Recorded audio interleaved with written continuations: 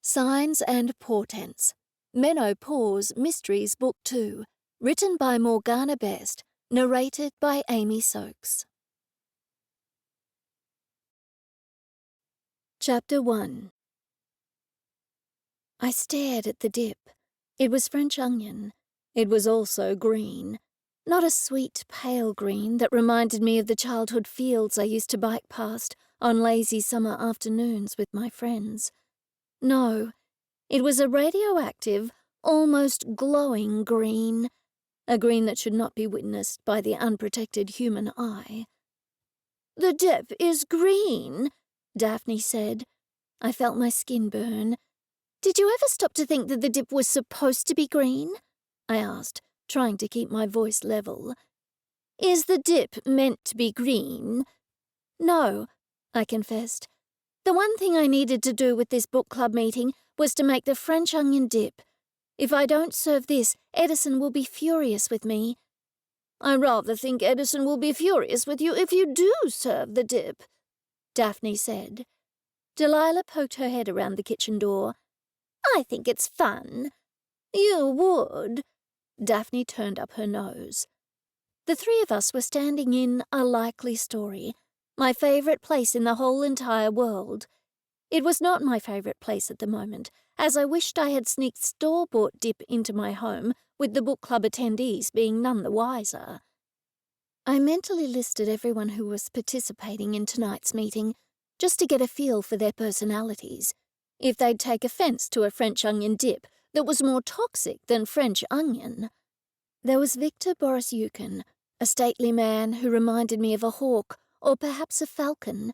He was tall, imposing, his brown hair streaked with silver. He would absolutely judge a woman who passed store-bought dip off as homemade. Then there was Georgia Neal, a loud, overbearing woman. She was an heiress who loved horses. She went around town in her jodhpurs, hair falling out of her ponytail, leaving rude notes on the cars of people she thought had parked incorrectly. "Georgia is going to make a huge song and dance about this dip," Delilah said, as though she could read my mind. I looked at Delilah, and then I looked at Daphne, and I sighed. The pair were twins, but they could not be less alike. Delilah was as mad as a cut snake, and that is why I loved her. Daphne was as uptight as her sister was free-spirited, and I liked her too, mostly because she scolded sexist mechanics for me when I was having car trouble. "Oh, it's only a dip for a book club," I said to JenniFur, the bookstore cat. "I don't care what anyone thinks." But I did care. After my husband left me, I was lost, insecure. Thankfully, I had stepped into my own power, but from time to time, and against my best efforts, I still worried about not being enough. I still worried that my husband had left me because I wasn't good enough. I didn't want the book club members to judge me and find me fundamentally lacking. Delilah, not JenniFur, answered. "But Anthony will run out of the meeting. I believe he left his first wife because she served lumpy gravy at his grandmother's 100th birthday. It caused a big scandal in town because she cut his brake lines and he almost drove right off the mountain." Daphne narrowed her eyes at her sister.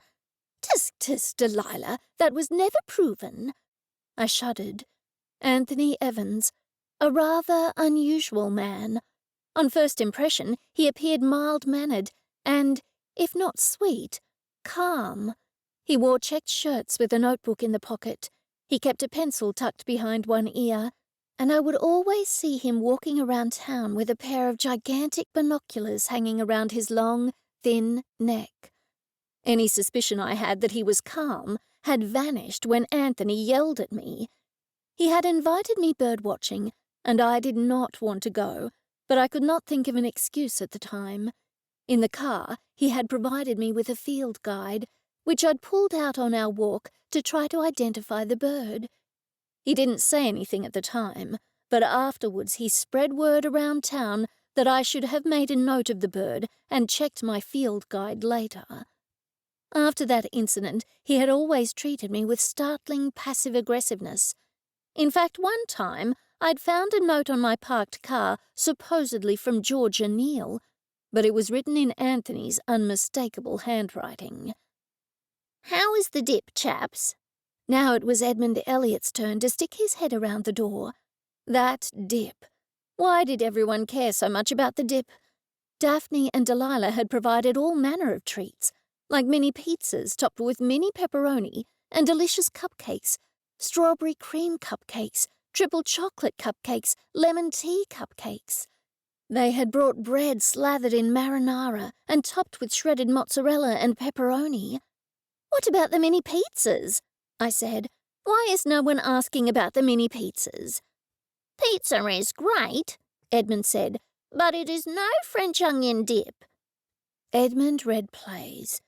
Just plays. I had no idea why he'd joined a book club where we read everything but plays. Maybe he felt a little lonely. A lot of people on the mountain loved nature, going for walks, protecting the trees from chop-happy neighbours who wanted a better view of the valley below. Not Edmund. He hated nature. He hated trees. He was one of those chop-happy neighbours who would have happily cut down every last tree if it meant increasing the value of his property, which was small and cramped and filled with Shakespeare, or so I'd been told. "We want dip," Audrey Alexander said. She followed Edmund into the kitchen. It was cramped now, with Daphne, Delilah, Edmund, and Audrey packed into the tiny space. Soon we were joined by Victor and Georgia. Georgia and Audrey were best friends. Georgia liked to buy expensive horses, and Audrey liked to ride expensive horses, so they had bonded. Neither Georgia nor Audrey liked the rest of us.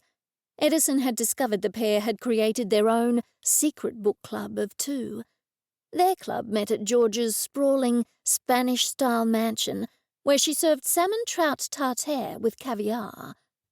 Edison assumed they still attended our meetings to mock our opinions and laugh at our food. My skin burnt more when I thought about the dip. I placed myself in front of it so no one could see the colour.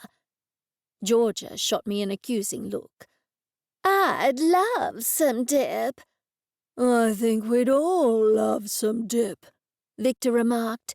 He glared down his nose at Georgia. Edison had told me Victor didn't like Georgia because she smelt like saddles. Without warning, the guests chanted, "Dip, dip, dip." Even Delilah joined in, despite knowing what the dip looked like. Only Daphne kept quiet. Bless Daphne. Sometimes her uptight nature really was a comfort. "There is no dip," I said hurriedly. "I forgot to make it." Everyone groaned. Now the kitchen party was joined by Edison, the kindest man I had ever met. He stepped into the kitchen just in time to hear my announcement. "You had one job," JenniFur said.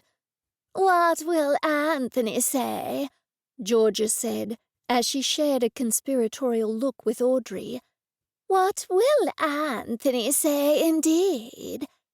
Edmund glanced at his watch. "Where is Anthony? I abhor tardiness. The man is usually on time, and the meeting should have started 5 minutes ago." "Maybe he heard there was no dip," Audrey said with a smirk. Georgia smirked too. "Maybe he saw a bird he'd seen 1,000,000 times before and died of excitement." I didn't like Anthony, but I didn't feel he deserved to be mocked. "Maybe he's fetching some caviar for our salmon trout tartare. I hear that's quite the thing to serve at book club meetings these days." I allowed myself a small smile of satisfaction when Georgia and Audrey turned pink. There was a knock on the door. Anthony, at last. We all left the kitchen and piled out into the bookstore's reading room with its comfortable armchairs and its crackling fire. Edison opened the door, but Anthony was not standing there. It was Detective Caspian Cole. He looked pale, his sturdy silhouette framed by flashes of lightning in the distance. "I'm afraid there has been a terrible accident." "We already know about the dip," Delilah said. Everyone but Daphne looked at her, confused. "It's about Anthony Evans, a member of your book club. His body was found at the bottom of a cliff an hour ago. We believe he fell while bird-watching." "Poor Anthony. I feel so worried for him," Georgia said, not sounding sorry in the least. "Is the pizza done, do you think? Has the cheese bubbled?" "The cheese bubbled ages ago," Delilah said. "I took the pizzas out of the oven to cool down. But, Georgia, Anthony is dead." "I can't hear about murder on an empty stomach," Audrey said. "I say we eat." "How can you eat at a time like this?" Edmund snapped. "One of our very own is dead, perished while doing what he loved." "He loved falling off cliffs?" Delilah asked, clearly confused. Edmund snorted rudely. "No, he loved bird-watching." "Maybe a rival bird-watcher did him in," Audrey said, excited. "His death was an accident." The detective's tone was firm. Georgia narrowed her eyes. "You can't possibly know if it was murder or an accident, Detective. It's far too soon." "The only murder that has taken place today," Edmund said, "is what Nell did to the poor Dip." My mouth fell open. "Oh, please, Nell, we all saw the Dip. You didn't stand in front of it fast enough," Audrey said. "This would never have happened at my—" We all knew she was about to say book club, but she stopped herself just in time. "Who would want to kill Anthony?" Georgia said quickly. No doubt she was covering for her best friend and partner in secret book club crime. "He wasn't murdered," Detective Cole said again. "I know so many people who'd want to kill Anthony," Victor said, smiling and nodding as he spoke. He was standing in the shadows looking like a vampire. "He was obnoxious." Georgia nodded. "He dragged us all bird-watching and then got mad if we didn't understand the stupid bird-watching etiquette." "Poor Nell," Audrey said. "He practically destroyed her reputation around town for having the audacity to consult her field manual while in the field." "I didn't mind so much," I said. I didn't like to speak poorly of the dead. "He committed identity fraud, pretending to be me," Georgia continued, "when he left that note on Nell's car, pretending to be me, correcting her parking, which is something I do all the time to other people. Nell does park properly." Detective Cole appeared exasperated. "No one was murdered. I came by only as a courtesy because I didn't want you all to wait for him." "Please go," Edmund said. "Nobody likes you." Edison took off his glasses and sighed. "Detective Cole, thank you for alerting us to the passing of poor Anthony Evans." "So, Anthony is dead," Victor replied, "and that's very sad and so on. But the real tragedy here is what happened to the French onion dip." Georgia, Audrey, and Edmund murmured in agreement. Chapter 2.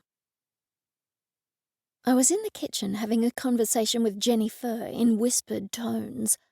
"I told you they were mean," she said. I nodded slowly. "I thought you were exaggerating." JenniFur waved her paw in the air. "Quite a nasty bunch of people." "But Edison told me they were all Seelie of the summer court," I protested. "Your point?" JenniFur stopped licking her paw and fixed me with a gaze.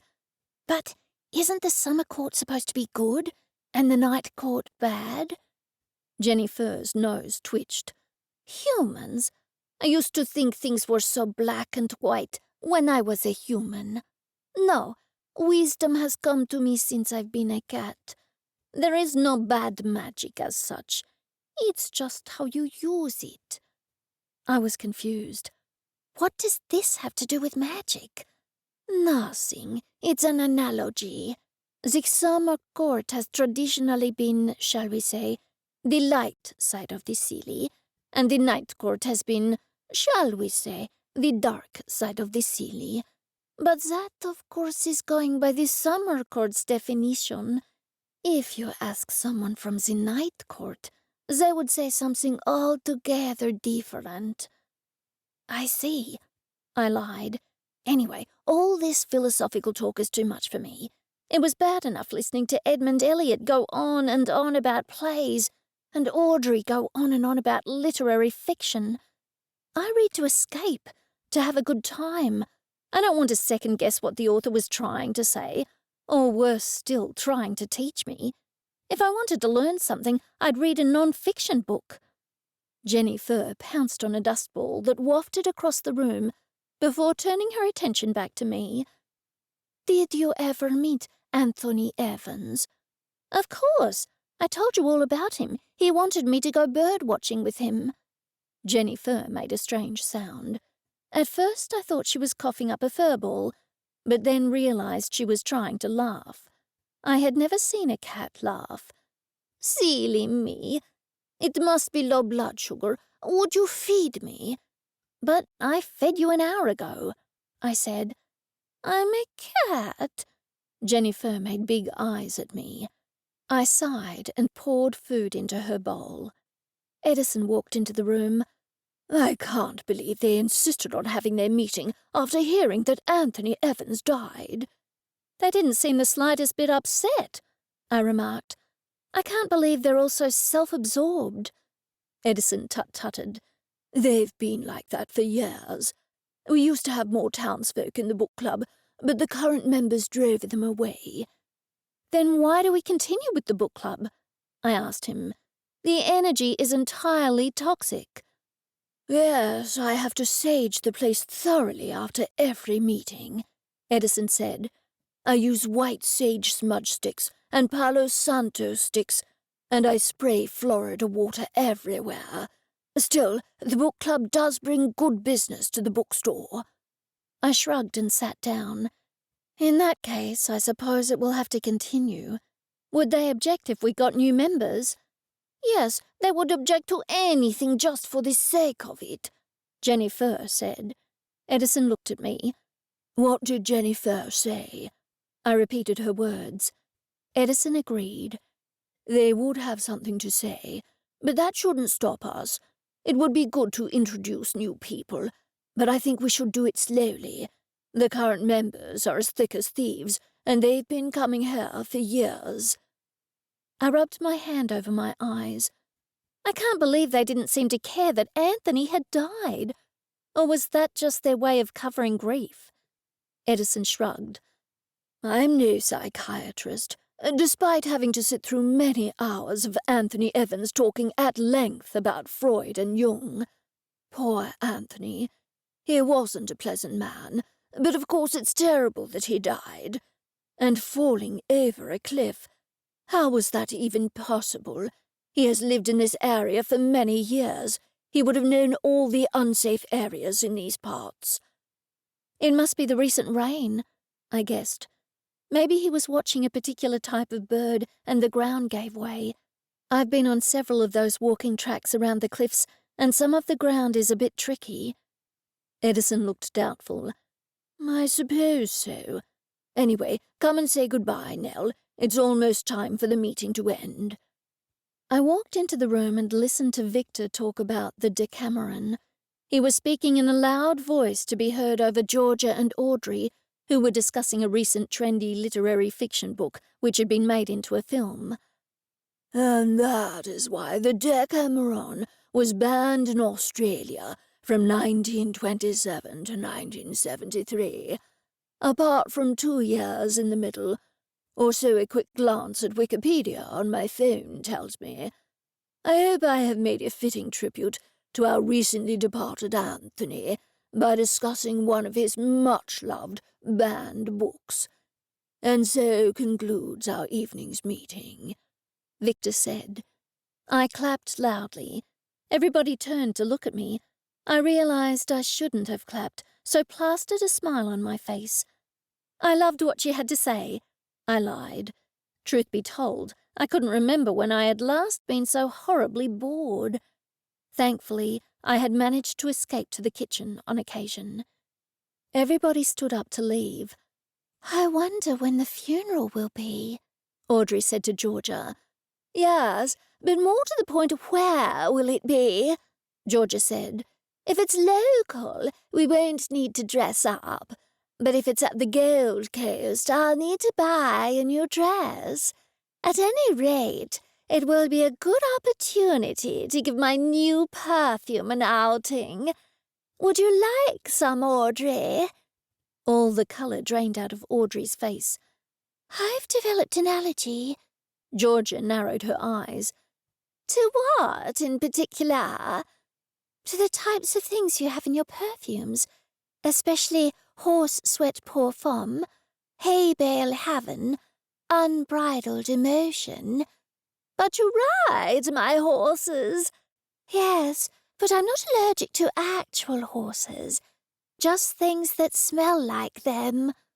Audrey shot Georgia a hopeful look.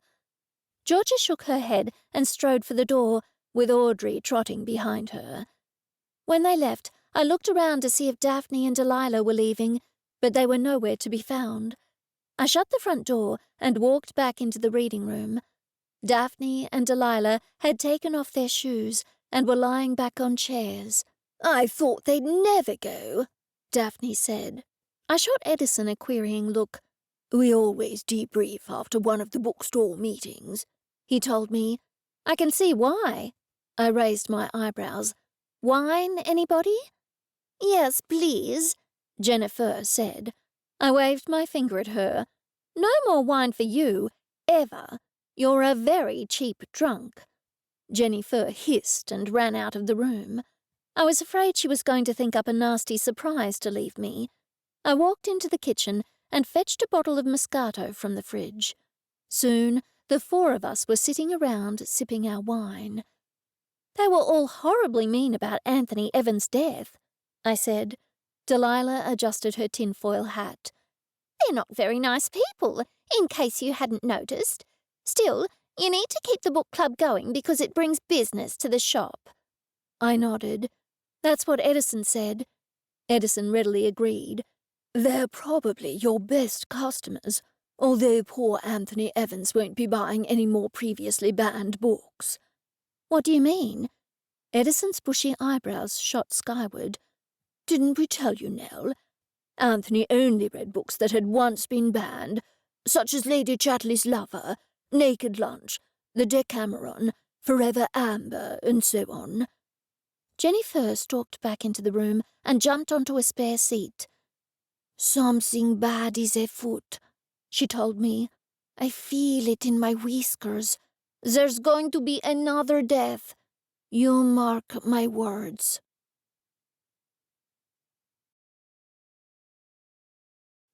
Chapter 3.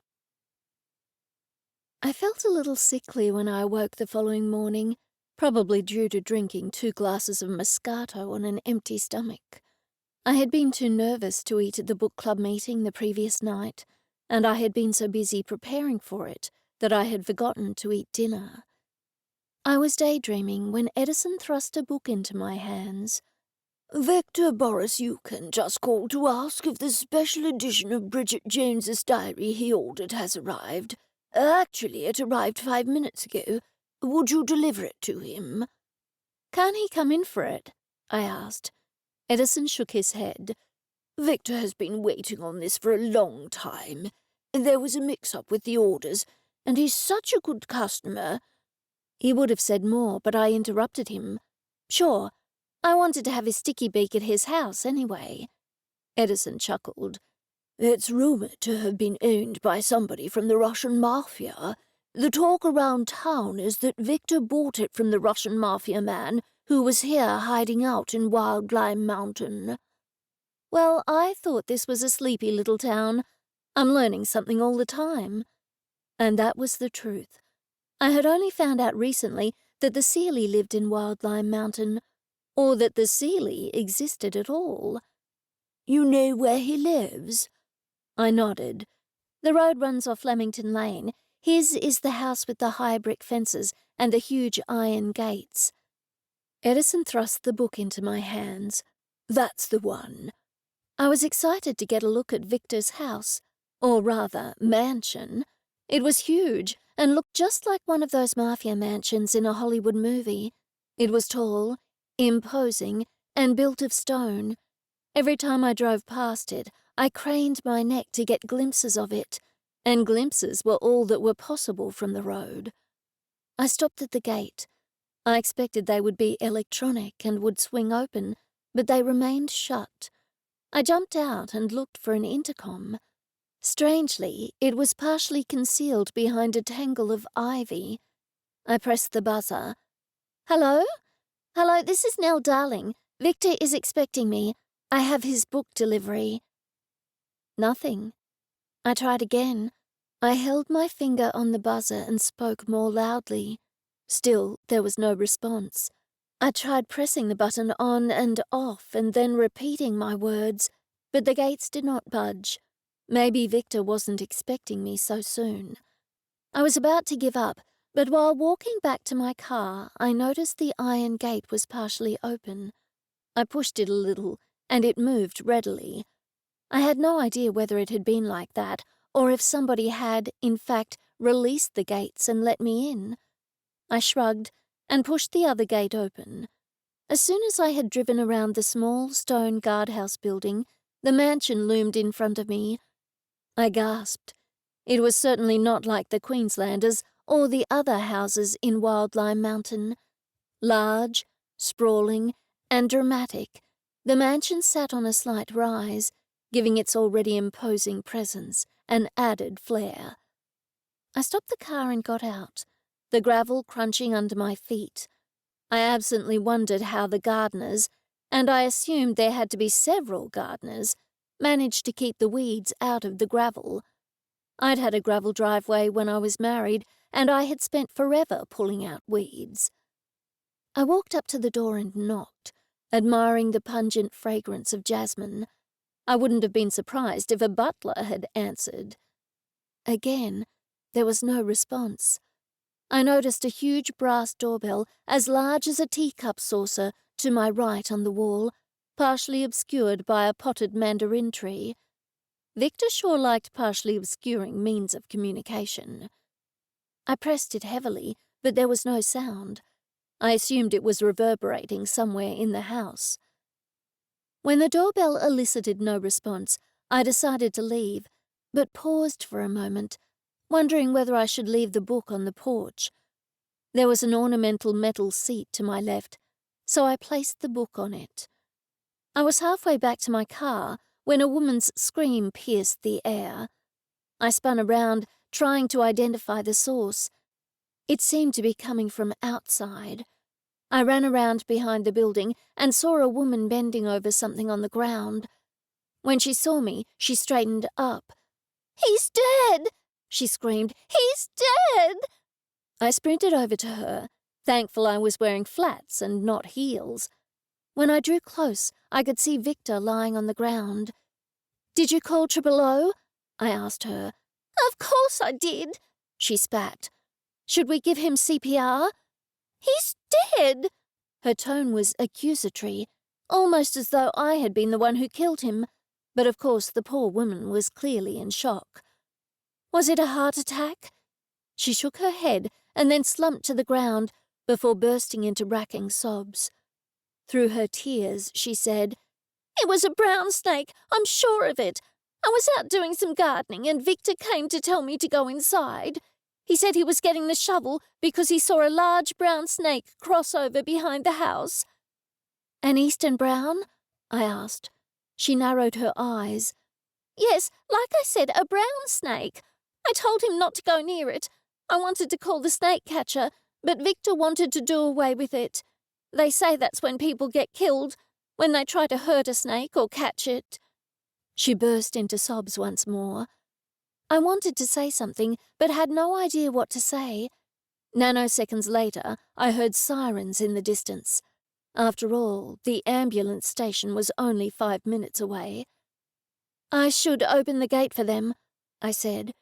I jogged towards the front gates, but then I remembered I had left them open, so I decided I should show them where Victor was. When the ambulance drove around the small stone guardhouse, I waved my arms. I stuck my head through the vehicle's window when they drew close. "He's around the back," I said, pointing to my right. "The woman thinks he was bitten by a brown snake." Without saying another word, the paramedics drove off. I followed them, more slowly this time. By the time I reached them, one of them was bending over Victor. I assumed he was working on him. The other one put his arm around the woman and guided her over to me. "Would you take her inside?" he asked me.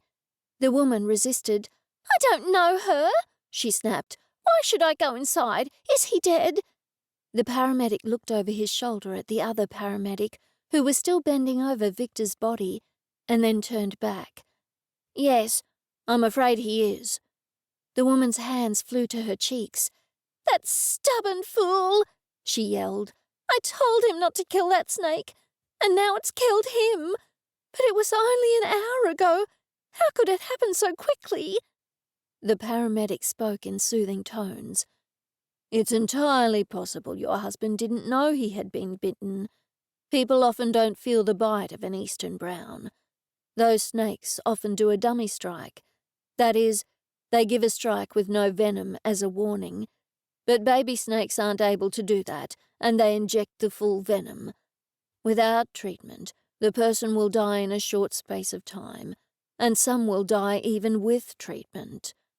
"I didn't ask how old the snake was," the woman screamed. "And Victor didn't tell me, and I never saw the snake. He just said there was a brown snake and he was going to kill it." "Is there somebody I could call?" he asked her. "Yes, my son, but he's not in town." The woman burst into a fresh bout of sobs. I felt awkward being there. "I had better be on my way," I told him. "I was just making a delivery. I own the local bookstore." The paramedic nodded. I walked slowly back to my car, shaken. Anthony Evans had fallen over a cliff, and now Victor Borisyukhin had been fatally bitten by a brown snake. Both were in the book club. That surely could not be a coincidence. I was a trembling mass of nerves when I arrived back at the bookstore. I flipped the sign to closed and leant back against the door. JenniFur and Edison hurried over to me. "What's wrong?" JenniFur asked me. "You look like you've seen a ghost." "Victor Borisyukhin is dead," I said. "What?" they both exclaimed in unison. "You look terrible," Edison added. "Let me guide you to a chair. I'll make you a nice cup of tea, and you can tell me all about it." "Would you like me to catch a rat for you?" JenniFur asked helpfully. "No!" I shrieked. "You don't want a cup of tea?" Edison appeared to be confused. I shook my head. "No, I was speaking to JenniFur. Yes, I'd love a cup of tea, please." I often forgot that other people couldn't hear JenniFur. I was sitting, still trembling, when Edison brought me a cup of tea. He sat opposite me. I told him what had happened. "A brown snake, you say?" I nodded. JenniFur swished her tail. "I stay away from those," she said. "It's not worth the risk trying to catch one. Every cat knows that." "Victor obviously didn't care about the risk, JenniFur," I said. "His wife said he was going to kill it." "Victor didn't have a wife," Edison told me. "Then who was that woman? The maid? Her perfume was overpowering. I didn't think maids wore strong perfume while on duty." Edison shook his head. "No, that's his long-term girlfriend, Cynthia Sharp. Victor had a string of women back in the day, but Cynthia has lasted on and off for 20 or so years. Victor didn't believe in marriage." "She seems quite a cranky person," I admitted. "But then her attitude was most likely due to the stress of finding her partner dead." "Cynthia is a rather mean woman, and she dotes on her son," Edison said, a faraway look in his eyes. "Are you thinking this isn't a coincidence?" Edison gave a little start. "What do you mean, Nell?" "Anthony Evans and Victor Borisyukhin were both from the book club. Surely that can't be a coincidence. I knew there was going to be another death, JenniFur said sagely. Edison appeared to be thinking over my words. It was a while before he spoke. It does seem rather a strange coincidence that they both died from accidents, and within only a few hours of each other. It would be a strange coincidence that two people on the mountain died in accidental circumstances, but it's even stranger that both were members of the book club. And they were both Seelie of the summer court, JenniFur said. JenniFur just mentioned that they were both members of the summer court, I told Edison. Edison chewed the tip of one fingernail. Yes, and I don't like this, Nell. I don't like it at all. Something is not right. Edison, you're a hierophant. Have you felt any surges of power lately? He shook his head. No, I haven't, but I'll certainly be on the alert. I'm worried that we're all in danger, all of the book club members.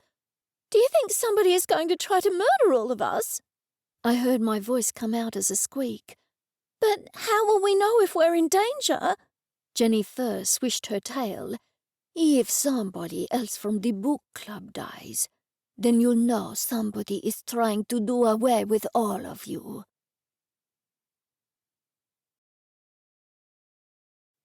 Chapter 4. I smoothed down my dress. It was black, and it rode up in all the wrong places. Usually, I wore shapewear with this dress. Well, on the occasions I wore this dress, which was not very often. However, I decided not to wear shapewear to the funeral of Anthony Evans.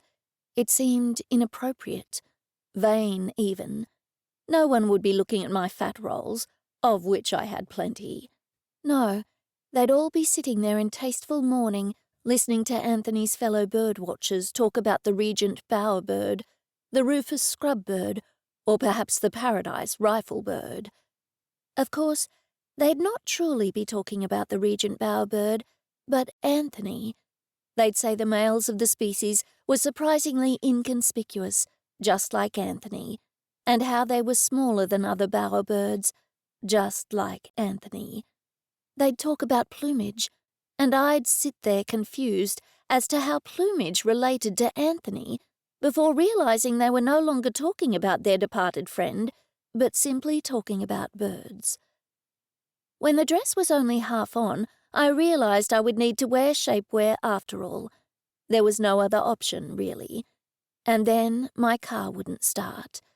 Edison, Daphne, and Delilah had already left for the funeral, no doubt tired of waiting for me to tuck all my fat rolls into place.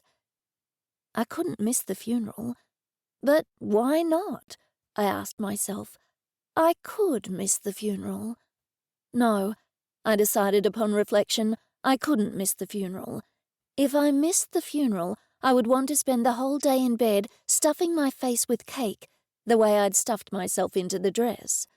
But I would not have the chance. That is, because it would take me 10 years to remove the shapewear.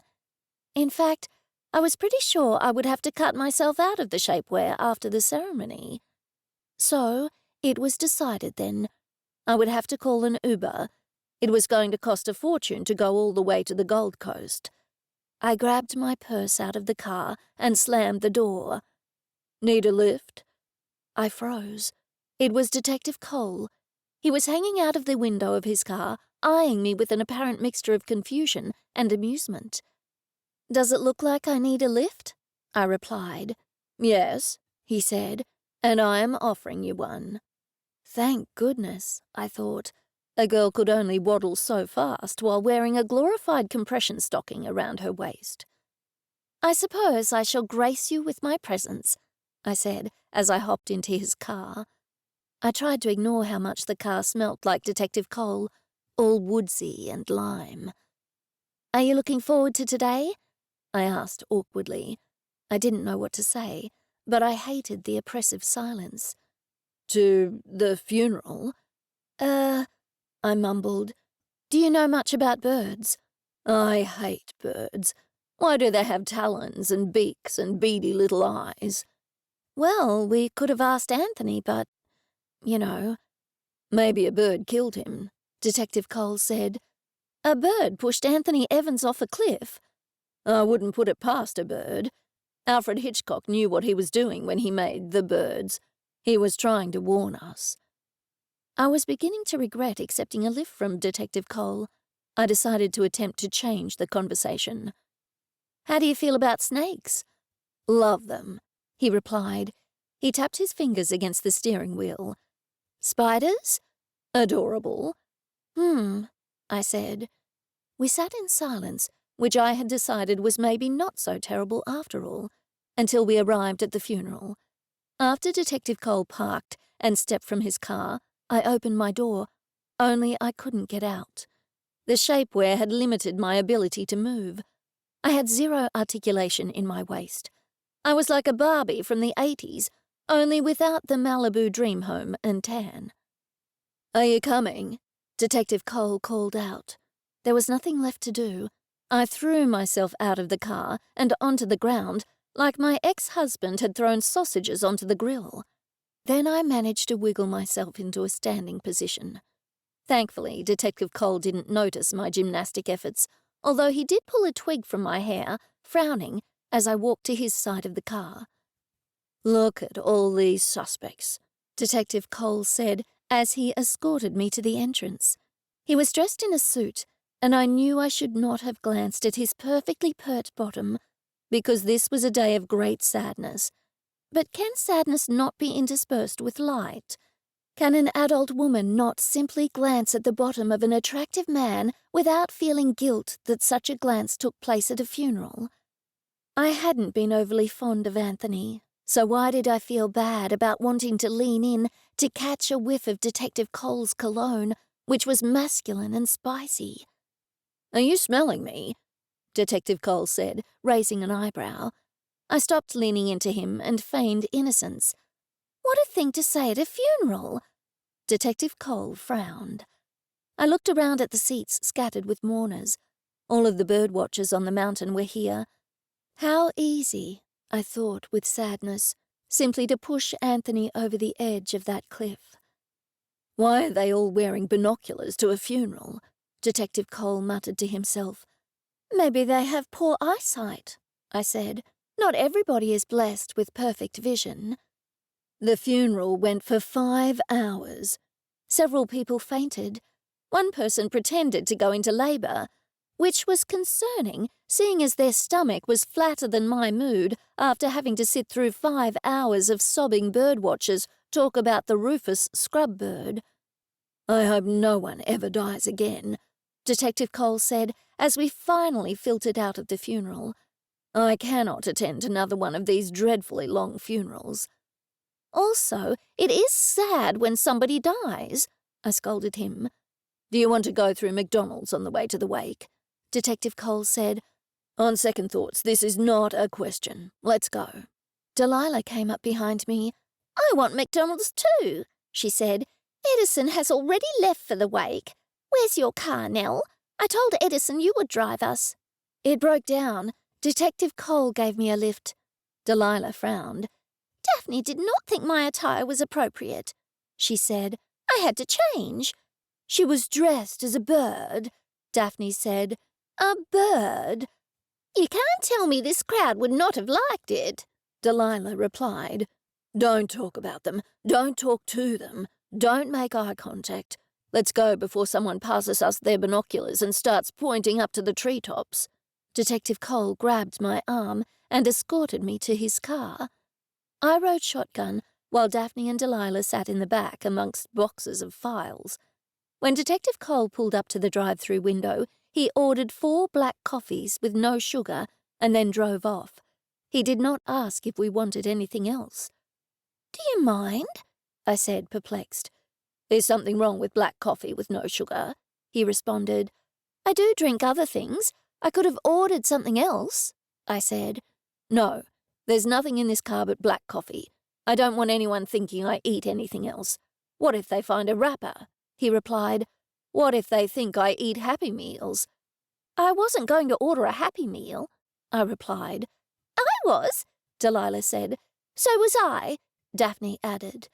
The thought of Daphne eating a Happy Meal made me chuckle. Anyway, I said, you're a monster. You can eat at the wake, he replied. I heard they were serving Anthony's favourite food. It turns out that Anthony's favourite food was plain oatmeal made with boiling water. I glared at Detective Cole the whole time while I spooned the oats into my mouth. Meanwhile, he stood in the shadows, arms folded, staring at everybody who moved. Maybe he did think Anthony was murdered, after all. Chapter 5. I was glad Daphne and Delilah had invited me to their house for dinner that night. I was tired after sitting through the long funeral. I would have been happy to go to bed early, only I would have been hungry, and I was too tired to cook. I wondered if I should drink some coffee, because I was having trouble keeping my eyes open. "Can I come too?" JenniFur asked for the umpteenth time. "I'm sorry, but you weren't invited," I said yet again. JenniFur ran out of the room, her tail fluffed up. I wondered if she was up to no good, but there was no time to ponder. I was already running late. I grabbed my handbag and keys and hurried out of the front door, making sure I locked the door behind me. I was unsettled by the accidents, if indeed they were accidents, because I didn't believe in coincidences. Both victims were Seeley, and both were members of the book club. That was far too close for comfort. Sure, lots of people in Australia died from snake bites, and people did fall over cliffs, but two people who knew each other having accidents only hours apart seemed rather too strange to me. It didn't sit right, and I wondered why the police were so convinced both were accidents. I reached Daphne and Delilah's shop and skirted around to the left, down to the house behind the shop. Delilah answered the door before I could even knock. "Come in, come in." She waved me inside. I was shocked to see she was dressed entirely in tightly fitting silver spandex. Not a good look. It was highly reflective and was hurting my eyes. "Do you like it?" she asked, gesturing to herself. "It's, unusual," I said honestly, "but it is awfully bright and it's hurting my eyes." She looked concerned. "Do you have a headache?" I nodded. "I do now." Daphne suddenly appeared and wrapped a bathrobe around her sister. Delilah tried to push her away. "A bathrobe is hardly dinner attire. We won't be able to eat if we see you like that," Daphne said, followed quickly by, because it's so highly reflective." Thankfully, Delilah agreed. "I'll go and change." I stepped into the living room and did my best not to gasp. I could never get used to the decorating arrangements in their shop and their house. To the left, the furniture was all cozy country cottage, pretty chintzes and liberty prints on soft, comfortable armchairs with antique furniture dotted around the room. To the right, on the other side of the yellow line down the middle of the room, was as the interior of an alien spaceship would look. Of course, I had never been inside an alien spaceship, but it was all very lost in space. I half expected a robot to appear and say, "Danger, Will Robinson." Everything was silver, plastic, or chrome, and the only touches of colour, if you could call it colour, were white cushions. It was totally space age. I gasped when I saw a humanoid figure. "Is that new?" I asked. Delilah had reappeared, this time in a fluorescent lime-green jumpsuit. It was quite bright, but it was certainly an improvement. She wasn't wearing her tinfoil hat for once, but she was clutching a large quartz crystal topping a pyramid object to her chest. When she saw me looking, she said, "This is orgonite. You know what that is, don't you?" I bit my lip. "Oh, yes. Isn't it plastic and copper wires with bits of crystal inside? And doesn't it—" My voice trailed away as I tried to remember what orgonite was. I did not have to wait for long. Delilah soon filled me in. "Orgonite is made from resin, metals, and quartz crystals. It protects you from negative energy and from EMF radiation, and it strengthens your energy field. Of course, it has to be close to you to do all this. Delilah raised her eyebrows and I nodded. She pushed on. An Austrian psychiatrist around 100 years ago researched chi, which is also known as orgone. Dr. Reich discovered that organic materials attract orgone energy, while inorganic materials attract and repel orgone energy concurrently. To cut a long story short, and in non-scientific terms, the combination of resin and metal in the orgonite cleanses the energy. I see. I'm sure Nell doesn't want to hear your ramblings, Daphne said. She grabbed my elbow and guided me to the dinner table. It was then I realized I was holding a bottle of wine. I handed it to her. She disappeared into the kitchen, and Delilah turned to a new topic. I find it more economical to wear a tinfoil hat. I was confused. What do you mean? I mean, either I carry around a lot of orgonite or I wear a hat. I nodded slowly. I see, I lied. Delilah would have said more, but I was saved by a knock on the door. Delilah hurried to answer it and returned moments later with Edison. I expect we'll have to go to Victor's funeral next week, Edison said by way of greeting. Daphne slipped into the room. Yes, well, I hope it's here and not down at the Gold Coast. Still, I expect that's where the relatives live. Is what where the relatives live? Delilah asked her. Daphne sighed long and hard. Relatives of the deceased hold funerals where it's convenient for them, she said. The deceased has already crossed to the other side, so they don't need to be taken into consideration. Funerals are for the benefit of the relatives. Delilah appeared to have lost interest and was turning her giant piece of orgonite over in her hands. This stuff is quite expensive, she muttered, I assumed to herself. It's easy enough to make, but I don't have the time, not with the cake store and all. I turned to Daphne. Can I do anything to help? She shook her head. Thank you, but no.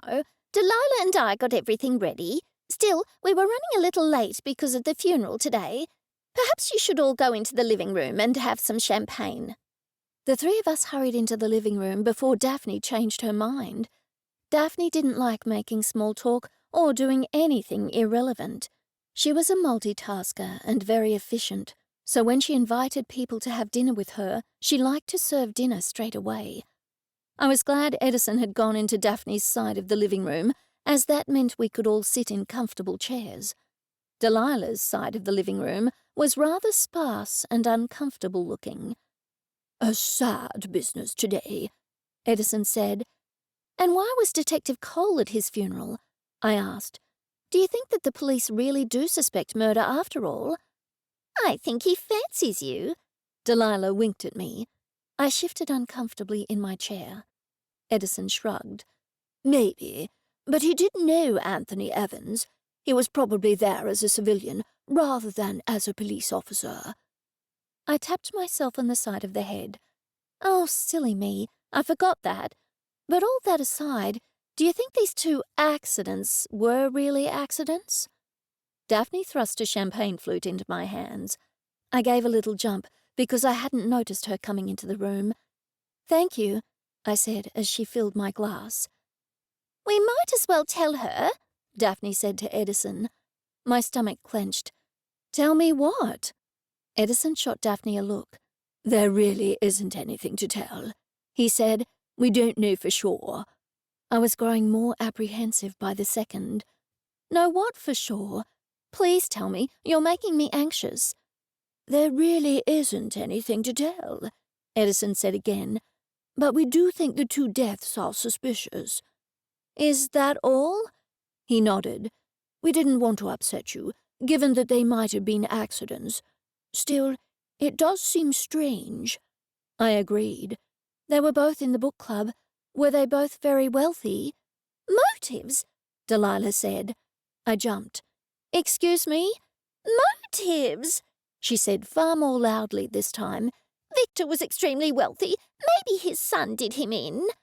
And was Anthony Evans wealthy? I asked. Edison and Delilah shook their heads. No, they said in unison. That doesn't mean he didn't have any enemies, Delilah added. Edison held up both hands in front of him, palms outwards. "We're getting ahead of ourselves here. Their deaths might simply have been accidents." "And it was the first night of a full moon last night," Delilah said. "But it wasn't a full moon when Anthony died," I pointed out. Delilah merely shrugged. Daphne waved her arms with a flourish. "Dinner is served."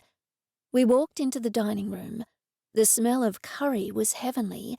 "Please help yourselves," Daphne said. "Here is steamed rice. This here is sag aloo curry, which is potato and spinach. Those there are chicken tikka and bara kebabs, and that one there is a mixed vegetable pakora." We ate our curry mostly in silence. I'm sure we were all wondering about the two so-called accidents of recent times. I wanted to ask a question, but figured perhaps I shouldn't speak of murder at the dinner table. I was somewhat relieved when Delilah broached the subject just before dessert was served. "How could anybody fake a brown snake bite?" Delilah suddenly asked at the dinner table. Daphne was out fetching the desserts. "I wondered about that," I admitted. "It's not as if somebody put a snake in bed with him." I shuddered at the thought. Edison stroked his long white beard. "I see what you mean. Someone could hardly put a brown snake near him in the paddock, because they always try to avoid people." "Then how could anybody make a brown snake bite someone?" Delilah asked. "Maybe the murderer, that is if it was a murder, injected him with brown snake venom," I said. Daphne walked into the room carrying a large pavlova. The conversation abruptly stopped. After I put a slice of pavlova on my plate, Daphne asked me, "Would you like ice cream or more cream with that?" "Yes, please." She raised one eyebrow. "Which one?" "Both, actually." Daphne went back into the kitchen, presumably to fetch the ice cream and cream. "It would take a professional to procure brown snake venom," Edison said.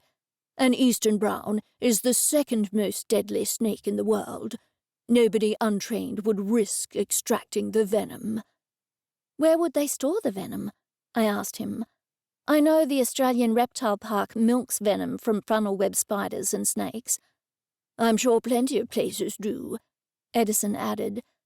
"But if he was murdered, then that would narrow it down, because somebody would have had access to snake venom." "Unless it was brought illegally on the black market," Delilah said. I frowned. Would they sell snake venom on the black market? "I'm sure you can get anything on the black market if you really want it," Edison said. Daphne sailed back into the room with ice cream and a large bowl of whipped cream. "Perhaps we should treat Anthony and Victor's deaths as accidents," she said. "That is—" Her voice trailed away. She took her seat and picked up a dessert spoon. "That is," Delilah prompted her. "That is, unless somebody else dies." A cold chill descended upon me. At that moment, the doorbell rang. It rang again, and then someone knocked loudly on the door. Daphne hurried to the door. I could hear sobs, and then a distraught Audrey Alexander stumbled into the room. "She's dead," she wailed. "Georgia is dead."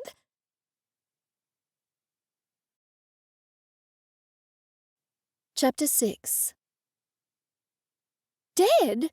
I thought somebody else had said the word, and then I realized it had come from my own mouth. Daphne guided Audrey to a chair. "What happened to her?" Audrey burst into racking sobs. Daphne patted her absently on her back, looked at us, and shrugged. "Maybe she needs a brandy or something," Edison offered. Delilah disappeared from the room and returned with a bottle of brandy. She poured some into a shot glass and handed it to Audrey. "Really, Delilah, you should have used a brandy balloon," Daphne scolded her. "Now is not the time for social niceties," Delilah said, pouring Audrey another brandy. Audrey polished off the second brandy. "She's dead," she said again. "What happened to her?" I asked. "Shot." "Shot?" I echoed, as the others gasped. "And that's clearly not an accident," Edison said.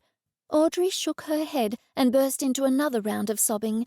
Delilah poured her some more brandy. This time, she only took a little sip of it before adding, "It was an accident." "She was cleaning her gun and accidentally shot herself," I guessed. Audrey's sobs finally stopped. "No, she was shot with a bow and arrow." "A bow and arrow? How is that possible?" Audrey sniffled. "She was at the archery range. That's all I know. The police came to tell me. I have nowhere else to turn. Georgia was my only friend. Victor was once a close friend, but after that, Georgia was my only friend." She sipped some more brandy. I wanted to know what happened, but I didn't want to upset Audrey. "Was she having an archery lesson or something?" I asked her. Once more, Audrey shook her head vigorously. No, Georgia doesn't do such things." I pushed on. "Then why would she go to the archery range?" "And who shot her?" Edison asked. "That's all I know," Audrey said again. "Oh, wait, I did ask the police officer what happened, and she said that the instructors shot her." I felt as though I had been the one drinking brandy. None of this made sense. I sat down opposite Audrey, thinking that me standing over her was probably adding to her stress. Edison sat next to me, and Daphne sat on the other side. Delilah remained in position with the brandy bottle next to Audrey, ready to refill her shot glass. "Why was Georgia at the archery range?" I asked. "Surely there are warning signs posted everywhere, and obviously she didn't go to the office. I assume she wasn't shot in the office?" Audrey took a deep breath before answering. "Georgia texted me to complain that one of her horses had escaped. She said somebody must have let him out." Edison leant forward. "Do you have your phone?" Audrey reached into her jeans pocket and pulled out her phone. She scrolled through it and handed it to Edison. He read it aloud. "Some idiot must have gone into Bertie's paddock looking for mushrooms or something and left his gate open. Must be a tourist. Anyway, got a call he was grazing on Section C at the archery range. Gotta hurry because they said the archery starts again in half an hour." "The text finishes there," Edison told us. Audrey jumped to her feet. "I'll have to call the horse people who know Georgia. I told the police I would." "Why didn't the police tell them?" I asked. Audrey finished the rest of her brandy in one gulp and handed the glass to Delilah. "They don't live in town. They weren't friends of George's, but I don't want them to find out from the news." "You can't drive after all that brandy," Delilah said. "I'll drive you." Audrey made to protest, but Delilah waved her concerns away. "Just let me put down my organite and get my tinfoil hat." I thought I should ask one more question. "You said the instructors shot Georgia?" Audrey's face was white. "The police said Section C was where all the instructors practiced their night shooting as a group. Georgia was standing directly in front of the target." "And where was the horse? I hope he was okay." "Yes. The police said Bertie was somewhere else entirely. He was tied to a tree on one of the walking trails. He must have continued on from the archery club, and somebody saw him and tied him to a tree. That was thoughtful of them." Edison and I exchanged glances. Delilah reappeared, resplendent in a tin hat. "Come on, Audrey. I'll drive you home and make you a nice cup of tea. Daphne, would you put my cake in the oven?" "It's pavlova," Daphne said with scorn. "I'll put it in the fridge." "Quite so, quite so." Delilah linked her arm around Audrey's and guided her to the door. As soon as we heard the front door shut, Edison spoke. "It's official. These are not accidents." "Obviously," I said. "But is it obvious to the police? Audrey said the police told her there had been an accident." "Maybe the police officer was saying that because they didn't want to assume it was murder," Edison said. "Who knows? But 3 people have died in a short space of time, and they are all members of the book club." "And more to the point, they were all Seelie of the Summer Court," Daphne added. "This is clearly the work of the Night Court. Haven't we seen enough signs and portents? It will be interesting to see how Detective Cole plays this, given he's a member of the Night Court. I was shocked. Surely you don't think he had anything to do with the murders? The Night Court cannot be trusted, Daphne said simply. Edison held up his hand for silence. I'm a hierophant. If the Night Court murdered somebody, I should have felt the power surge. I haven't felt any, and murder by Sealy of the opposing courts is against the agreements. Daphne made to protest, but he held up his hand, palm outwards. One thing is clear. Somebody is murdering people and doing their level best to make it look like accidents. And I'm afraid this will continue. I'm sure the murderer won't stop there. And most likely it was the murderer who sent that text, I said. Either the murderer or somebody the murderer put up to it, Edison added. And it's a shame the gender of the person wasn't mentioned in the text. That would have been a big help. Edison agreed with me. That would have been such a help. So then, this is what seems to have happened. I haven't had time to process it yet, so please let me know if you don't agree with me. I won't be offended in the slightest. Daphne and I nodded. It seems that somebody took one of George's horses from his paddock and tied him to a tree. This person texted Georgia to tell her they had tied the horse to a tree at Section C at the archery range. Georgia went there. Maybe the murderer even hung a headstall from a tree to make Georgia stand there and ponder what it was doing there. That makes sense to me, Daphne said. And maybe it was a completely different type of headstall, maybe an ornamental one or something that would make Georgia stop and look at it long enough to be shot, I said. Still, we're making a lot of assumptions. Possibly, but Georgia was shot at the archery range, Daphne said. The timing puzzles me. If Georgia went there and saw arrows whizzing in front of her, she would turn tail and run in the other direction. How did the murderer know she would be there at precisely the right time? Edison waved one hand in the air. That's easily explained. I've been to the archery range, and Section C stretches over a wide area. If Georgia walked along the length of Section C looking for her horse, she would have had nowhere to go once the instructors started shooting their arrows. A short but steep cliff runs the length of Section C directly behind it. It would take some time to walk all the way to the other end of that section. If Georgia was only 5 minutes into that walk, it would have been too late for her. So, we're all in danger? I looked at the other two. They nodded. We have to be very careful, Edison said.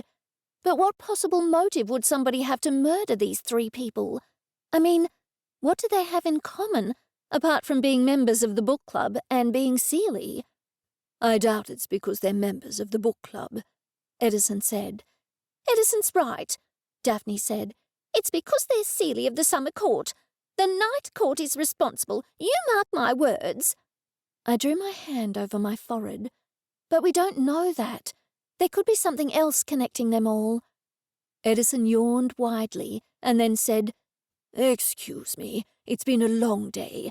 But what else could they have in common? They all live in Wild Lime Mountain, and they all like books, or plays. I don't think they have anything else in common. But we don't know that, I pressed.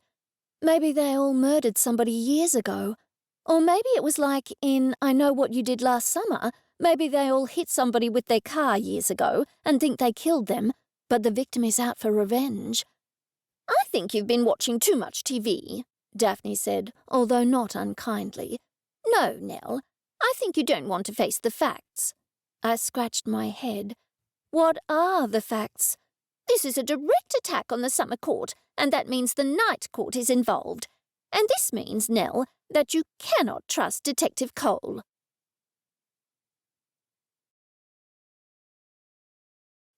Chapter 7. I'd had a terrible night's sleep. I had pushed the heavy chest of drawers across the door, and I kept getting up throughout the night to check that my window was, in fact, locked. It was an old sash window, and I had tried several times to wedge something above it to hold it in place. Maybe I would need to call a locksmith and get the locks changed, as well as take extra security measures. JenniFur was locked in the room with me. "I think you should have let me sleep downstairs," she said when I awoke, to find her standing on my chest, peering into my face. "Wouldn't you have been scared?" I asked her. "I don't think I'm in any danger from the murderer," she said. "Serial killers don't usually murder cats." "But Daphne thinks they were murdered because they're Seelie of the Summer Court," I told her. "You're a Seelie of the Summer Court too." "That may be so, but I'm also a cat, if you hadn't noticed." I sat up and rubbed my eyes. "Do you think they were all murdered because they were in the Summer Court? I mean, do you think the Night Court really is involved?" JenniFur proceeded to lick her paw and wipe it over her ears. When she finished, she said, "You're just worried about that handsome detective, aren't you?" "What? No, no," I sputtered. "If somebody is trying to murder me, I'd like to know who it is." "Why don't you ask the detective what he thinks?" JenniFur winked at me. I shook my head and walked over to the heavy chest of drawers.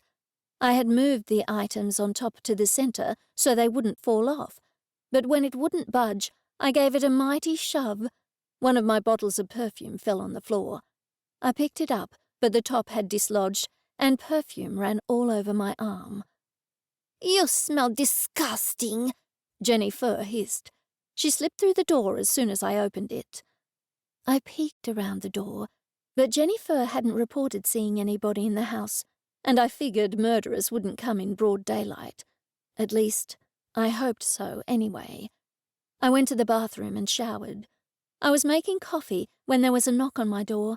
I peeked out the window to see Edison. "Has somebody else died?" I said by way of greeting. He hurried to reassure me. "Oh no, nothing like that. I've called an urgent meeting of the book club." "How can you think of books at a time like this, you old fool?" JenniFur asked him, but of course he couldn't hear her. I thought it best not to repeat what she said. "So, are we going to discuss the murders?" I asked him. "Come and have some coffee." "Yes, we need to put our heads together and figure out what's going on," Edison said. "And what you said last night might have been close to the mark. Maybe Anthony, Victor, and Georgia were collectively involved in something that led to their demise." I dropped a coffee pot into the machine and switched it on, before remembering Edison usually drank tea. "Coffee or tea?" I asked him. "Tea, please. I'll make it while you make your coffee." I turned back to the coffee machine. The caffeine was beckoning to me. "Delilah and Daphne will be here any moment, and I texted Edmund and Audrey to come too." My hand flew to my mouth. I was going to ask why only those two, then I realized the other three are dead. I trembled. "Edison, do you really think the Night Court could be involved?" His face was grim. "I certainly hope not. The two courts haven't been at war for ages." "How long, exactly?" I pressed him. He shrugged. "Not in my lifetime, and I don't think it ever happened in Australia. I think it only happened in ancient times in Ireland, as far as I know." "Then why does Daphne think the Night Court could be involved?" Edison took the tea bag out of his teacup. "There's no love lost between the two courts, as you know. We certainly don't trust the Night Court, and I'm sure they don't trust us." "But murder? Isn't that going a bit too far?" Edison shrugged. "Maybe one of their members has gone rogue. Maybe there's something happening in Ireland that we don't know about." I thought it over as I took my coffee cup to the kitchen table and sat down. "Do you mean the people who run the courts at higher levels might have left instructions to wipe us out?" Edison shrugged again. "I doubt it, but it's certainly possible." "Then shouldn't we see this happening all over the world? Or at least in more places?" Edison shot me a weak smile. "I'd already thought of that. I checked around last night, and yes, it's only happened here. There's no news of other Seelie being murdered or having accidents anywhere." "Does that mean that the Night Court isn't involved?" "No, it only means that the Night Court isn't involved elsewhere. Yet. But like you say, Maybe there are other reasons for their murder. Surely after 3 people have died in so-called accidents, the police will have to suspect these are murders after all. One would certainly hope so, Edison said. Oh, here are the others now. There wasn't a knock at the door until moments after he had spoken. I crossed to the door and opened it to see Daphne, Delilah, as well as Audrey standing on my front porch. I ushered them inside and into the living room. Would you like tea or coffee? They all opted for coffee. Edison helped me carry the coffee cups into the room. I was already on my 2nd coffee. Where's Edmund? I asked. He's not usually late. Edmund was exceptionally punctual. His dislike of tardiness was exceeded only by his dislike of tourists and the outdoors. Delilah looked at the object she was holding in her hand. We were a minute or so early, so this is the appointed time right now. He should be here any second. Is that some sort of a clock? I asked her. Delilah looked up and nodded. It's actually a clock that can microwave cupcakes. I'm certain it uses alien technology. Why would anyone want to microwave a cupcake? I asked her. Daphne rolled her eyes. Please don't ask. It's all too much. She clutched her head with both hands. I looked at my phone. He's 2 minutes late, and he's always early. Do you think something's happened to him too? Everybody gasped. Maybe he's having trouble finding parking, Edison said. I'll call him. He left the room and returned moments later. It's going straight to message bank. Still, Edmund doesn't like technology, so maybe his phone wasn't even plugged in. Are you sure he got your message about the meeting this morning? I asked him. Edison nodded. Yes, I texted him late last night, and he replied that he would be here on time. Should somebody go to his house? I asked. I'll go. Daphne stood up. I was concerned. But what if someone is trying to murder all of us and is at Edmund's house right now? I asked her. You would be in danger too. I'm prepared for any trouble, she simply said as she took her leave. Audrey wrung her hands. You don't think they've murdered Edmund too? Her voice rose to a high pitch. He's probably just late, Edison said in soothing tones, although he shot me a worried look. JenniFur jumped up onto Daphne's newly vacated chair and looked pointedly at the full coffee cup. I removed it and put it on the mantelpiece. The cat was bad enough when she drank wine. Who would know what would happen if she drank coffee? I decided to come straight to the point. Audrey, did you know if Anthony, Victor, and Georgia had anything in common? That is, apart from being Sealy of the Summer Court and members of the book club, of course. Audrey shot me a blank look. What do you mean? Edison spoke while I was still trying to figure out how to explain it. If the 3 of them were murdered, what was the possible motive? Do they have a common enemy? A common enemy? Audrey repeated. I don't think so. I don't think anyone disliked them. But if they were murdered, then obviously the murderer disliked them, JenniFur said. That's right, I said. To the others, I said, I think we can safely assume they weren't accidents. Audrey and Edison both nodded. I pushed on.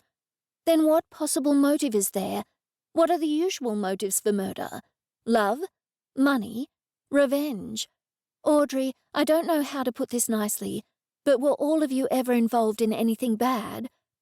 What do you mean? I took a deep breath and pushed on. Have you seen that movie, I Know What You Did Last Summer?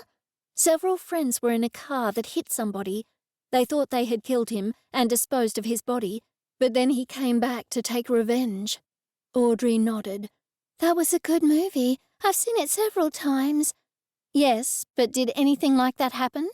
She looked shocked. Oh, no. We didn't run over anybody and then cover it up. Nothing like that. Edison and I exchanged glances.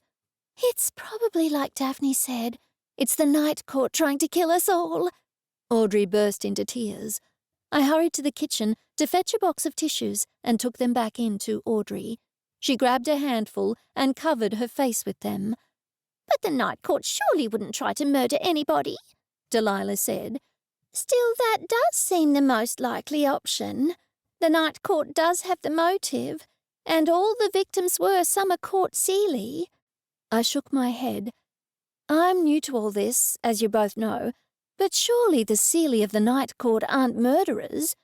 They can't be trusted, and we don't know what they're up to, Edison said firmly. They probably suspect us of... His voice trailed away. I was puzzled. Of what? Edison appeared flustered. Of, working against them. We've been working against them for years, and they've been working against us for years. We're on opposite sides, you see. There's been a cold war between us for decades, centuries even, and maybe they have decided to take things a step further. Delilah agreed. We have to be very careful. If it's the Night Court, we can only hope it's one or two people, and not all of them. My head was spinning. Exactly what had I landed myself in? It was enough of a shock to find out I was a Seelie and a bookmarker. I still wasn't sure what that was. And to discover there were warring courts. And now 3 people I knew had been murdered. Somebody's phone is ringing, JenniFur said. I can't hear anything, I said. Cats have better hearing than humans, JenniFur told me. I turned to Edison. Did you leave your phone in the kitchen? I can't hear it, but JenniFur can hear a phone ringing. He looked at JenniFur and then at me and then said, I think I had it on silent. When Edison left, I asked Delilah, can you think of any other reason why anyone would want to murder members of the book club? She shook her head, and so did Audrey. I do think it's the Night Court, Audrey said. But that homicide detective won't accept it. What do you mean? I asked her. If he's involved with the murders, he'll make sure the investigation never goes anywhere. And if he isn't involved, he'll be in denial because he's a member of the Night Court. If he's not involved, I said firmly, then I'm sure he'll want to find out who did it just as much as we do. He might be of the Night Court, but he is still a homicide detective. Audrey and Delilah raised their eyebrows and exchanged glances. It was obvious they thought I was wrong. Edison walked into the room, clutching his phone to his chest. That was Daphne, he said. Edmund isn't at home, and his car isn't there. Daphne said she drove up and down Lamington Lane twice, and his car isn't parked in the street. Maybe he had to park down a side road, I said. What's the traffic like out there at the moment? Daphne did say there's a lot of traffic, Edison said, but Edmund is exceptionally particular about being on time, and now he's very late. He's so fastidious about punctuality that he would have called or at least texted. Could everybody check their phones? Delilah and Audrey pulled out their phones and checked for texts and missed calls. I did too, although I hardly knew Edmund. We all came up blank. I don't want to upset anyone, but I don't like this, Edison said. I don't like this at all. I'm quite concerned about Edmund. There was a knock on the door. That must be Daphne, I said, standing up. Edison waved me back down. I'll get it. I'm already standing. When she walked into the room, I felt the heavy atmosphere before I even looked up. Daphne's face was grim. Edmund is missing, she said.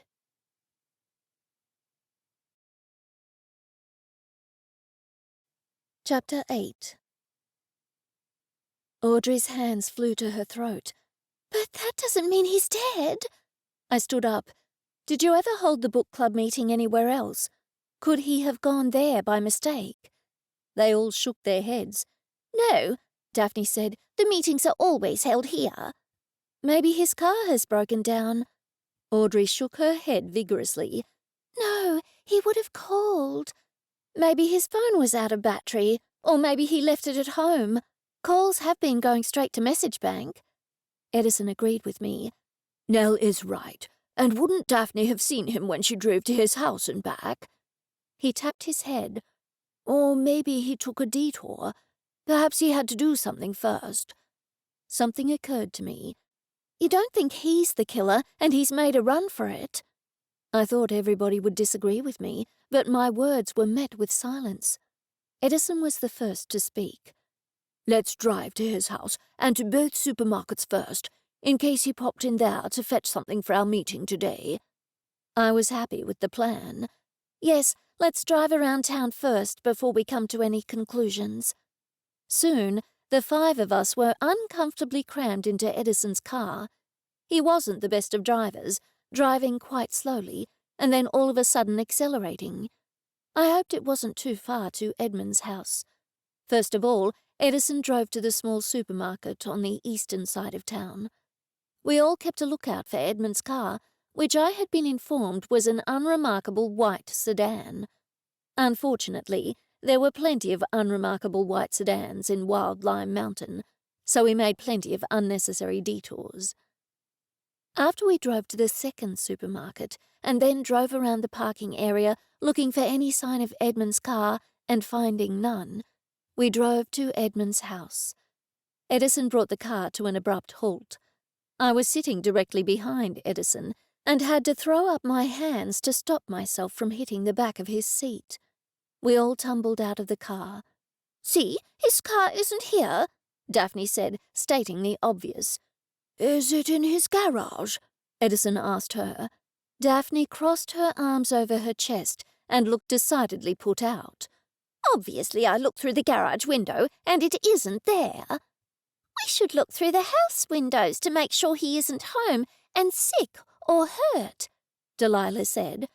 "I know it's not likely that he's home, given his car isn't here, but we really shouldn't assume anything, given the circumstances." Everybody agreed, and we walked to the front steps. Edison knocked loudly and called out Edmund's name. There was no response. Edison beckoned to me, and we walked to the right side of the building, while the sisters and Audrey went to the left. We peered in every window, but the curtains were drawn. When we all met at the back door, Edison said, "I'm really getting quite concerned now." "Concerned for his safety, or concerned that you think he's the murderer?" Audrey asked him. Edison shrugged. "Maybe a bit of both. Something is amiss. I don't like it." "But what can we do now?" I asked him. "Can you call his phone again?" Audrey asked. "If it's in the house, we might hear it ringing." Edison pulled out his phone. "It's been going straight to message bank, but it's worth a try."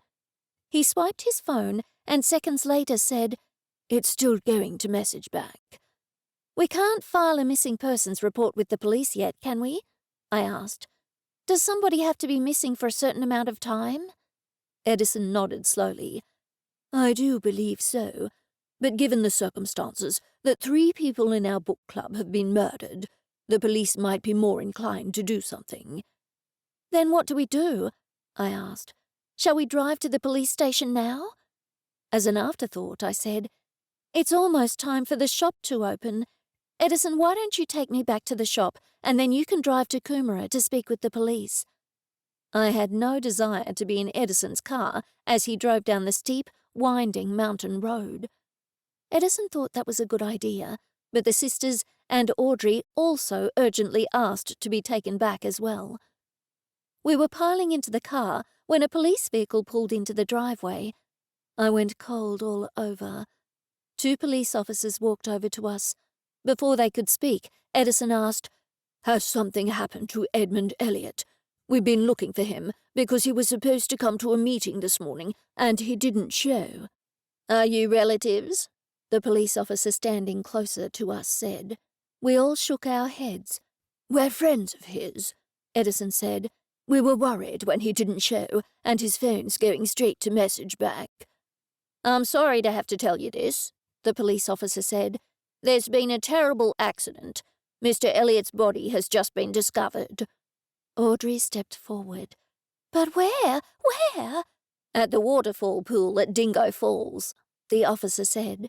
Edison looked at each one of us before turning back to the officer. "But Edmund hated the outdoors. He was an indoors type of person. He didn't like going anywhere near waterfalls." "He obviously went for an early morning dip and somehow drowned," the officer said. "His clothes were piled up by the edge of the pond, and he was swimming in his underwear. I addressed the officer. "Hi, I'm Nell Darling, and I own the local bookshop. The 4 of us were in the book club together, and the only other 4 members of the club were Edmund Elliot, Georgia Neal, Victor Borisyukhin, and Anthony Evans. Anthony, Victor, and Georgia have all had accidents," I made air quotes, "in the last few days. Surely 4 people from the same town and in the same book club couldn't have had accidents." The officer looked at his partner, and they both shrugged. "The homicide detectives will take on the case if they think there's anything to it," he said. He pulled out a notepad and pen. "Did Mr. Elliot live alone? I've come here to look for relatives." Edison shook his head. "He lived alone." As Edison continued to speak to the officer, I wandered down the driveway and looked at the bushland opposite. It certainly should be obvious to anybody that these 4 deaths were not accidents. What would Detective Cole think? I was certain he couldn't be involved with anybody's murder, but it would be suspicious if he now didn't take on the cases as homicides. Daphne took my arm and led me back to Edison's car, just as the police vehicle was leaving. "Let's all go back to Nell's and discuss this."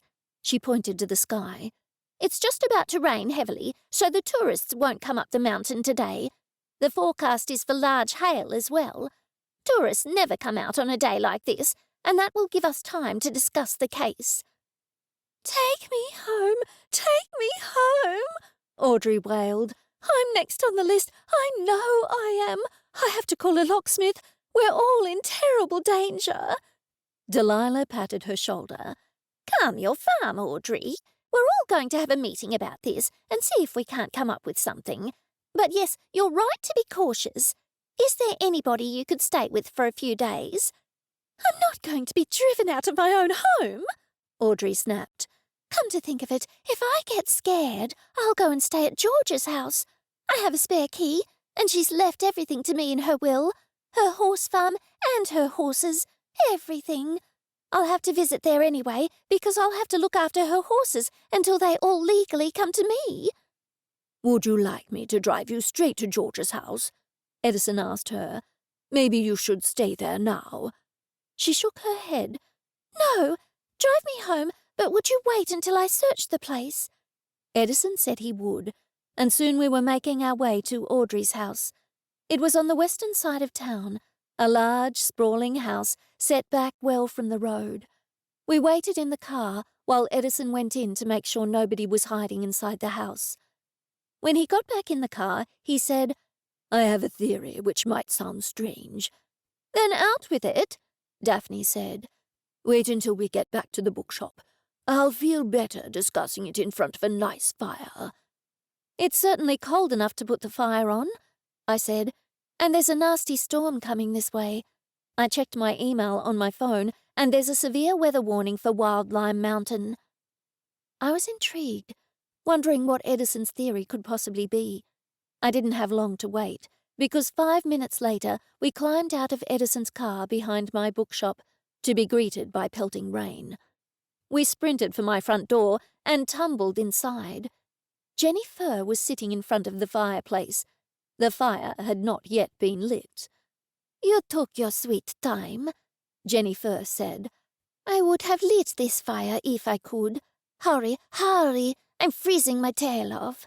The fire was already set, so I stuck a few fire starter cubes under the kindling for good measure and then set them alight. "Edmund Elliot is dead," I told her. "I'm not surprised," JenniFur said. "I could see it coming. How did it happen?" "He drowned in the pool at the waterfall pool at Dingo Falls." JenniFur meowed loudly. "But he hated the outdoors." I turned to the others. "JenniFur is surprised, like we all were." To JenniFur, I said, "Edison has a theory." "Maybe we should have a cup of tea before I explain my theory," Edison said. I felt as though I was going quite mad. "Honestly, Edison, I can't take the suspense." "All right, I'll make us all some tea, and then promise me you'll tell us what this theory is with no further delay." "I promise," he said. Delilah gestured to the cupcakes they had brought earlier. "And we can eat cupcakes." Edison and I went to the kitchen. I boiled the jug, and he made a huge pot of tea. I didn't even care which type of tea it was. I just wanted to hear his theory. I took the teacups into the living room, while Edison poured the boiling water into the teapot. When we were finally sitting in front of the fire, each holding a cup of tea, Edison said, "My theory might sound quite batty." Daphne waved one hand at him. Allow us to be the judges of that. Out with it, man. What if Audrey is the murderer? We all exchanged glances. That does sound quite strange, Delilah said. Maybe the aliens are subliminally influencing you. Maybe you need to spend some time wearing a tinfoil hat. Unperturbed, Edison pushed on. Hear me out. Surely you have all watched murder mysteries on TV. We all nodded. Yes, I particularly like Midsummer Murders, Delilah said. It's a wonder anybody is left in that town because there are always multiple murders in every episode. Who can possibly be left? If it were me, I'd move to another town quick smart. But what does that have to do with anything, Edison? I'm glad you mentioned multiple murders, Edison said, because this is clearly what we're dealing with now. I've watched several TV shows where there are multiple murders for the very reason that the murderer wants to murder just one of those people, but murders other people as well, simply to confuse the police. I thought about it for a moment.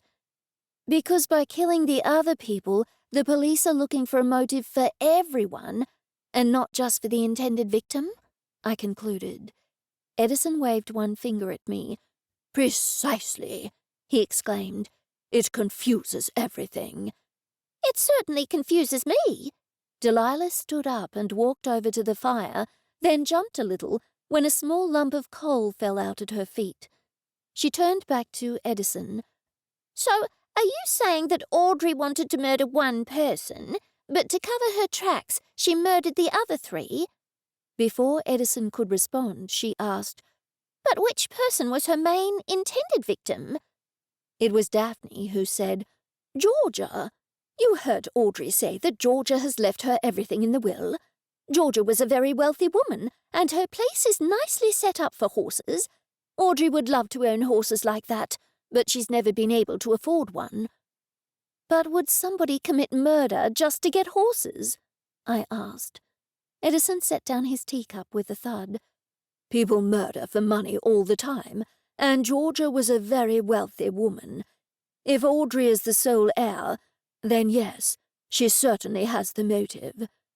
But wouldn't it be going a bit too far to murder Anthony, Victor, and Edmund as well? Edison shook his head. Maybe, maybe not. Audrey used to be very fond of Victor until they had a falling out. She certainly didn't like Edmund. They constantly had words with each other. But she did like Georgia, I protested. I haven't known any of them for long, but she and Georgia were as thick as thieves. After all, Audrey said Georgia left her everything in the will. Edison held up both hands, palms to the ceiling. It's hard to say, he said. It's just a theory, but it's as good as any theory I've got. Silence descended upon us. I ate another cupcake, and then another one for good measure. I needed carbs to help me think clearly. At least, that's what I told myself. If Audrey is the murderer, do you think she's murdered enough people to cover her tracks by now? I asked them. Or do you think we are all in danger? I don't think we should be taking any chances at all, Edison said. Maybe Audrey is the murderer, or maybe she isn't. We have no way of knowing. Or maybe it's the Night Court, as I've said all along, Daphne said. Or maybe the victims were all involved in something years ago, and now somebody's back to take revenge, I added. Delilah jumped to her feet. We need to start investigating, but for now, we all need to take extra precautions. There is nothing to suggest that the murderer has stopped yet. My breath caught in my throat. Where do we even start investigating? I vote we start with Audrey, Edison said. Let's find out if she is indeed George's sole heir. That's a good motive. I agreed. And it wouldn't hurt to find out who inherits the other victims' estates, too. We seem to be at a loss with this investigation, so any information would be a help. And it will be interesting to see if Detective Cole investigates, Daphne added. There was a terrible crack of thunder, and the door shook. Was that somebody knocking, or was the wind shaking the door? Edison asked. I stood up. I'll go and have a look. Be careful, they all called after me. I walked to the door and flung it open. There, suddenly illuminated by a flash of lightning, was Detective Cole. He pushed his way past me, and when he was inside, said, "May I come in?" "It seems you have already done so," said Daphne behind us. The detective swung around. "I need to question you all. With the advent of Edmund Elliott's death, we are now treating this as a homicide investigation." "Isn't it a little late for that, Detective?" Daphne said haughtily. "It's obvious from the beginning that they were all homicides." I thought the detective would object, but to my surprise he agreed. "Yes, we certainly did find it suspicious, but we were trying to keep a low profile." "Because we're all Seelie of the Summer Court?" I asked. Everybody gasped. "We don't say those things aloud," Daphne said in scolding tones. "Well, I just did," I said firmly. I turned to the detective. "Detective Cole, do you think somebody from the Night Court is murdering people from the Summer Court?" All the colour drained from his face.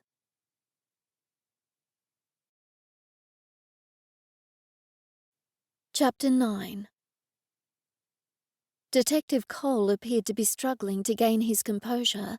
"I need to speak with you all," he said. "May I come inside?" "No," Daphne said. I shot Daphne a quelling look. "Please, come in, Detective."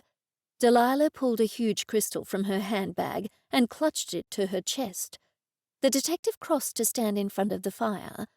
"You're dripping wet," I said with concern. "I'll fetch you a towel."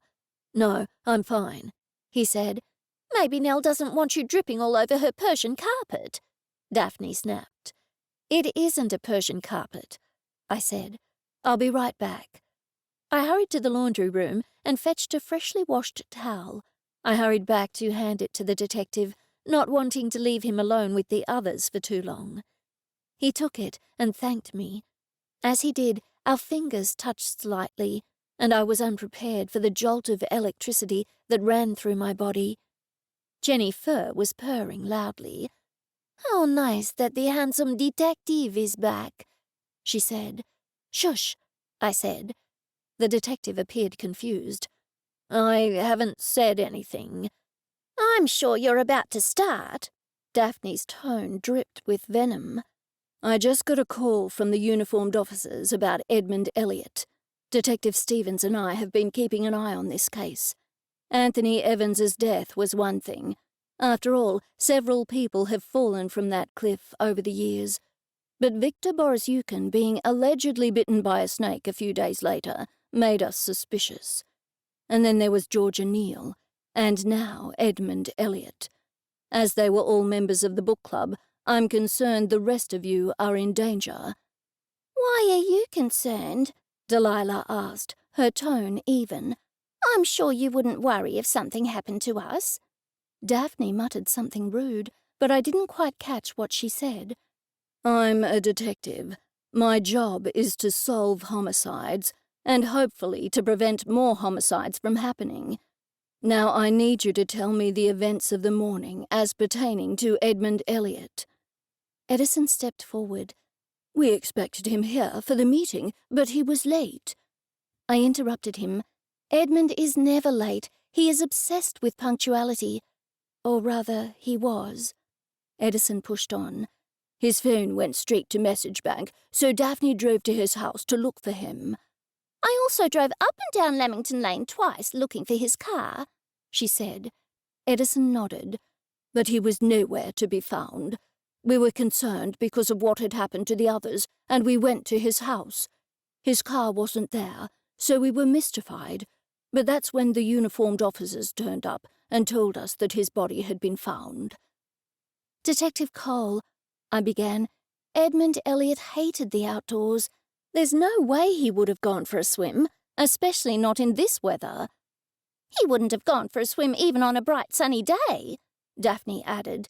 Edmund did not like the outdoors. Somebody lured him there, lured him to his death.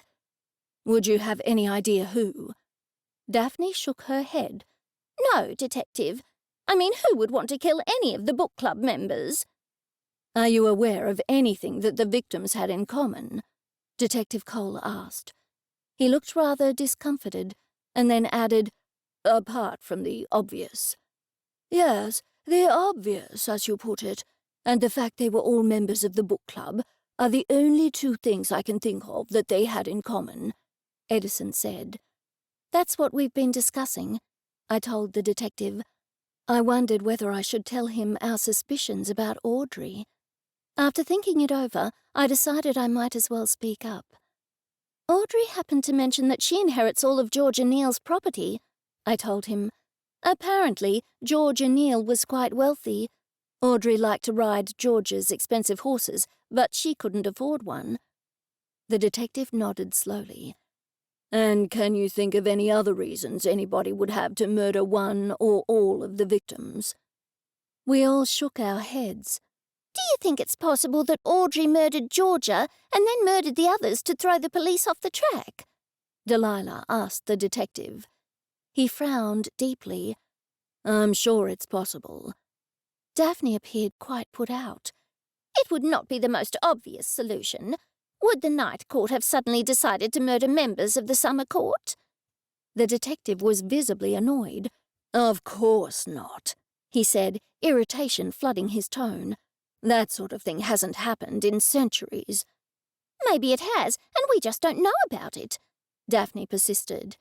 It hasn't happened anywhere else in the world, so why would it happen in Wild Lime Mountain? The detective asked her. Everything has to start somewhere, Daphne said with a shrug. Maybe this is the beginning.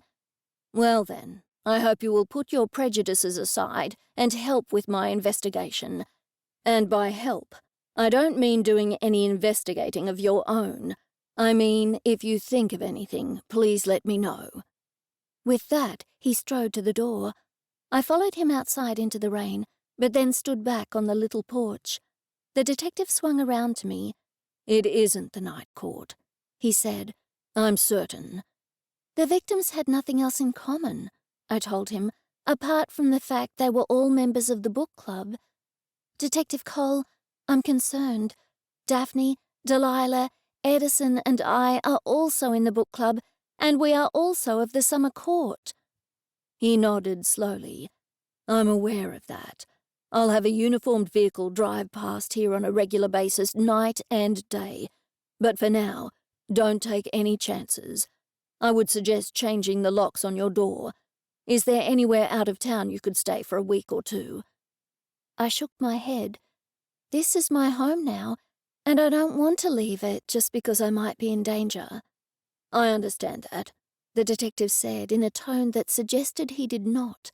But it might not be safe for you. 4 people in your club have already been murdered. Nell, you could be in terrible danger.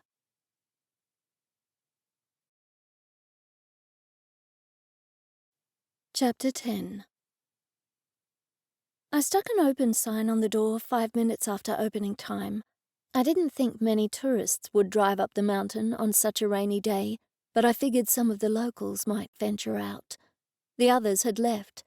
I turned to Edison. We can discuss the case between customers. Meow, JenniFur said. What does that mean? I asked her. Nothing. Cats meow if you hadn't noticed.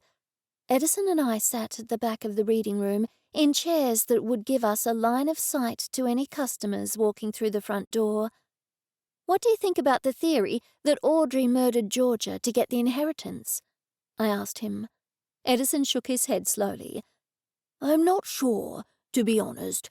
Still, I don't think we should discount it. It's entirely possible. At least the detectives admit there are 4 homicides now and are investigating, I told him. Edison leant over to me. Nell, please don't trust Detective Caspian Cole. I know you don't want to believe he was involved, but even if he isn't, he won't investigate if he thinks the Night Court is involved." I made to protest, but Edison waved one finger at me. "Nell, you will have to trust me on this, and you mustn't trust Detective Cole. We are going to have to do some investigating ourselves." "But there are 4 victims," I protested. "Either Audrey murdered Georgia and then murdered the others to cover it up, or somebody is going on a killing spree. If so, those victims had to have something in common, and the only things we know they had in common are that they were in the book club and that they were members of the summer court." Edison narrowed his eyes. "Exactly. And Nell, you and I and Daphne and Delilah are also all members of the book club, and are also members of the summer court. I've taken the liberty of calling a locksmith to put more locks on the shop and on your apartment. And please don't do anything silly, like opening the door to anybody you don't know, even if it's someone pretending to need help." "What if it is somebody who really needs help?" I asked him. "Then call the police if you're in doubt, but under no circumstances open the door. Maybe that's how the murderer gained entry to the other people's houses, by saying he needed help." "Where would we even start investigating?" I asked him. I, for one, was happy to leave the investigation to Detective Cole, but it seemed I was the only one who was. Something occurred to me. Detective Cole doesn't work alone. His partner, Detective Stevens, isn't Sealy too, is he? "No, but I don't trust him either. Now, back to the investigation. The first thing we need to do is discover whether Audrey does, in fact, inherit Georgia's entire fortune." "Georgia is an heiress, isn't she?" Edison nodded. "Yes, she inherited a fortune, and then she made her own money as well. She produced her own fragrance line, which has really taken off, as strange as her products are." I had heard of Georgia's fragrance line, but I didn't know too much about it. Didn't she release perfumes that smelt like horses? Edison allowed himself a small chuckle. "Yes, Georgia said that people loved the smell of horses. It prompted her to design a range of fragrances that smelt like various aspects of horses, that extended to fresh grass and the smell of saddles, as well as of oats, although some of her perfume did smell like sweaty horses. She insisted I smell one of her perfumes once, and it gave me the most dreadful sinus headache." He shuddered at the thought. "I see. That explains what Audrey said at the book club meeting. So then, how do we find out what Audrey inherited?" "I'm not exactly sure. Audrey herself told us that she inherited, but maybe Georgia had changed her will, or maybe Georgia was lying." "Why would she do that?" I asked him. He shrugged. "Georgia wasn't a very nice person. It was possible she told Audrey she would inherit everything as a throwaway remark, and Audrey believed her." "She did seem fond of Audrey, though," I pointed out, "and she allowed Audrey to ride her expensive horses." "But Audrey spent a lot of time at Georgia's marking out stables and grooming the horses as well." I shrugged. "But that's fair, surely, in return for riding them?" Edison pulled a face. "I suppose so, although I do think Georgia took advantage of Audrey." "You've lived in this town for many years. Do you know if Georgia had any other friends or relatives?" Edison tapped his chin and looked away at the ceiling. "I don't believe she did. If she did, she never mentioned them. The book club has been going for years, and never once did she say she couldn't come because she had a friend or relative coming to stay. Maybe she has left everything to Audrey." "Her lawyer, of course, would know, but the lawyer won't tell us." I threw both hands into the air. "I suppose we could wait, because the lawyer will inform Audrey within the next few days, surely." Edison's expression turned grim. "I don't know if we have a few days, to be honest. The others were murdered a short time apart." "But if Audrey murdered Georgia, surely she will stop now. I mean, Georgia was 3rd on the list, and then Edmund was 4th. Do you think that would be enough to cover her tracks?" JenniFur jumped onto Edison's lap, sticking her claws in his leg. He yelled, and she jumped off. "That hurt," he complained. JenniFur walked over to me and sat at my feet. If Audrey is the murderer, you can't expect her to act logically, she said. If she's already murdered 4 people, she must be completely unhinged. There might be no method to her madness. Edison gave me an expectant look, and I repeated JenniFur's words to him. He agreed with her. Still, I don't know what we can do now. I tapped my forehead. I know. Why don't we just go to her house and ask her? Edison appeared to be taken aback. But she's not a very polite person. What if she throws us out? Who cares? That's the worst-case scenario. No, hear me out. We'll tell her we are investigating the murders and we're looking for motives. We'll tell her that maybe somebody else thinks they are going to inherit George's fortune, and that way we will surely be able to get the information out of her. Edison said that was a good idea. We should go to her house now. What, now? I asked. What about the shop? Put a sign on the door to say we'll open in an hour, Edison said. I doubt any tourists will be in Lamington Lane today, and the locals will be happy to come back. I know you don't like to shut the shop, Nell, but this is urgent. If it is Audrey, we need to find out before she decides to murder more people. JenniFur jumped onto my lap, but thankfully her claws were retracted. You do have to go, Nell, she said. If your life is in danger, you can't be worrying about the shop. You need to get your priorities straight. I sighed. You're right.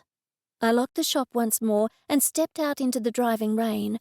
By the time I had covered the short distance to my car, I was soaking wet. I would have been happy to drive.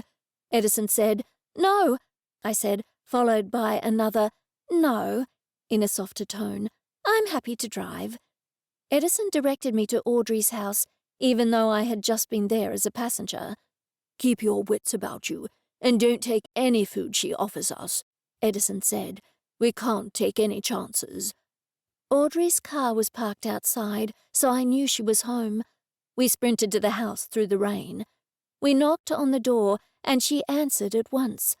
Her face was a ghastly shade of green. Are you all right, Audrey? I asked her. Yes, she snapped. She held the door aside. Come in. You don't look very well, if you don't mind me saying so, I added. Audrey walked into the living room, clutching at her stomach. She sat on a chair. The room was all beachy and Hamptons style, although we were at least 50 minutes from Surfers Paradise or any other beach. 2 pretty blue and white striped sofas sat opposite each other. The furniture was white, and the floorboards were of grey oak. I don't feel all that well, to be honest. I came over really sick last week, and then I thought I was over it. I've been feeling fine for the last few days, but it suddenly hit me again out of the blue. I hope I haven't got anything too serious. Edison and I took seats at the far end of the room from her. Maybe you're coming down with the flu, I suggested. I don't think it's flu symptoms. Anyway, what can I do for you? Edison was the first to speak. Nell and I have decided we should investigate the murders. As Victor and Georgia were the 2 wealthy ones, we are trying to find out who inherits. We want to know if money was the motive. I took up the questioning. Are you absolutely certain you're George's only heir? Because if you're not, and there's somebody else, that person would be a suspect. Audrey gestured weakly to us. I'm certain I'm her only heir. She showed me a copy of the will. How long ago was that? Edison asked her. About a year ago, Audrey said. But if you're thinking she changed it since, why would she? I don't think she has any other friends or relatives, not as far as I know. I mean, she does know some of the townsfolk, but I don't think she particularly likes them. Do you remember the name of her lawyer? No, but it wasn't that old guy in town. She used one of the fancy Gold Coast lawyers. I expect I'll be hearing from him in the next few days. And with that, she passed out. Edison and I ran over to her. Quick, call 000, Edison exclaimed. Her pulse is very weak. I called 000. Ambulance, police, or fire? Asked the disembodied voice. Ambulance. I gave the address and explained the situation as quickly as I could. What do you think is wrong with her? I asked Edison after I hung up. I don't have a clue, Edison said, but she doesn't look good. I hope the paramedics get here fast.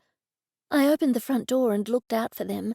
Within seconds, I could hear sirens. I beckoned to the paramedics as they drove up the driveway. They wasted no time getting inside. What's her name? One asked me.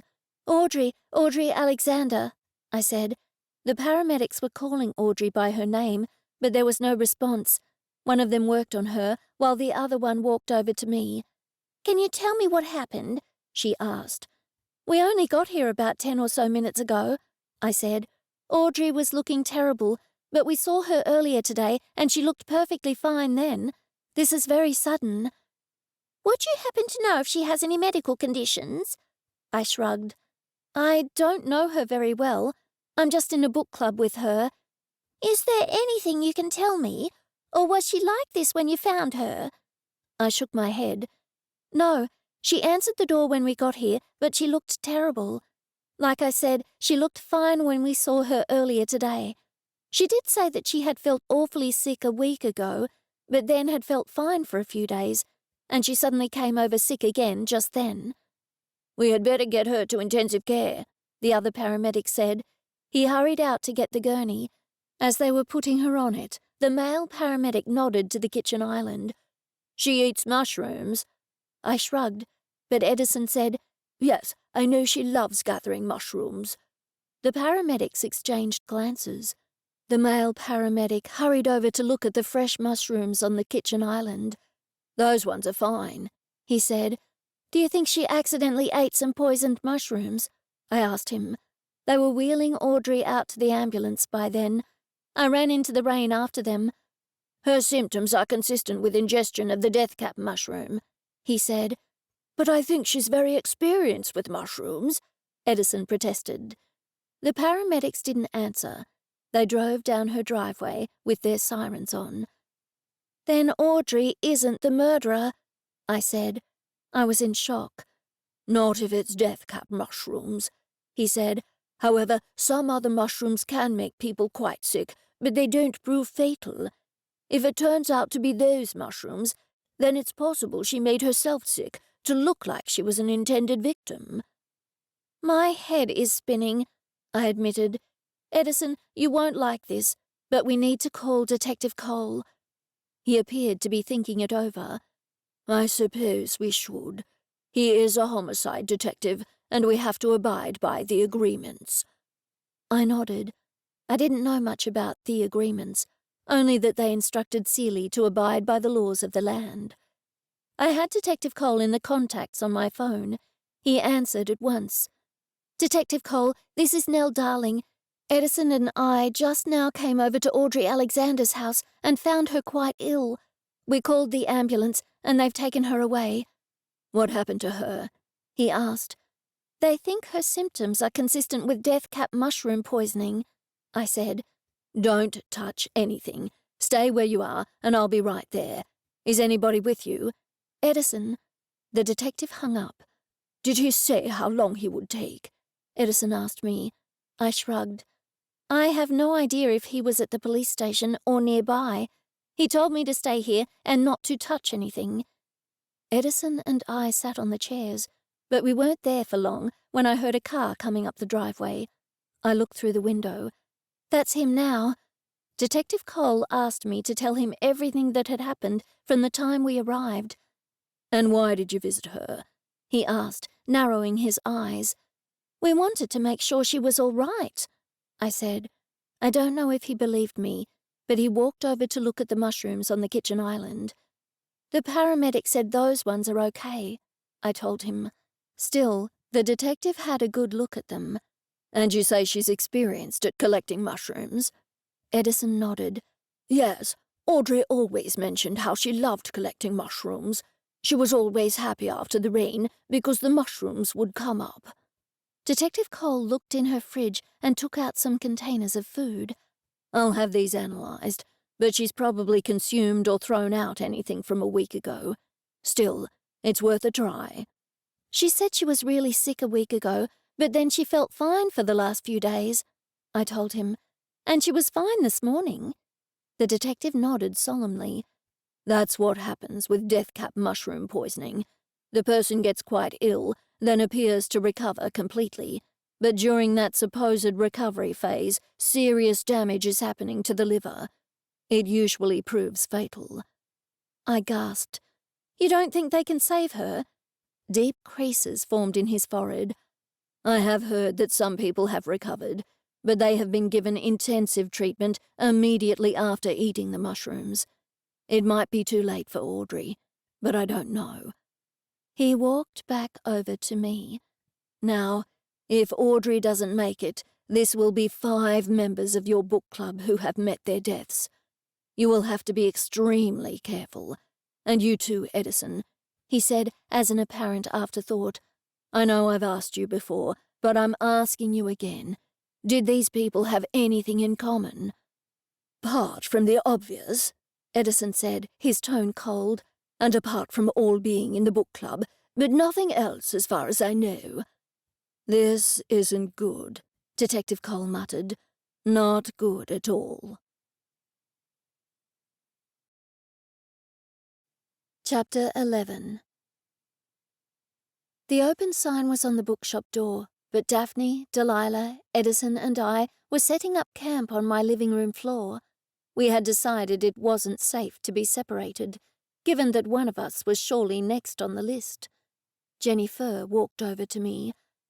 I overheard Edison telling Daphne and Delilah that they can all guard this secret door from here, JenniFur told me. Then they saw me in the room and stopped talking. I wish I knew what was behind the secret door. Even JenniFur didn't know. The trouble was, although I had seen the secret door once or twice, the other times it appeared as a solid wall. I wondered if I should broach the subject of that secret door again, but decided it would be better simply to watch and wait. Still, I was somewhat irritated. If there was any way whatever was behind that secret door could possibly be connected with the murders, then I certainly had a right to know. What did JenniFur say to you then? Daphne asked me. JenniFur didn't say anything, I lied. You nodded. Did I? I must have thought of something. I can't remember what it was now, though. I walked over to rearrange my camp bed. Even though I lived upstairs, we had decided we shouldn't be out of each other's sight until the murders were solved.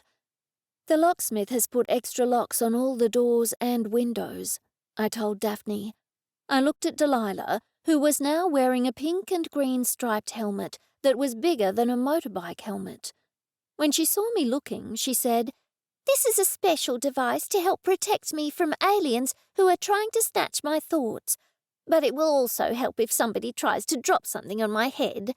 Don't forget, the murderer is trying to make everything look like an accident." Then the murderer is an idiot, I said. Delilah appeared surprised, as far as I could judge from the little I could see of her face. Why do you say that?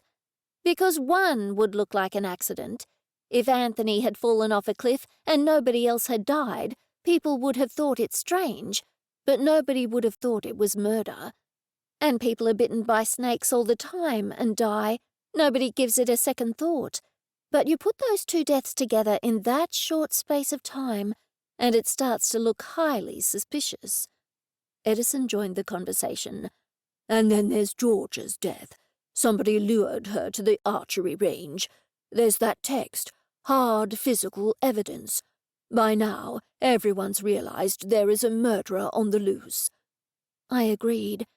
And then add Edmund drowning at the waterfall and somebody slipping death-cap mushrooms into Audrey's food. That makes it clear they weren't accidents. Why would the murderer do that? Or murderers, plural, Daphne said angrily. It's clear to me it's the Night Court trying to make us all look like fools. When she said that, they all looked in the direction of the secret door. Or maybe I was being overly suspicious. Why did you all look over there? I asked them. Edison and Delilah looked discomfited, but Daphne said, "There was a noise," as quick as a flash. "Should we investigate?" They exchanged glances. "We will if we hear it again," Edison said. "We're all getting jumpy. Now, I've been thinking things over. We will only drink water from sealed bottles, unless, of course, we carry the bottles around with us. Keep anything you eat or drink in front of you at all times, and we can't order in any food." "But why not?" I asked. "Because somebody could have poisoned it, of course," Edison said. "I've been thinking of all the ways people can make murders look like accidents. What if someone has accidentally dropped rat poison into the pizzas that are brought here? No, we can't take any chances." "Then should I go to the supermarket and buy lots of packaged food?" I asked him. He shook his head. "Only food we can eat immediately, because we can't risk storing anything." "I'll buy packets of Tim Tams and other chocolate biscuits. I'll keep them in my handbag, and I won't let them out of my sight," I said. Daphne was the only one who seemed to think it was a good idea. "What about my cat food?" JenniFur asked me. "Am I in danger, too?" I repeated her question to the group. "JenniFur wants to know if she's in danger, too." "I don't think she should take any chances," Daphne said. "You'll have to carry some cat food in your handbag, too, now." "Toothpaste!" Edison exclaimed. "Somebody could easily poison the toothpaste." "But how could poisoned toothpaste look like an accident?" I asked him. Edison rubbed his temples vigorously. "I'm not sure, but I don't think we should take any chances. Can one of you ladies carry toothpaste around in your handbag?" "I will," Delilah said. "We should all stick together as much as possible," Edison said. "And now, Nell, I really do think you should shut the shop for today, at least. The murderer could easily be posing as a book buyer." I sighed. "I suppose you're right." The others went with me to flip the sign to closed. I was already feeling a bit claustrophobic. "We need to solve this murder as soon as possible," I said. Delilah took off her helmet. "My head needs to breathe a little. But where do we start? There are 5 victims. It's going to take forever to solve the murders." I was about to say that Detective Cole was on the case, but I thought the better of it. "Why don't we start with one person?" I said. "I mean, what other choice do we have? Let's start with the first victim, Anthony Evans. If we thoroughly investigate his murder, we might solve the case." "Nell speaks sense." Daphne's tone was grudging. "Solving one murder could easily cause all the other murders to fall into place. I mean, if we solve Anthony's murder, then of course we will have solved all of the murders, given that they are connected." "All right, let's find out who inherited his estate," Edison said. I was puzzled. "But he didn't have much money, did he?" "You never know. We shouldn't discount anything," Edison said. "For all we know, he had a painting hanging in his house that was an old master, and nobody but the murderer knew. I read that in an Agatha Christie book once." I took a deep breath and let it out slowly. "Okay, let's research him." Delilah put her helmet back on her head. "But first, let's drive to the cliff where he fell off." Daphne appeared alarmed. "Do you think that's wise?" "The murderer isn't going to push 5 people off a cliff," Delilah said. "I'm sure we'll all be safe. And besides, we would see somebody coming." I clapped my hands. "Excellent, we've already got a clue. It must have been somebody he knew." My spirits were soon dashed when Edison disagreed with me. "Not necessarily, Nell. Somebody looking like a tourist could have easily brushed past Anthony and then pushed him over the cliff." "Oh, I thought I had been onto something there. Does anybody know whereabouts he went over?" Edison nodded. "There were photos on the Wildlime Mountain community page on Facebook. Let's go now, and then when we get back, we will make a list of what we need to do next." "I'll drive," I said before Edison volunteered. Daphne and Delilah let out a sigh of relief. I had only driven a short distance when Edison said, "Test your brakes, Nell. The murderer might have cut your brake lines." I touched the brakes, and they were working fine. "Still, I won't get up any speed, just in case," I said. The way to the cliff was quite flat anyway, although there were some sharp turns. I parked in the parking area for the bushwalk. I got out of the car and made to go right, but Delilah grabbed my arm. "He went off the cliff over that way," she said. Soon we were picking our way down big rock stairs cut into the edge of the mountain. I looked over the edge gingerly. "Did he go over here?" I asked. "No, it's a fair way off," Edison told me. The rock stairs afforded a spectacular view of the valley far below us, but I was keeping as far away from the edge as possible. When we finally reached the bottom, the track headed into bushland. I was uneasy, wondering if a murderer would jump out with the intention of taking out the four of us in one go. In one part, it was difficult to find our way, and there were no tourists around. Finally, I spotted a little wooden sign pointing the way and showing the different varieties of frogs that lived in the area. We walked on further into the rainforest, with the path getting ever darker due to the thick canopy of the rainforest trees. Soon, the path became more apparent, but there were plenty of tree roots ready to trip up an unsuspecting walker. I could hear the sounds of a waterfall nearby. "Anthony went over just ahead of us, past the Witchfall waterfall," Edison told us. The little beaten path joined a well-worn path that had been marked out nicely. When I commented on this, Edison said, "The main track forms a loop from where we parked the car, but most people come to the waterfall and then retrace their steps." As we walked onto the viewing platform, I noticed that the waterfall was directly to our left. "Surely Anthony didn't go over the edge of the viewing platform," I said. "The railing is quite high." Edison shook his head. "They said he fell off the track past the viewing platform." We walked off the platform and looked ahead. The track ahead looked quite precarious, narrow, and with a precipice directly to one side. There was a sign warning people only to go past that place if they were experienced bushwalkers. "I'm surprised a lot of people haven't gone over the edge," I said in alarm. Edison walked out alone onto the track after telling us all to stay back. He took out his phone and took plenty of photos before returning to us. "This is what I think happened. I think somebody called Anthony and said they had seen a rare bird along here somewhere. They probably got Anthony to follow them and then got behind him and pushed him off the edge." "That makes sense," I admitted. Delilah stepped forward. "But what if somebody followed Anthony, just waiting for the moment to push him off the cliff somewhere?" "It would have been difficult to push someone off a cliff most places around here," Edison said. "It would have been possible at the stone steps we came down, but there was a possibility somebody could have seen. No, this is the ideal place.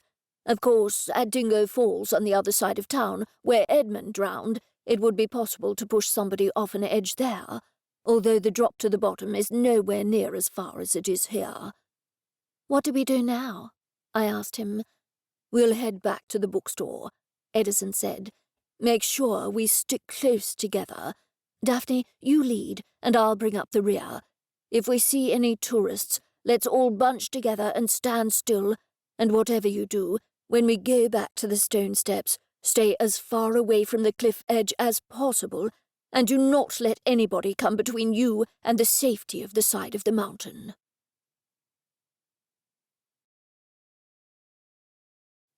Chapter 12. "JenniFur, stay on guard. Don't take any chances." "I'll be fine," JenniFur said. "I'm a real scaredy cat anyway." She burst into her weird cat laughter. "Is JenniFur coughing up a fur ball?" Delilah asked me. I shook my head. "She's laughing." Edison had heard that Audrey had some relatives out of town, past Bow Desert. They were potato farmers, or so Edison had been told. We didn't know their phone number, but we knew the general vicinity, so we decided to go out there. It was the only lead we had. "Don't forget to test your brakes again, Nell," Edison said. "I know we placed a security camera outside pointing towards your car, but we can't take any chances." I tried my brakes, and then tried them again. "I'm not going down that mountain if my brakes are likely to fail," I announced to the others. "Can brakes suddenly fail if they have been cut, or does it happen slowly?" "It happens at once," Edison said, although he didn't sound confident.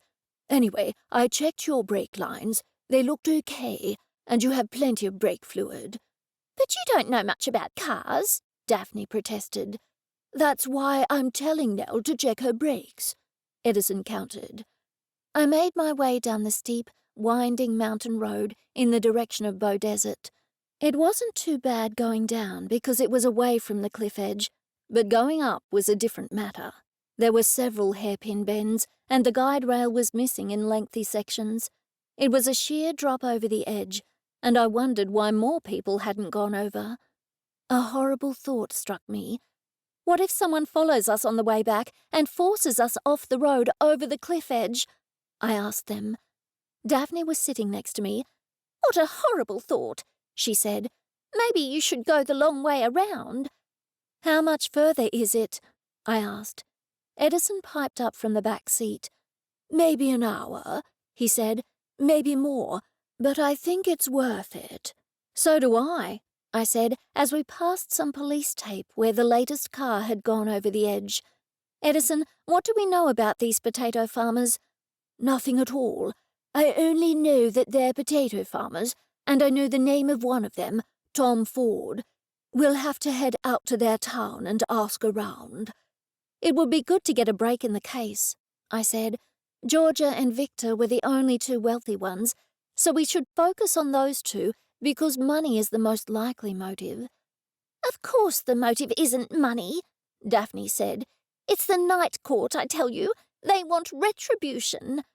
"Retribution for what?" I asked her. "They just hate us, that's all." She turned her head and looked out the window. I knew I wouldn't get any more out of her, so I focused even harder on my driving. Before long, we were at the bottom of the mountain, and I heaved a sigh of relief. Now we were on straight, pretty much flat roads all the way to Bow Desert, and also to the potato farm, or so I hoped. "Take the road to Boona, and then take the first left, and then the second right," Edison said, and he rattled off a few more directions. "Could you tell me each turn as we approach it?" I asked. "I can't remember all that, and I'm stressed." "Why are you stressed?" Daphne asked me. I was surprised. "Because of all the murders?" Daphne simply said, "Oh yes, of course." After stopping behind a supermarket for a bathroom break and then stopping at another supermarket so the sisters could buy snacks, we left Bow Desert and headed for the potato farm. We reached a small town that had a petrol station. Edison went inside to ask for directions to the potato farm. I wanted to get out and stretch my legs, but I was worried that we had been followed. Edison returned presently and gave us the thumbs up. "It's only 5 kilometers from here." "They won't shoot us or set their dogs on us or anything, will they?" I asked with trepidation. "No, I think the lady would have told me if there was anything to worry about," he said, followed by, "I hope so, anyway." I pulled up outside a rickety wooden gate that was half off its hinges.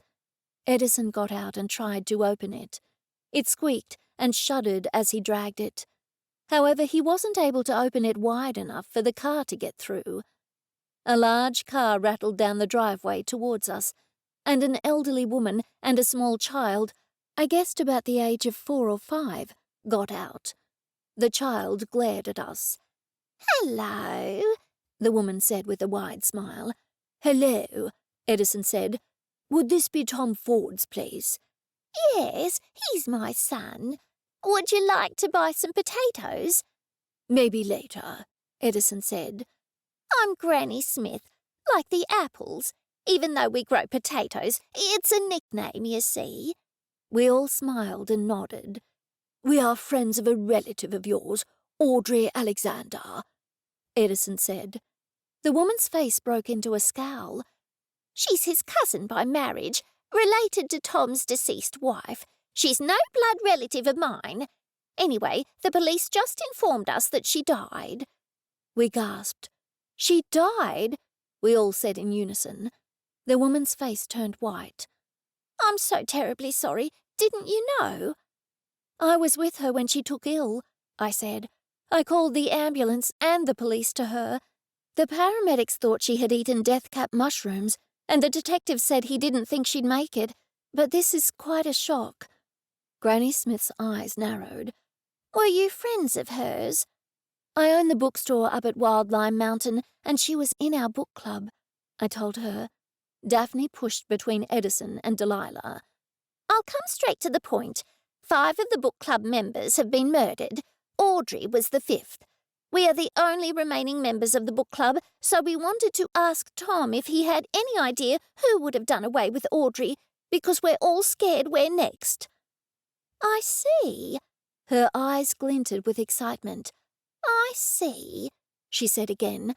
"Please come with me and have a cup of tea, and you can ask Tom anything you like. Your car won't make it up the hill, so you'll have to come in my car." We thanked her and climbed into her car. Granny Smith told the child to sit on her knee while she drove, and Daphne sat in the front passenger seat. Delilah, Edison, and I were crammed into the back seat next to a crate of potatoes. It was an awfully tight fit. The woman took off at speed. I had to put my hands on top of my head because the bumps sent me airborne. She got out and opened a gate. "I would have opened it," I said. "That's quite all right. Old Billy the dog might be out, and if he sees you, he'll bite you." She giggled. I was having second thoughts about speaking to Tom if he was anything like his mother. When we approached the next gate, she said, "I'll open it, and little Tom can drive the car through." "Who is little Tom?" I asked. "Why, Tom's son here, of course," she said. The 5-year-old turned around and glared at me. He poked out his tongue. His face was a picture of malevolence. "He can drive," I said, shocked. "We teach them young around here," Granny Smith said. "He can ride a horse, too." To the child, she said, "Now, little Tom, don't drive too fast. Remember what happened the last time?" Little Tom giggled, and it wasn't a high-pitched, semi-insane giggle like his grandmother's, but rather a deep, malevolent giggle in a voice far too deep for a 5-year-old child. Delilah and I grabbed each other's arms. When his grandmother opened the gate, little Tom hit the accelerator. The car flew up the hill at a terrible speed. "Stop!" Daphne said as he continued on up the hill and didn't wait for Granny Smith. "No, you old cow," he spat. Daphne reached across and tried to put her foot on the brake, while the child did his best to beat her off. Finally, as the car was slowing down a little, I reached forward and pulled on the handbrake. The car spun around in circles at speed, and little Tom clapped his hands with glee. I breathed a sigh of relief when the car came to a stop and was still in an upright position. "I'm going again," little Tom said. Daphne leaned across him and snatched the keys out of the ignition. "No, you're not," she said. I jumped out of the car. "I'm walking the rest of the way," I said. "I don't care how far it is or how many vicious dogs there are. I'd rather take my chances than stay in the car." Everybody agreed with me except little Tom.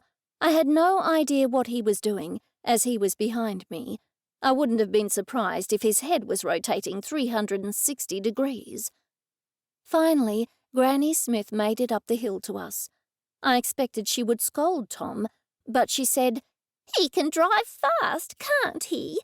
Her tone was filled with admiration. "Yes," I said through clenched teeth. "Is the house much further?"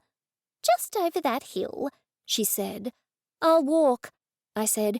"In fact, all of us will walk. We need the exercise." Granny Smith nodded. "Then I'll walk with you. Little Tom, you can take the car back to the house." Daphne handed him the car keys, and before long the car vanished at speed over the hill, sending dirt flying everywhere. "We have a paddock full of Sebago potatoes over there," Granny Smith said, waving her arm in the general direction of the potatoes. "Many people prefer Dutch creams. She looked at me. "What sort of potatoes do you like?" "Baked," I said. She frowned and then trudged up the hill with all of us trudging behind her. When we reached the house, she said, "I would invite you inside for a cup of tea, but Big Tom doesn't like visitors going into his house. I'll go inside and make the tea and bring it out." She gestured to an old wooden table in the garden. "You can sit there. Watch out for the redback spiders under it. Do any of you have milk in your tea? I think it might have gone off. I'll check the use-by date and let you know." We all thanked her but said we had changed our minds about having some tea. "Okay, then. I'll go and fetch Big Tom." Granny Smith returned moments later with a tall, broad-shouldered man whose face was a deep shade of red. We all introduced ourselves. Thankfully, there was no sign of little Tom. For all I knew, he was halfway to the next town by now. One could only hope. "Mum tells me you're in some sort of a club with Audrey." "A book club," Daphne said. "Nell here owns the bookstore in Wildlime Mountain, and we're all in a book club together. All of us were in the club, plus Audrey, plus 4 other people who were murdered recently." His bushy eyebrows shot skyward. "Are you saying Audrey was murdered?" We all nodded. "Didn't the police tell you that?" Daphne asked him. Big Tom tapped his chin. "Not in as many words, but they did say they wanted to speak with me, and I wondered why. They said she'd eaten death-cap mushrooms." "That's right," I said. "Then it must have been murder for sure," he said. "No doubt about it. Audrey was many things, but she knew a death-cap mushroom when she saw it. So, you wanted to ask me some questions too?" "We were telling your mother," Edison began, "that we are worried that the murderer will come after us, too. That's why we can't wait for the police to solve the murder. 4 people from the club have just been murdered. Audrey was the 5th, and all of the murders were made to look like accidents." His eyebrows did their thing again. "Accidents?" he repeated. "What sort of accidents?" "One of them fell off a cliff," I said, "and the second one was bitten by a brown snake." "There are lots of snakes out and about this year," he said. "If you leave them alone, they'll leave you alone. What makes you think it was murder?" "Because all 5 of them died within a few days of each other," Edison said, taking up the story. "The 3rd person to be murdered was shot at an archery range. Somebody texted her that her horse had escaped and said they had tied her horse in a certain place. It turned out to be the archery range at night, and she was fatally shot by many arrows, as it was a group shoot." "Was the horse all right?" We all nodded. "Yes, thankfully the horse was somewhere else entirely," I told him. Edison pushed on. "And then the 4th one was found drowned at a waterfall, only he hated the outdoors and never went outside. And then there was your cousin."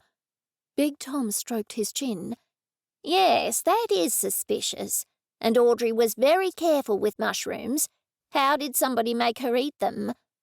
"I'm assuming they put cooked mushrooms in her food," I said, "to make it look like an accident."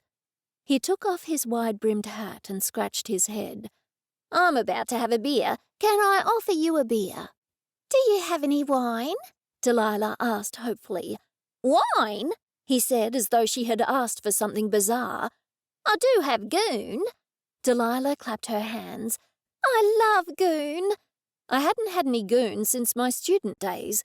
It was the name for cheap cask wine. If I hadn't been driving, I would have had some, but I politely declined. After everyone apart from me was drinking either beer or goon, Big Tom said, "So you've come to ask me if I knew who killed her?" "We didn't think you would know who did it as such," Edison said as he set down his bottle of beer. "But did she have any enemies?" "Most likely she had lots of enemies." Big Tom nodded solemnly. "Nobody liked her. She wasn't a very nice person, you see. She was a bit of a snob. Right up herself, she was. She didn't like to admit she knew us because we're potato farmers." He rolled his eyes. "Remember we mentioned the woman who was killed at the archery range?" I asked him. He nodded. I pushed on. She left her entire fortune to Audrey. He leant forward. Really? Was this woman rich? Yes, very wealthy as far as we know, I said. Audrey was her sole heir. Do you know who inherits Audrey's money? Audrey didn't have much money, he said. but she does now because she inherited George's money, Daphne pointed out. He scratched his head. I see. Do you know who inherits Audrey's estate? Big Tom shrugged. I figure it's got to be me. I don't think she would have left anything to little Tom because she didn't like children. Weird, I know. Who wouldn't love that little angel? I did my best not to grimace. So, you're her only relatives? I asked. He nodded. Are you certain? Definitely. I'd know if I wasn't. But maybe she had a fella. She didn't have a boyfriend as far as we knew, Edison said. Did she have a will? Big Tom shrugged again. He didn't seem at all concerned about the possibility of an inheritance. Beats me.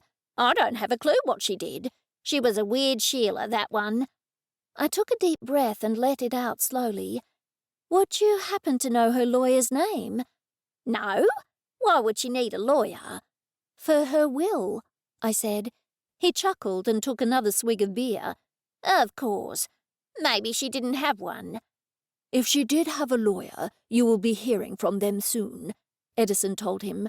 Georgia apparently left Audrey a fortune, as well as a horse property which was worth a lot of money. Now that Audrey has passed on, you will most likely get the property and money if she left a will. And if she didn't leave a will? Edison shook his head. I don't know. I think a lot of the money goes to the government in that case, but you would still get a fair bit of it being her only relative. Big Tom's face lit up. I'll be able to grow lots more potatoes. I can diversify into Desiree potatoes, Kipfler potatoes, lots of Dutch creams, and Pontiac potatoes. It will set little Tom up for life. Thanks so much for all this information, Daphne said. Big Tom, when the police question you, would you mind not mentioning that we were here? Why don't you want the coppers to know you were here? Big Tom asked her. Because the police don't like normal people investigating and poking their noses into police cases, I told him. We'd be in trouble. I need to be quite honest. We're all in fear for our lives because we think we're next on the list. Big Tom's face flooded with concern. Of course, of course. My lips are sealed. Now I'll give you a nice bag of potatoes to take with you. And do you like chocos? I can give you some chocos as well. And what about some tomatoes? Big Tom himself drove us to the front gate. There was no sign of little Tom or of Granny Smith or her bumpy car, thankfully. Big Tom gave us a cheery wave. We put all the vegetables in the car boot, and soon we were on our way. What a generous man, I said. Daphne agreed. Country people are kind, she said. They're usually in drought or in floods or fires, yet they're so generous. I must say I'm quite shocked about Audrey. I'm shocked about her too, although I was half expecting it, Delilah said.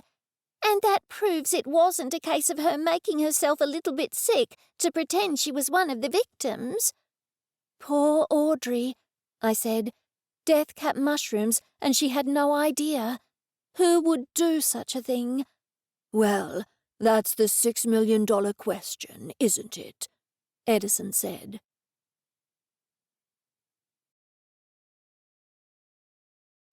Chapter 13. When we got home, I knocked on my front door. Is the coast clear, JenniFur? Yes, she yelled. I turned to the others. It's safe. I unlocked the door and we all went inside. Something exciting did happen when you were away, JenniFur said. It wasn't terribly exciting, I suppose, but it was the bright spot in my dull morning. What was it? I asked her. Somebody pushed an envelope under the door. It was addressed to you, Nell. What did it say? JenniFur hissed at me. Do I look like I have opposable thumbs and can open an envelope? Anyway, I pushed it over there. I walked over to look at the envelope. "Don't touch it," Edison exclaimed. "There might be poison inside it." I backed away from the envelope. "Leave it to me." Edison disappeared into the kitchen. He returned wearing a pair of pink washing-up gloves and a mask, along with safety goggles. "Stand back, everyone." He waved his arms with a flourish. I didn't need telling twice. Daphne and Delilah also backed away, and JenniFur hid under a chair. Edison carefully pried the envelope open. "It's a handwritten invitation on a piece of fancy cardboard," he said. "An invitation?" I exclaimed. "Who's it from? Is it an invitation to a ball?" Edison chuckled for a moment, but then said, "No, it's an invitation to Victor's funeral. It's from Cynthia Sharp." "Oh, yes, the woman I met when Victor was bitten by the snake," I said. "Yes, that's her," Edison said. "She didn't waste any time with his funeral," Daphne said. "Do you think that's suspicious?" "But Anthony's funeral was soon after his murder, too," I pointed out. "I suppose so." Her tone held doubt. "Do you think maybe she murdered him for his money?" I asked Daphne. "I think the night court did it, but on the off chance that they didn't, then yes, it's as good a motive as any. Maybe she wanted to live alone in that great big mansion." "Is she Seeley?" I asked. Edison shook his head. "No, she isn't." "And what makes you think she inherits?" I asked. "They do have a son, so it's either her or him, or it's split between them. Whichever way you look at it, she benefits." I thought it over for a few moments. "But why murder her partner? She looks like she has everything she needs." Daphne shrugged. "Maybe they were about to split up. Maybe she found out he was having an affair." I was surprised. "He was having an affair?" Daphne shrugged again. "I'm speaking hypothetically. Nobody knows what goes on behind closed doors, and as far as I know, they have been on again, off again for years. It was far from a stable relationship. I assume we're all invited to Victor's funeral. We will have to ask questions." "It would help if we knew who his lawyer is," I said. "If he's an old family friend, maybe he'll be at the funeral."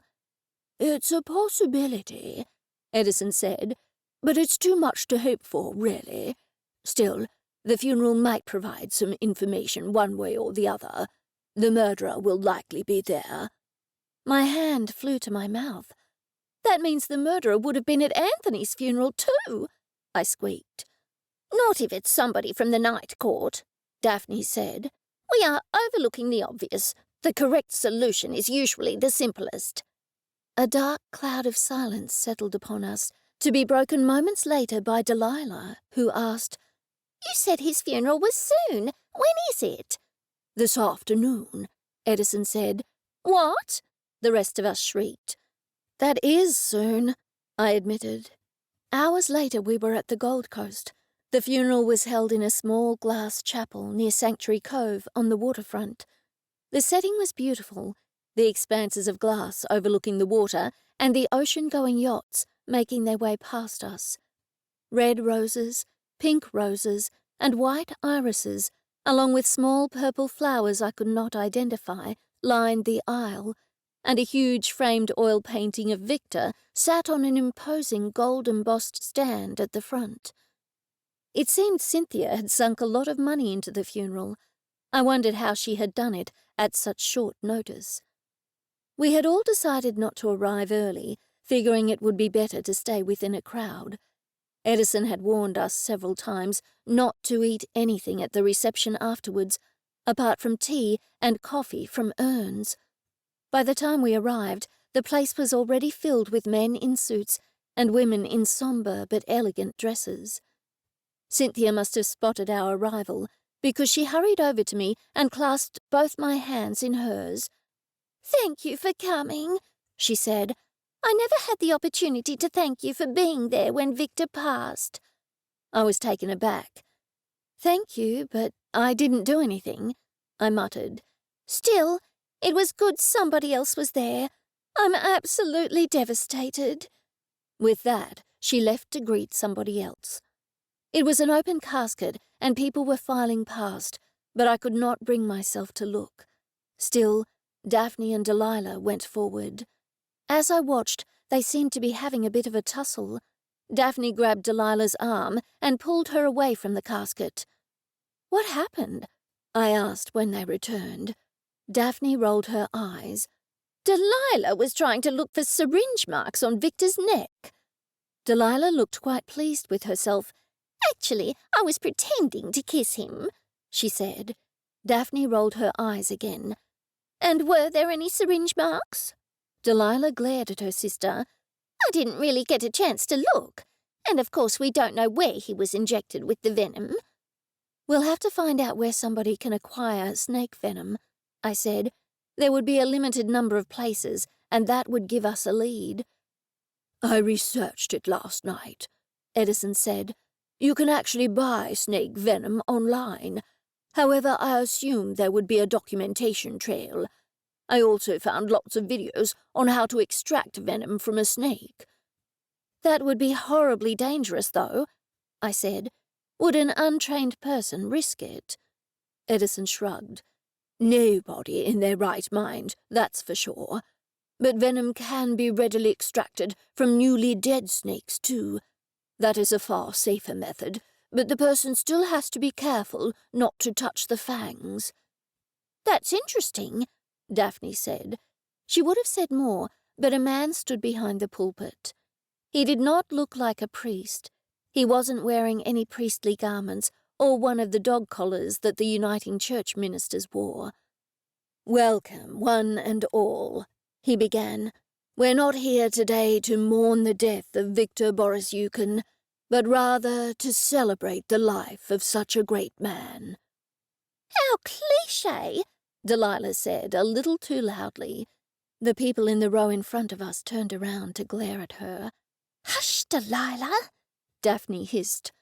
"I didn't say anything wrong," Delilah countered. "They don't know what I'm talking about. The context could have been anything." "The context is that we are at a funeral," Daphne said wearily. Thankfully, Delilah did not respond. The man, whoever he was, went on at great length about what a wonderful person Victor had been, and how he was a wonderful partner to Cynthia and a loving father to her son. Edison elbowed me in the ribs. "He was hardly a wonderful partner to Cynthia. Their relationship was on and off for years. At least we know there were no other living relatives, or he would have mentioned them." "Just Cynthia and her son," Delilah said, again too loudly. "So they must benefit from his death." Once more, the people in the row turned around to glare at her. Delilah made a zipping motion across her mouth. As the man continued to extol Victor's virtues, I thought about his murder. Cynthia and his son were the only heirs. I assumed the son was the young man in a suit sitting next to Cynthia. They were alone in the front row. It did indeed seem as though they were the only ones who inherited. Yet if the son had simply wanted Victor's money, why would he have murdered Anthony, Georgia, Edmund, and Audrey as well? It didn't make sense. Not the slightest bit of sense at all. Unless, that is, he murdered the others to cover up in the same way that we thought that Audrey might have murdered the others to cover up Georgia's murder. I ran my hand over my eyes and then remembered I was wearing mascara. What was going on? Was Daphne right and the night court was involved? Or was something else entirely going on? There were too many suspects and we were no closer to solving the murder. I hoped Detective Cole was making headway. I looked over to my right and saw him sitting in a pew against the far wall. He must have sensed I was watching him, because he glanced up and caught my eye. I looked away quickly. I hoped he hadn't thought I was looking at him because I was attracted to him. I was attracted to him, truth be told, but right now I was focusing on not being murdered. I hoped Daphne wasn't right about the detective not pursuing the murder if the night court was responsible. There was so much I didn't know. Cynthia took the stand. She too said Victor had been a wonderful partner and a wonderful father to her son Greville. I zoned out, taking the time to think things through. What were the usual motives for murder? Love, money, revenge, and wrong place, wrong time. Clearly, the latter wasn't applicable. Did we have any concrete clues? Yes, the person who texted Georgia and said her horse had escaped and was at the archery range. There was no way we could get access to phone records, but I was certain that Detective Cole would have followed that up. Still, I bet the person didn't text Georgia from any phone registered in their name. That would be a dead end. No pun intended. I thought about revenge. Maybe I had watched I Know What You Did Last Summer one too many times, but it made sense in a multiple murder scenario. Perhaps these 5 people were connected in a way other than the night court and other than the book club. Or maybe I only wanted to believe that because that would mean the rest of us weren't in danger. I had asked Audrey if the 5 of them together had done something to cause somebody to want retribution, but she had denied it vehemently. She might have been lying. I had no way of knowing. I decided we had to look for another common thread. I had not the slightest idea what it could be. They hadn't been to the same school, as their ages varied considerably. However, they had known each other for many years, and the 5 of them had been as thick as thieves for some time, from what Edison had told me. Greville, the son, had now taken the pulpit and was talking about his father. I leant across to Edison. "I've been trying to figure this out. I'm still wondering if it was a revenge murder. You said the 5 of them had been close friends for years?" Edison nodded. "Yes, the 5 of them were best friends. They all used to hang out together. And I suppose they still would have if they hadn't been murdered." He plated his palm on his forehead. "Sorry, that was a silly thing to say." "Not at all," I said. "This whole thing is putting me in a headspin. Could they have done something bad to anybody? Do you know anybody else who died in town who maybe was run over on a dark night? Or did anybody disappear mysteriously?" Edison shrugged.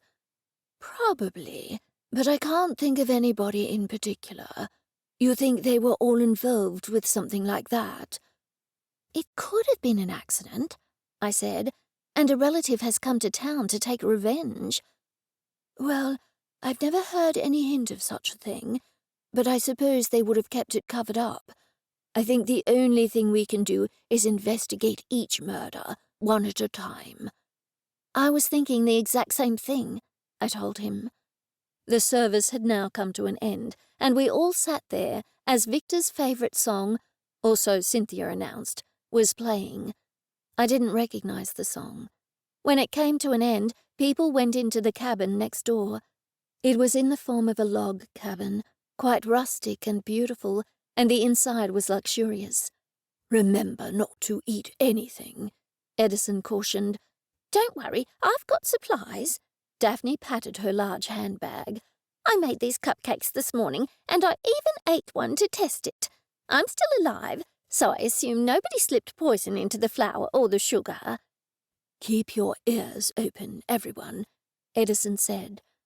I skirted around behind people, walking slowly and listening for any snippets of conversation.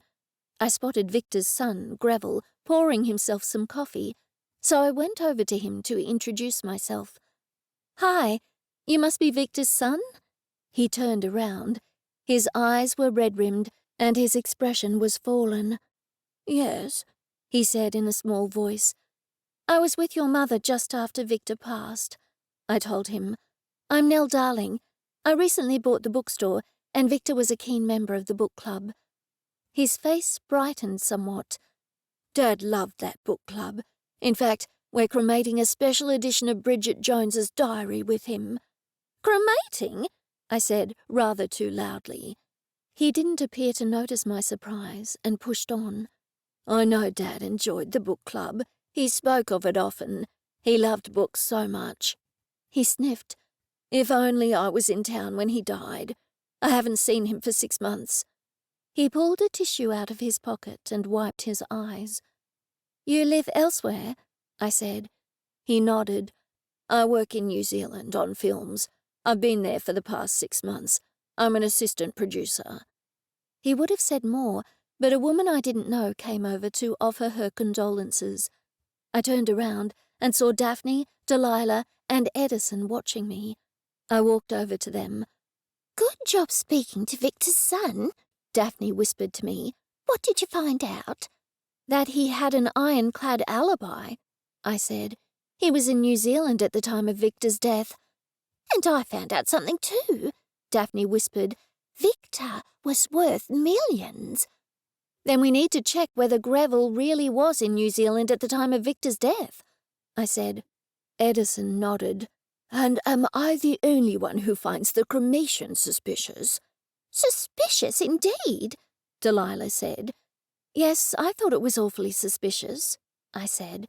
But the police obviously released the body and would have found out already that it was brown snake venom. Maybe they hadn't found a syringe mark yet, offered Edison. They couldn't have been too perturbed about anything, or they wouldn't have released the body, I said. Or maybe the murderer didn't inject the venom, but served it up in food. Edison agreed. Cremation does point to Greville as the murderer. I find both the cremation and the funeral so soon after the victim's death to be highly suspicious. It is a cause for alarm, I said. The first thing we need to do is to find out if Greville really was in New Zealand. And if he wasn't, maybe he's the murderer, Daphne said, but I still think it's the night court. Greville wasn't expecting to speak to me, but he seemed genuinely upset, and his eyes were red-rimmed, I told them. Guilt will do that too, Delilah pointed out. I was at a loss. We were no closer to discovering the murderer, and one of us could be next on the list.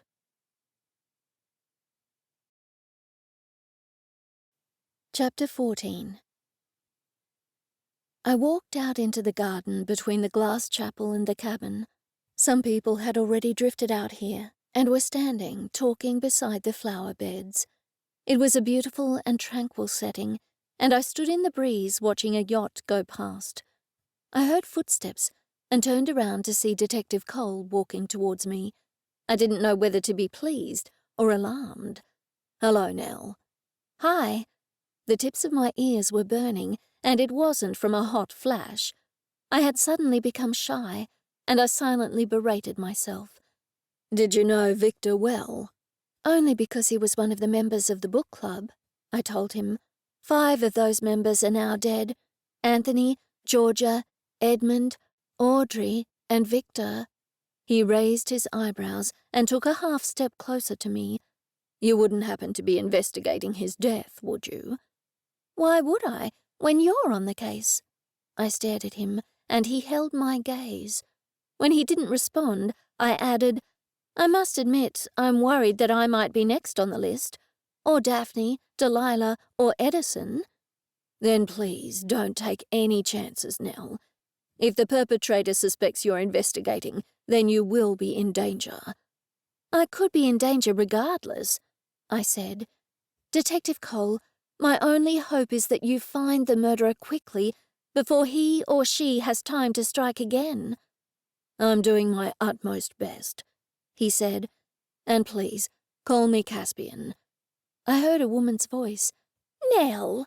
I looked past the detective's shoulder to see Prudence with a good-looking man standing next to her.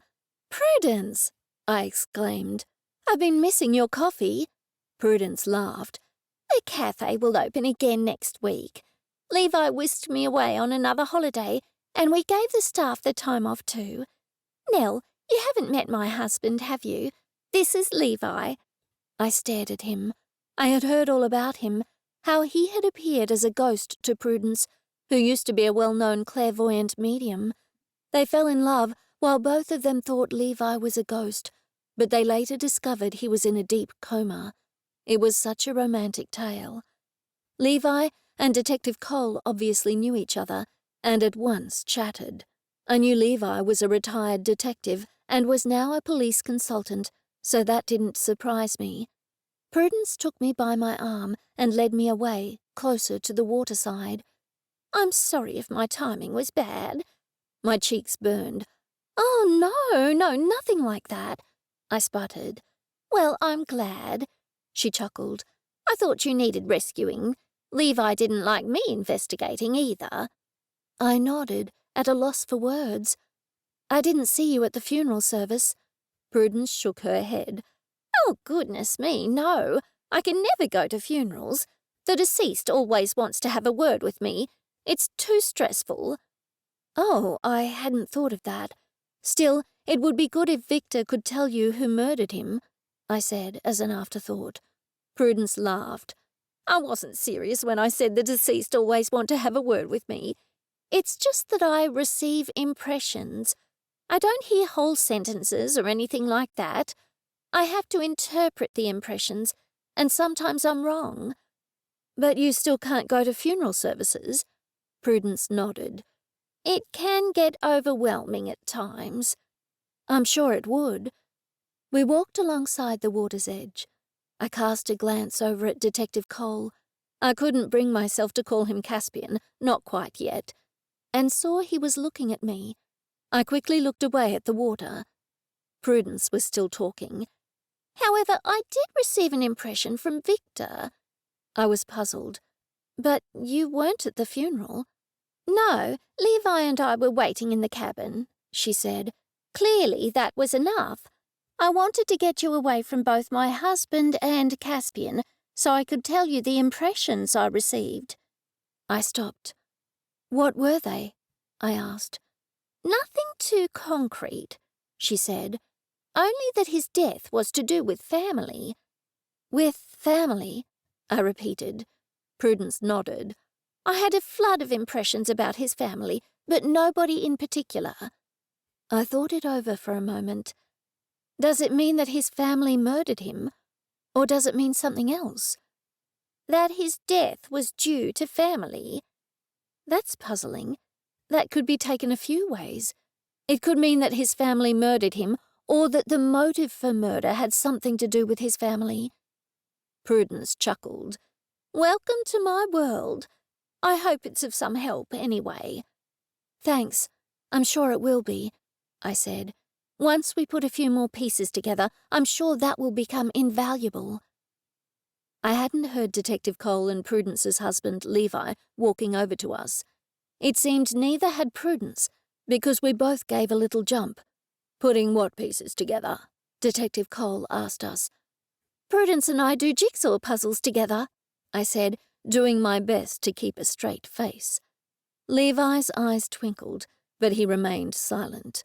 Detective Cole stared at me for a long time, his eyes narrowed. Nell, need I remind you that 5 people have been murdered? Prudence linked her arm with mine. Caspian, don't frighten Nell. It's a lovely day. Anyway, when I reopen the cafe next week, things will get back to normal. You and Nell must come for dinner. The detective and I looked at each other. His face had turned bright red. I was certain mine was redder.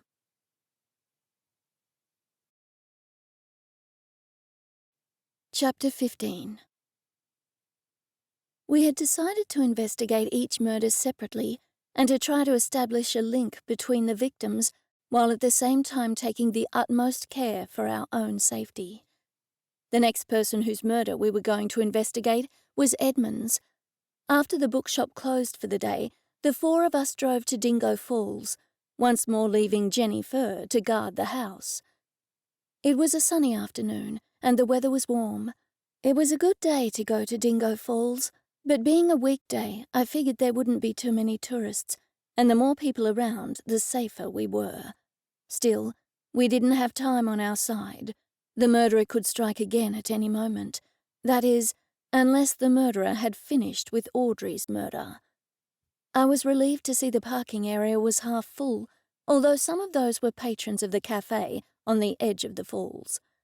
Once out of the safety of the car and into the rainforest, my apprehension levels skyrocketed. The initial track was level and past ancient strangler figs, banksia trees, and piccabean palms. By the time we had reached the first viewing platform, we had only seen 1 or 2 tourists. Edison beckoned us to go onto the small platform. "Let's stay here for a while and be quiet, and we can see if anyone is following us." We waited for a while, but could not hear or see anybody behind us. Edison nodded, and we followed him to the top of the rock steps down to the path that would lead us to the waterfall and the pond where Edmund had drowned. The stone steps went on a considerable distance and wound around the edge of the hill. Halfway down, a bush turkey ran in front of us. I jumped, but the others didn't react. I could hear the waterfall now, and we stepped onto the narrow track that ran towards it. A few minutes later, we were standing at the rail, looking at the pond with the waterfall above it. "Poor Edmund," Edison said. "He hated being outdoors." "What could possibly entice him to come down here?" I asked. "I can understand somebody enticing Anthony with the promise of a rare bird, but Edmund didn't want to go outside at all. He hated the outdoors. He only liked books." Daphne corrected me. "He only liked plays," she said. "Did he have any other interests in life?" I asked them. They all looked at each other and shrugged. "Maybe if we could find out his other interests, we might discover how somebody enticed him down here and murdered him," I said. Edison waved his finger at me. "You're thinking too narrowly, Nell.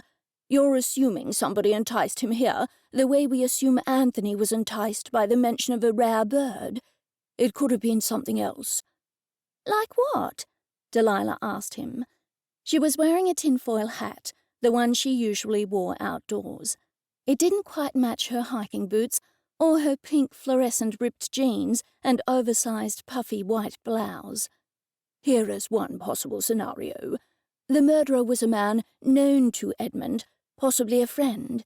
He told Edmund he was having personal problems, perhaps an affair, and wanted to discuss it with Edmund away from prying ears. He asked Edmund to meet him in a private place." "But surely this hypothetical friend would have simply met Edmund at his house to discuss it," I suggested. Edison's face fell. "Yes, that makes sense. Still, it could have been something along those lines." I nodded. "I see what you mean. Someone didn't have to entice him down here. It could have been another reason entirely." "If we could discover that reason, we would be well on our way to discovering the identity of the murderer," Delilah said. "But how would we do that?" "His body was discovered early in the morning, well before the cafe opened, so nobody at the cafe would have seen anything," Edison said. "I must admit I'm at a loss as to what we should do next." "Didn't you say we should go to his house?" I reminded him. "Yes, we'll go there now. I don't know why I suggested coming to the place of his murder. It seems pointless now." Daphne turned to Edison. "Do you feel anything here? Anything at all?" He motioned for us to be silent. He shut his eyes and appeared to be focusing intently. Finally, after what seemed an age, he said, "I'm not feeling anything. Maybe it would help if I was alone." "But that isn't safe, surely?" I asked him. "Shouldn't we all stay together for safety?" Edison pointed back along the track. "The track ends here at the waterfall, and the cliffs around are too steep for anybody to reach here unless it's along that track. Go along the track as far as you can while keeping me in sight, and stay together." I had to admit it was a good plan. We walked back along the track.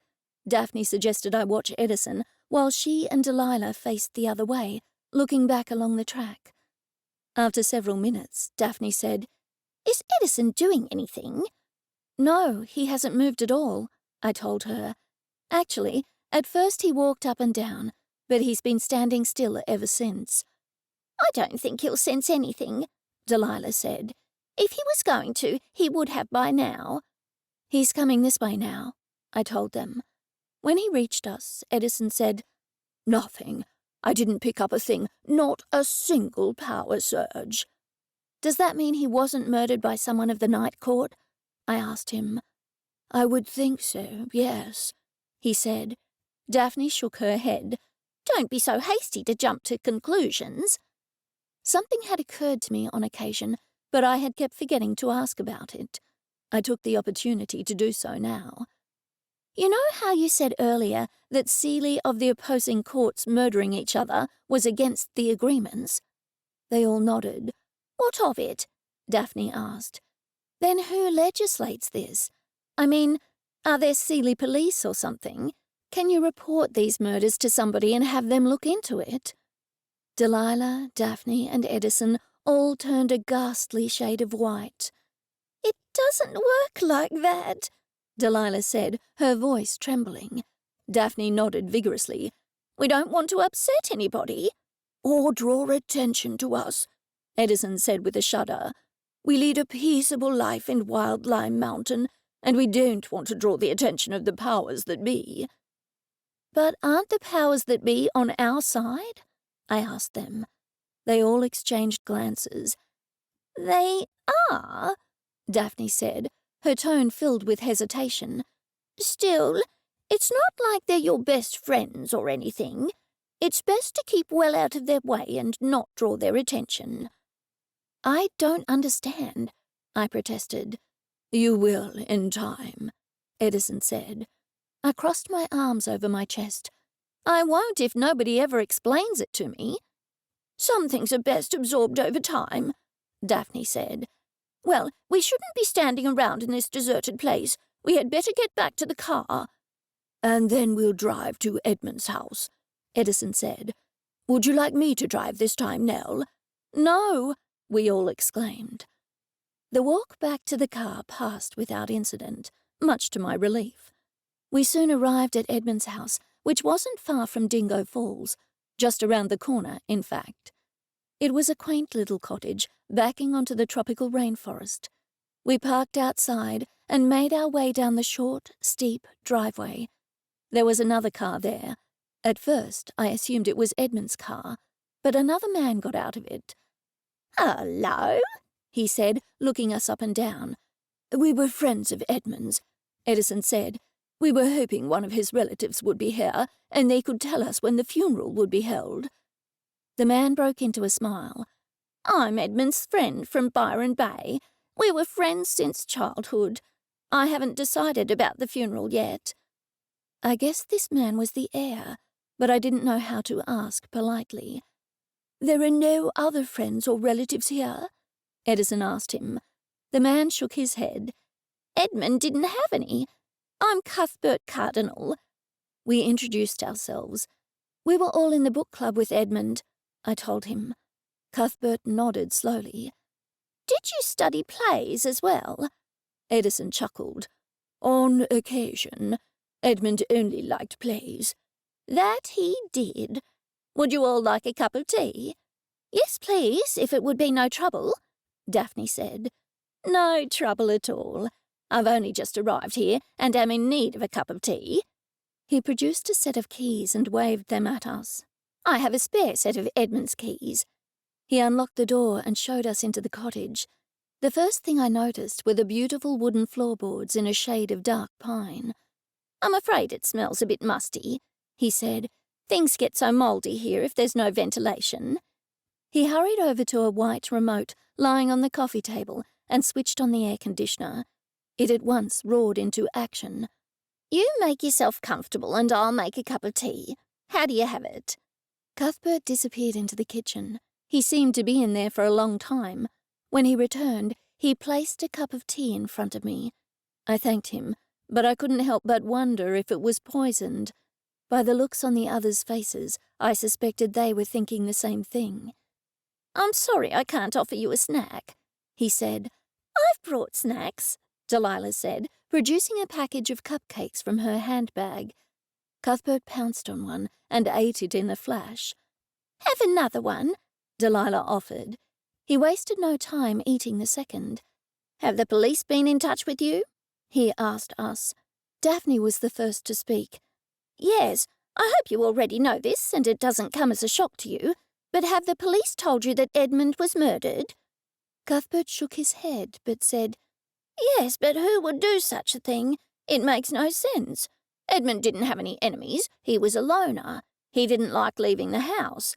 I don't understand how he was drowned, because he didn't like the outdoors. Everybody in the book club except the 4 of us has been murdered in the last week, I told him. He gasped, snatched up another cupcake, and devoured it before gasping again. The police didn't tell me that. I was surprised. They didn't? He shook his head. No, but they did reel off a list of names and ask me if I knew them. And did you know any of them? I asked him. No, I had never heard of them. Daphne took over the questioning. It's a possibility that the 5 murdered people were connected in some way. I would think that's obvious, Cuthbert said, his tone rather sarcastic.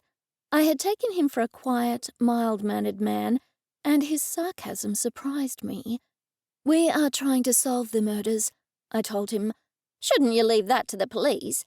Yes, we should, but we are worried that we're next on the list, I told him. He gave a little nod. I pushed on. We agree with you. It's very strange that somebody could have enticed Edmund down to the falls to murder him. We can only assume the murderer arranged a meeting with Edmund at the falls, but what would entice Edmund out of his house? Cuthbert frowned and appeared to be thinking it over. I can't think of anything, to tell you the truth. He remained silent for a few minutes, and then said in an animated fashion, I know. Maybe somebody came here with a gun and forced Edmund there. I thought it rather a strange idea, but Edison said brightly, Yes, that makes perfect sense. Did Edmund ever mention anybody from Wildlime Mountain to you? I asked him. Is there anything you can think of, even if it goes back for years? Cuthbert shook his head. Edmund didn't like people. He liked plays. He fell silent for a moment, and then added, I can have a look around the house, if you like, and call you if I find anything, although I know the police have already searched the place. Who inherits Edmund's estate? Daphne asked him. Cuthbert laughed. His laugh reminded me of a hyena's. Of course, we didn't have hyenas in Australia, and I had only seen them on TV. In fact, he looked like a hyena too. When he stopped laughing, he said, Edmund didn't have any money. He bought his house many years ago for a pittance because it was in a bad state of repair. He renovated it bit by bit over the years, but he still has a mortgage on it. Edmund was a pensioner, and he didn't have any money. I'm his only heir, and I've inherited the house. I can tell you, it won't make me a rich man. Again, he broke into the strange laugh. I figured he was telling the truth. The house was in the least expensive part of town, and it was only a small cottage. And what's more, real estate in Wildlime Mountain was significantly cheaper than real estate at the Gold Coast. That is, of course, unless Edmund was a secret millionaire with millions stashed away in offshore bank accounts. That thought prompted my next question. Did Edmund know any secrets? Maybe he did, but if he told me, then it wouldn't be a secret. Cuthbert smirked at me. I had decided I didn't like Cuthbert. Not at all. Edison stood up. Thank you for the tea, he said. But none of you have had any, Cuthbert said, seemingly bewildered. Oh yes, we all did, but not too much, I lied. We all had a cup of tea earlier, so we weren't hungry. Thirsty. Delilah pulled another packet of cupcakes from her handbag. I'll leave these for you, she said. Cuthbert smiled at her. Thank you. He turned to me. Do you mean gossip? I was taken aback. Sorry? When you said secrets, were you asking if Edmund knew any gossip? Yes, I said, as Cuthbert popped another cupcake into his mouth and gobbled it up noisily. Did Edmund know any gossip that he told you? Cuthbert nodded slowly. Edmund was very fond of gossip. He told me every bit of gossip he ever heard. Can you remember any of it? I asked him.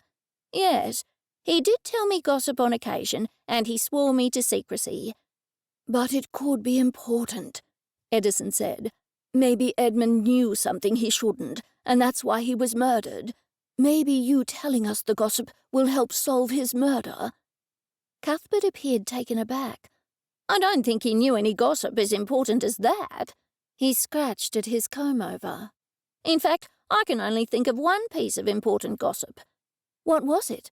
I asked, only barely resisting the urge to shake it out of him.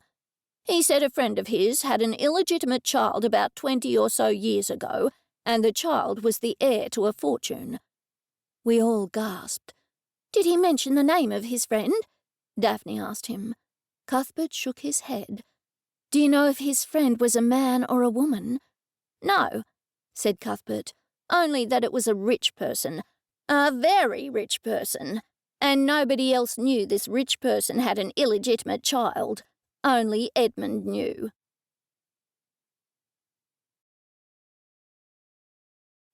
Chapter 16. We were huddled on our camp beds in the living room. The night was cool, and Edison had lit the fire. I loved an open fire, always finding the crackling flames and the smell of wood smoke comforting. You know, before I moved to Queensland, I thought Queensland was a very hot place, I remarked. It is in most places in Queensland, just not up here on the mountain, Edison said, and the storm season has cooled things down considerably. And having a fire will prevent somebody coming down the chimney to murder us like Santa Claus, Delilah said happily. Daphne scoffed at her. Like Santa Claus? Delilah, have you completely taken leave of your senses? Santa Claus doesn't murder people. Santa Claus comes down chimneys, Daphne, Delilah snapped. Don't you know that? I thought everybody knew that. Of course I knew that, but Santa Claus comes down chimneys to give people gifts, not to murder them. I thought I had better intervene. Delilah has a good point. With the fire on, nobody can come down the chimney. I hadn't even considered the chimney as a point of entry until Delilah mentioned it. Chimneys don't go straight up and down, Daphne said, still trying to press her point. They have a bend in them. A well-designed chimney has a bend made in such a way so as to cause an updraft to make the fire burn better. Only a very short, skinny person could climb down a chimney. It depends on the chimney, surely, Delilah said. Some chimneys are bigger than others. Ouch, I said loudly, trying to end the conversation. These camp beds hurt my back. I'm not as young as I used to be. Nobody is as young as they used to be, Daphne said. She certainly was in a mood. Edison intervened. Now, let's focus on the task at hand. Cuthbert mentioned that Edmund knew of a secret illegitimate child who would inherit the estate of a wealthy person. This would be an excellent motive for murder. Is it possible that Anthony, Victor, Georgia, and Audrey knew this as well? Delilah asked. The only wealthy people in that group were Victor and Georgia, I pointed out. If this is connected with the murder, then it was Victor or Georgia who had the illegitimate child. Then why murder everybody? Daphne asked. I shrugged. To keep them quiet about the illegitimate child, I assume. I'm not following your train of thought, Edison said. Maybe that's because I'm hungry. He stuffed a piece of pizza into his mouth. I followed suit. When I had finished my slice of pizza, I said, It was worth driving all the way to Coomera to get this pizza. Daphne agreed. Her mood seemed to have improved. Yes, no chance of it being poisoned, since we didn't buy it on the mountain. Wine, anyone? We all nodded, so Edison filled our glasses. Go on, Nell. What's your theory? It isn't a theory as such, I admitted. It's putting me into a headspin, to be honest, so I'll just think out aloud, and you can all tell me if it makes sense. Go on, Daphne urged me. I took a moment to gather my thoughts and then said, Okay, Cuthbert said Edmund was the only one who knew about the illegitimate child. But what if he wasn't? Delilah interrupted me. Yes, I doubt Edmund told Cuthbert that nobody else knew the secret. Maybe Cuthbert just assumed that. Daphne disagreed with her. Maybe Edmund did tell Cuthbert that nobody else knew, to stress upon him the importance of keeping it a secret. Now I had lost my train of thought. I held up my hand, palm outwards. I'm assuming that either Victor or Georgia was the one who had an illegitimate child. Once more, Delilah interrupted me. Could one of those 5 be the illegitimate child of the other? I think they were too similar in age, I said. Apart from Anthony Evans, he possibly could have been Audrey's father, as she was the youngest. But only Victor and Georgia were wealthy, Edison said. I slapped my palm on my forehead. Of course. This is so hard to figure out. Edison waved his left hand at me. Nell, finish what you were going to say. Let's all be quiet so Nell can get her thoughts together. He shot Delilah a pointed look, but she didn't notice, being too busy eating pizza. Now, where was I? I rubbed my temples. Oh, yes. What if the person who had the illegitimate child was one of the 5, and that person told the other 4? What if the 5 were the only ones who knew, and then the person who was going to inherit, the legitimate one, that is, murdered the others to keep the secret quiet, in case the illegitimate child came to light and contested the will? This assumes that the illegitimate child doesn't yet know who their biological father is, Edison added. I nodded. Yes, that's right. I'm a little confused, Daphne admitted. Let me see if I've got this right. The wealthy person had an illegitimate child. The only other people who knew were the other 4 of the group. Even the illegitimate child didn't know, and still doesn't know.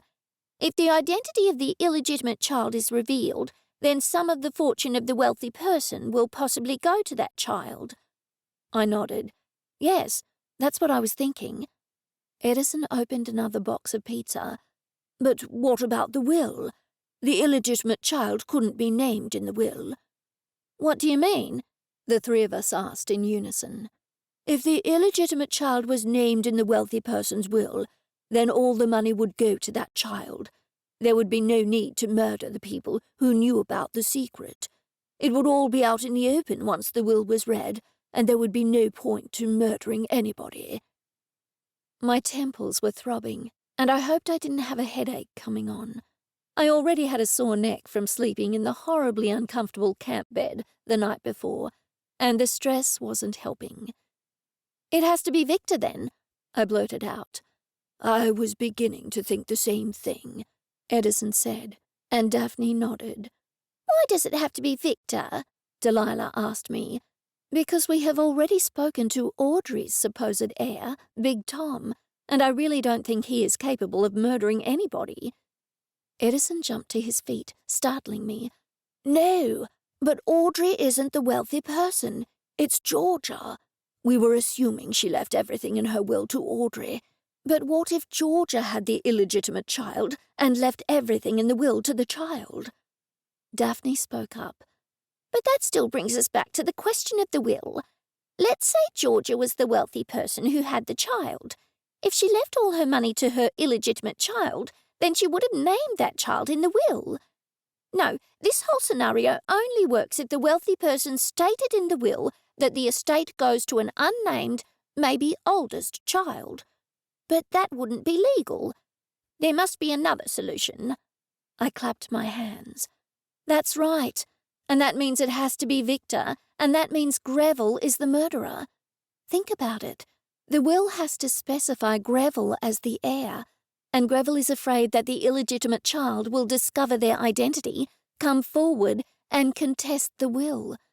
If the illegitimate child is granted only, say, half, or even 20% of millions, that's a lot of money for the son to lose. Not so fast, Edison said. We need to find out the terms of the will. One of us has to sneak into the reading of the will. But that won't be possible, I said. We'll have to break into the lawyer's office instead, Edison said.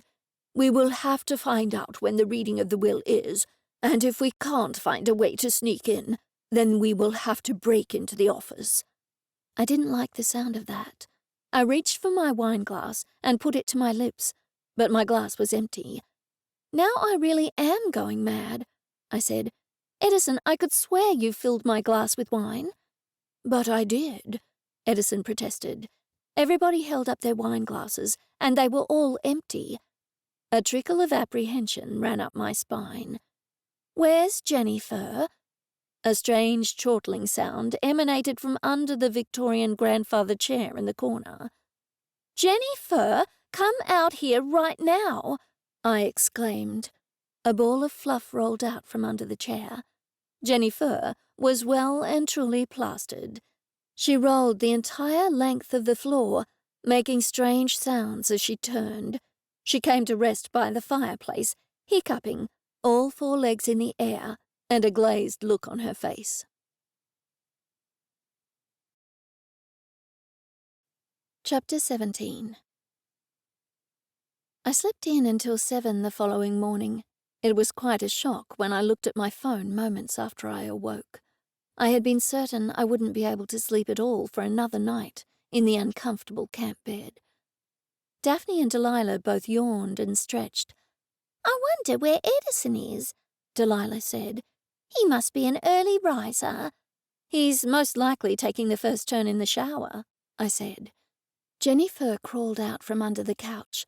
All her fur was standing on end. "Can you keep it down, please?" I wagged my finger at her. "JenniFur, you drank all our wine. That's 4 glasses of wine, and you're a cat." "Your point, and there's no need to yell." With that, she crawled back under the couch. Edison strode into the room, clutching 4 cups of coffee by the handles. "I have a plan," he announced gleefully. "It should be illegal to be so cheerful first thing in the morning," Daphne said through clenched teeth. Edison handed her a cup of coffee. "That will make everything feel better." I had about 5 mouthfuls of coffee before I felt human again. "What's your plan?" I asked him. "It's only the beginnings of a plan," he admitted. "We're in luck. I found out that the reading of the will is at old Mr. Dennison's office down on Witchfall Road." "He's the lawyer, I take it?" "Yes." "That coffee was good," Daphne said. She seemed much happier now, as anyone would be when their caffeine levels had reached the required levels. "But how does that help us? Do you mean his security would be bad, so we can break in and read the will?" Edison frowned. "Possibly, if my initial plan fails." "What is it?" I asked him. Before answering my question, he said, "I found out that the reading of the will is at midday today." "How did you do that?" I asked him. "I'm old friends with Alfred Dennison, the lawyer. I've thought of a way that one of us can attend." We all looked at him with attention. He pushed on. "JenniFur can go." "JenniFur?" we all echoed. "Have you completely taken leave of your senses?" Daphne said. "How can JenniFur attend?" Edison chuckled. "Hear me out. Alfred Dennison is an avid cat lover, but he's allergic to cats, so he can't have one. Have any of you ever been inside his office?" We all said that we hadn't. "I use a proper lawyer, a good one down at the Gold Coast," Daphne said with disdain. "Not that old fossil. I've heard stories about him, about his incompetence." Edison waved one hand at her in dismissal. "No matter. He loves cats so much that he has big paintings of cats hanging all over his wall, both in the waiting room and in his office. And he has a bronze cat doorstop as well as small statues of cats." JenniFur poked her head out from under the couch. "Surely you're not going to ask me to pretend to be a statue?" "JenniFur wants to know if you want her to pretend to be a cat statue." Edison chuckled. "No, I want her to pretend to be a stuffed cat." JenniFur staggered out in front of us. Daphne was doing her best not to laugh. "She certainly looks like a stuffed cat this morning." JenniFur turned around and glared at her. "I remembered I had an old glass case," Edison said. "It has a sailing boat in it. I'll take out the sailing boat, and JenniFur can go inside the case and keep still. She can report everything that was said to you later, Nell." "I can see several holes in that plan," I said. "First of all, what if they realize JenniFur is real?" "They will only notice if she moves," Edison said. "Do you think you can keep still long enough, JenniFur?" "It depends if you bribe me," she said. You have as many cat treats as you want, I told her, but it's in your interest to find out who the murderer is. She waved one paw at me. Not really. It seems like Victor's son Greville did it to stop the real heir from inheriting. Since he doesn't know I was a human who turned myself into a cat, I don't think I'm in any danger. Her tone was quite haughty. What did she say? Edison asked me. She wants bribes. We will give you anything you want, JenniFur, Edison said, except wine, and except champagne, he added as an afterthought. Edison left the room and returned moments later with the big glass case. This might work, JenniFur said. I always wanted to be a spy, and I can fit in the glass case easily. Only I hope the lawyer doesn't put me on his desk, because if they're all looking at me, I might blink at the wrong time. I very much doubt he'll put you on his desk, Edison said. His desk is horribly messy. There are always stacks of paper on it. He'll probably put you with the cat statues against the wall. But how will JenniFur get away? I asked Edison. And when she leaves, shouldn't we replace her with a real stuffed cat? Where would I find a stuffed cat? Edison asked, apparently perplexed. eBay? I offered. Or maybe look for taxidermists on the net. Stop talking about me as if I'm not here, JenniFur said. I will need a good getaway plan if I am to agree to this. We all fell silent. Finally, Edison spoke. I know. I'll head down to the Gold Coast now and find a stuffed cat. There must be taxidermists down there, and surely one of them has a stuffed cat for sale. What if you can't find a ginger cat? I asked him. I'll spray paint it, Edison said. As soon as we consolidate our plan, I'll call around taxidermists at the Gold Coast and in Brisbane. Alfred Dennison's eyesight is appalling. He won't know one cat from another. That's all well and good, but can I actually escape from this man's office? JenniFur asked. I repeated her question to Edison. That's easy. I'll go in after the others leave and make up some legal situation that I need his advice on. Or maybe I will trick him into leaving the office and I'll swap the cats. How will you get him out of his office? JenniFur asked. I'm not going to do this unless it's a foolproof plan. Are you certain you can get Mr. Dennison out of his office? I asked Edison. Edison bit his lip before answering. He can't move very fast. Perhaps I'll tell him I saw a lovely cat sitting outside his front door and invite him out to look at it. Then I'll run back inside and swap the cats over. JenniFur made a strange sound, but she didn't complain. You owe me big time, she said to me. It's at least a 1-hour round trip to the Gold Coast, and longer if you have to go to Brisbane, I said to Edison. You'll have to hurry if you're going to get back in time.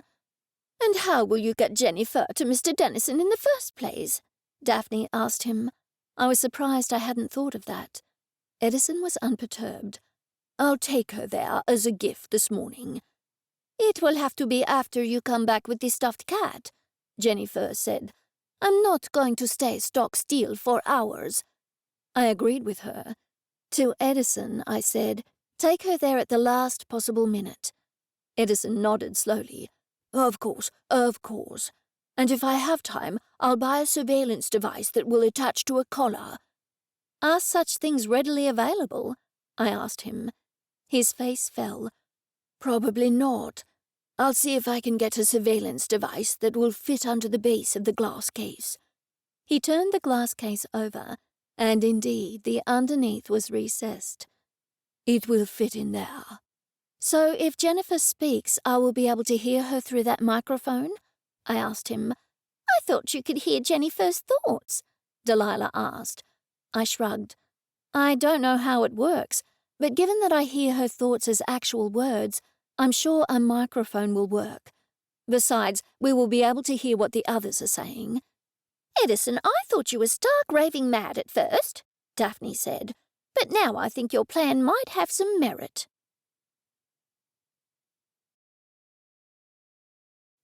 Chapter 18 I'm a little concerned about keeping the shop shut for so long, I told Daphne and Delilah. They both agreed. That's how we feel too, Daphne said, but safety first. It does seem as though it's all to do with the missing heir, but we could be completely wrong, I said. Daphne shook her head. I still think it's the night court, but truth be told, I'm beginning to think the whole illegitimate child matter is a likely scenario for murder. Hopefully we'll know more when Edison gets back. I looked at my watch. I hope he manages to buy a stuffed cat. I told him to get any type of cat statue if he can't buy a stuffed cat, Daphne said. Mr. Dennison's eyesight really is quite bad. I wish Edison would text us or tell us what's going on. Maybe he's driving. Delilah bent down and looked under the couch. JenniFur still looks a little under the weather. She straightened up. To me, she said, What can you give cats to settle their stomachs? I shrugged. Charcoal? No idea, really, and I can hardly call the vet and ask what you can give a cat for a hangover. I'm not going to the vet, JenniFur yelled from under the couch. Don't worry, I'm not taking you to the vet. I rolled my eyes. There was a knock on the door, and Edison called out, It's me. I hurried to open the door, and he tumbled inside, clutching a large cardboard box. I bought a stuffed cat, he said happily. He placed the box on the floor, reached inside, and deposited a stuffed cat on the coffee table. But it's white, I shrieked. JenniFur is ginger. Even Mr. Dennison will know the difference. But I'm back early. I didn't even have to go to Brisbane. We've got time to change the cat to a ginger colour. There was a black cat on offer too, but I thought a white one would be easier to colour. Then how do we colour it? I asked. I bought some orange spray paint. I don't think we can use spray paint, as it will make the fur stick together. We can't use a human hair colour either, as we can't get the cat wet. Daphne bit her lip. What about turmeric? I asked. It turns everything orange. I always put it in curries. Everybody said that was a great idea. Do we sprinkle powdered turmeric over the cat? Edison asked. Daphne clapped her hands on her forehead. No, we'll mix it into a paste with some water. You had better leave it to me. With a weary sigh, she walked into the kitchen. Now, Nell, where do you keep your herbs? I slid out the drawer and pointed. Daphne seemed impressed. You do have a good selection of herbs. She fetched out a little package of turmeric, poured some into a glass bowl, and boiled the electric jug. Should you add boiling water or just hot water to it? Delilah asked her. Warm water to make it mix better, Daphne said. We can't immerse that cat in water, so how will we apply the colour? Delilah asked. I reached into another cupboard and pulled out some gloves. I bought these the other day. Daphne's face lit up. Perfect. The four of us can wear those gloves to spread the paste all over the cat. We should each take a section of the cat. Presently, the turmeric turned into a smooth paste. Daphne carefully carried the bowl to where the cat was standing on the coffee table. It's not an attractive cat at all, JenniFur lamented. It looks nothing like me. Mr. Dennison will never know the difference, and that's all that counts, I told her. We will have to do a good job, Daphne cautioned us. I put sheets of baking paper under the cat so the turmeric wouldn't stain the coffee table. Soon the four of us were applying turmeric paste all over the cat. It's working, Delilah exclaimed happily. It is working a bit, I admitted. I'm sure if we had more time and could do a few applications, we could turn the cat into a nice golden ginger colour like JenniFur. But for now, I suppose pale ginger is good enough. Keep going over the same area a few times, and that should deepen the colour, Daphne said. Edison suddenly stopped. I forgot. There was a security shop not far from the taxidermist, and the man was most helpful. I also bought a listening device that we can attach under the base of the glass case. Will we be able to hear in real time, or do we have to listen to a replay?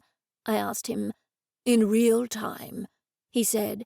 It also has video capabilities, but we won't be able to see anything because it will be under the base. The man already connected it to my phone. I'll show you when we finish here." Daphne looked around her. "Nell, would you have an old towel? Edison has made his section a little bit too wet." I went to the laundry room and came back with an old towel. "This should do the trick," I said. When Daphne had finished, I stood back to admire our handiwork. "You know, that looks really good, if I do say so myself." Edison nodded. "We'll leave the cat there to dry for a while." I went into the kitchen and pulled off my gloves. To my dismay, my hands were bright orange. I washed them, but the orange didn't come off. "Oh, no! What's wrong?" Daphne said, coming up behind me. "Those gloves must have been horrendously porous," I told her. I couldn't see any holes in the gloves, but both my hands are bright orange. The others pulled off their gloves and threw them in the garbage bin. But alas, their hands were bright orange too. Daphne looked none too pleased, but said, "It doesn't really matter. Until this murder is solved, nobody will see us anyway." "Only Mr. Dennison," Edison said, "but I doubt he could see that far. All right, then, we had better go now." "Shouldn't you test the surveillance device first?" Daphne asked him. "I already did," he said, "but I'll test it again now." We crowded around him. Edison turned to me. "Nell, could you ask JenniFur to go over to the glass case and say something?" "Can you tell Edison that I can hear him? It's just that he can't hear me." JenniFur sounded irritated. I relayed her message to Edison. "Sorry about that," Edison said. JenniFur was in position. "Meow," she said. "I heard it very clearly," I said. "What did she say?" Daphne asked me. "She said meow." "We all heard that," Daphne said. "I thought you would be able to hear her thoughts." "Everybody seems to be in a bad mood," JenniFur said. "I heard her perfectly then," I exclaimed. "This is going to work." "You won't forget the treats, will you?" Edison put JenniFur inside the glass case and placed the glass case inside the cardboard box. He put the turmeric-covered stuffed cat in another box. We all piled into my car. Mr. Dennison's office wasn't far away. Edison handed me his phone and flipped it to the surveillance software. "I have the volume turned up as far as possible," he said. "You will hear everything I say." "Get out of there as soon as you can," Delilah said. "Cynthia and her son might arrive early." Edison picked up the glass case. "All right, JenniFur. Do your best to look like a stuffed cat." JenniFur said a few rude words. I gasped. Edison looked at me. "Did JenniFur say anything?" "Nothing I could repeat. But JenniFur, you're doing a good job. You look exactly like a stuffed cat." JenniFur said a few more rude words, but Edison was already carrying her into Mr. Dennison's office. "Hello, Alfred. How are you today?" The voice was Edison's, and he was yelling. I figured Mr. Dennison was a little deaf. "I haven't seen you in a while, Edison," Mr. Dennison said. "You're looking well. What's that you have with you?" "It's a gift," Edison said. "A taxidermied cat." "The taxi brought me a cat." No, this is a stuffed cat." "Oh, a stuffed cat!" Mr. Dennison sounded excited. "I've always wanted a stuffed cat. Is it really for me?" "Yes, it is," Edison said. "Where would you like me to put it?" I held my breath, wondering if Mr. Dennison would ask for the cat to be left in the waiting room.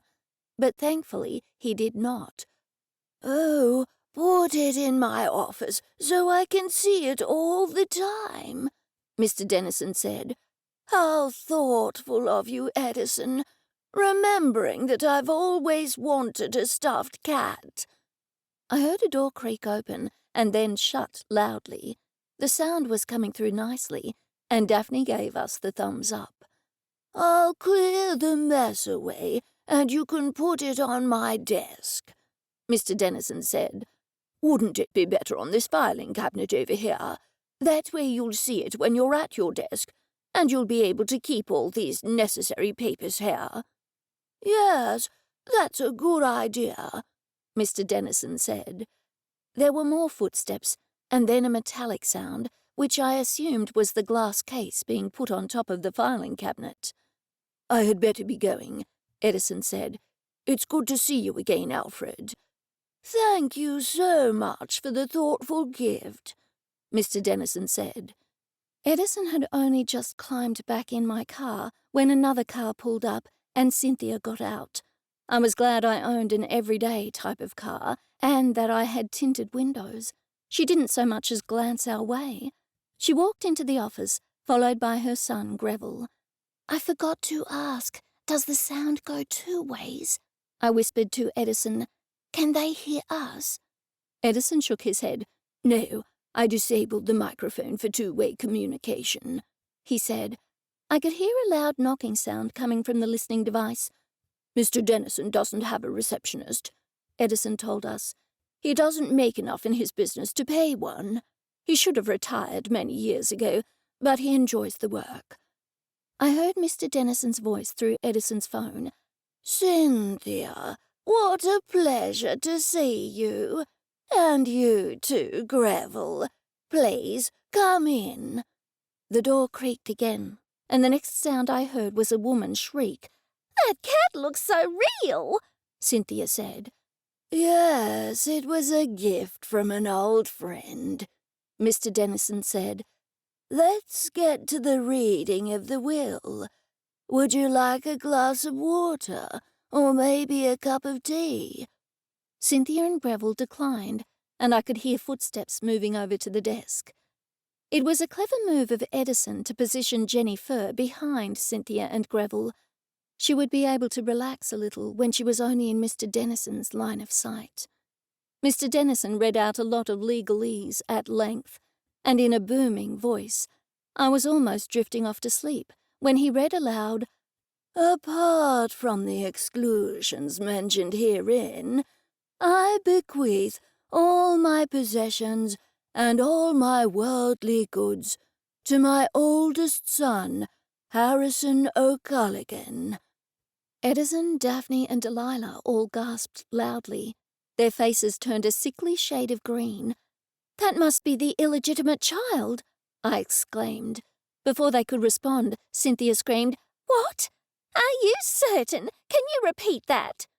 "Certainly," Alfred Dennison said.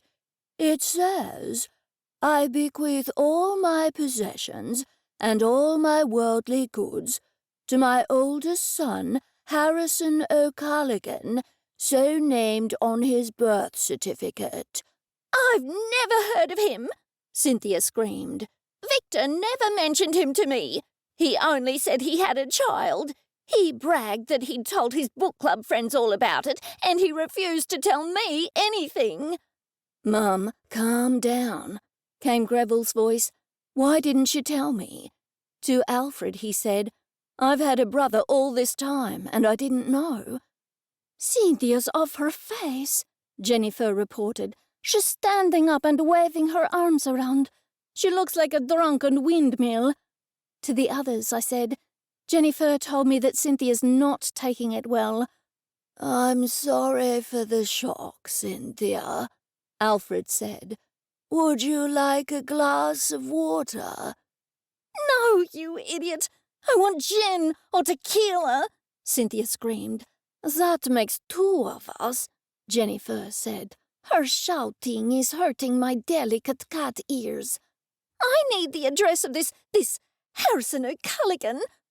"I am not at liberty to divulge any information pertaining to the heir." Cynthia screamed obscenities at the lawyer. JenniFur said something, but I couldn't hear her over the commotion. When the yelling paused, Alfred said, "I will proceed when you're ready." "I'm ready now." There was a thud, and JenniFur said, "She's having a tantrum. She just pushed her chair over." "Mum, calm down." Greville sounded worried. "Sit down." The noises stopped. After an interval, Cynthia's voice came again. Are you certain Victor only had one illegitimate child? No, there's your son as well. I meant apart from Greville. Cynthia's voice was raised once more. A conversation ensued, but Daphne, Delilah, and Edison were whispering urgently to each other. "What is it?" I asked them. O'Culligane is a common night court surname, Daphne said through gritted teeth. Victor must have had an affair with a Seelie of the Night Court and produced a child, which is his heir. Before I could say anything, Cynthia screamed again. I thought Audrey was Victor's illegitimate child. Alfred cleared his throat. I'm afraid there's more to the will, Cynthia. I don't want to upset you, but Audrey Alexander was Victor's former mistress. For her, he has left a pink diamond necklace and matching earrings of high quality. He looked down at his notes. It's all detailed here, along with the valuation certificates, if you wish to read them now. We all gasped. I had no idea whether Cynthia gasped too. Victor was having an affair with Audrey, I said. Did they ever seem overly friendly with each other at book club meetings?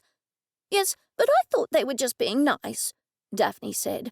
I didn't think I'd be so naive, especially at my age.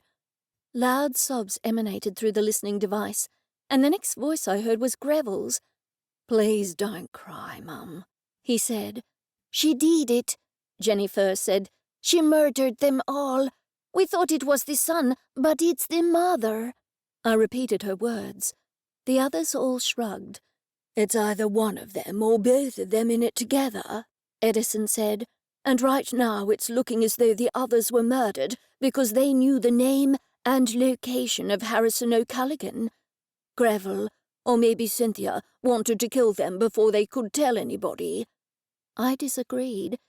But what was the point? Harrison O'Culligan is in the will, so that takes away the motive. Killing the others doesn't make sense. Cynthia's next words explained it. "I didn't know Victor was going to put his other child in the will," she screamed.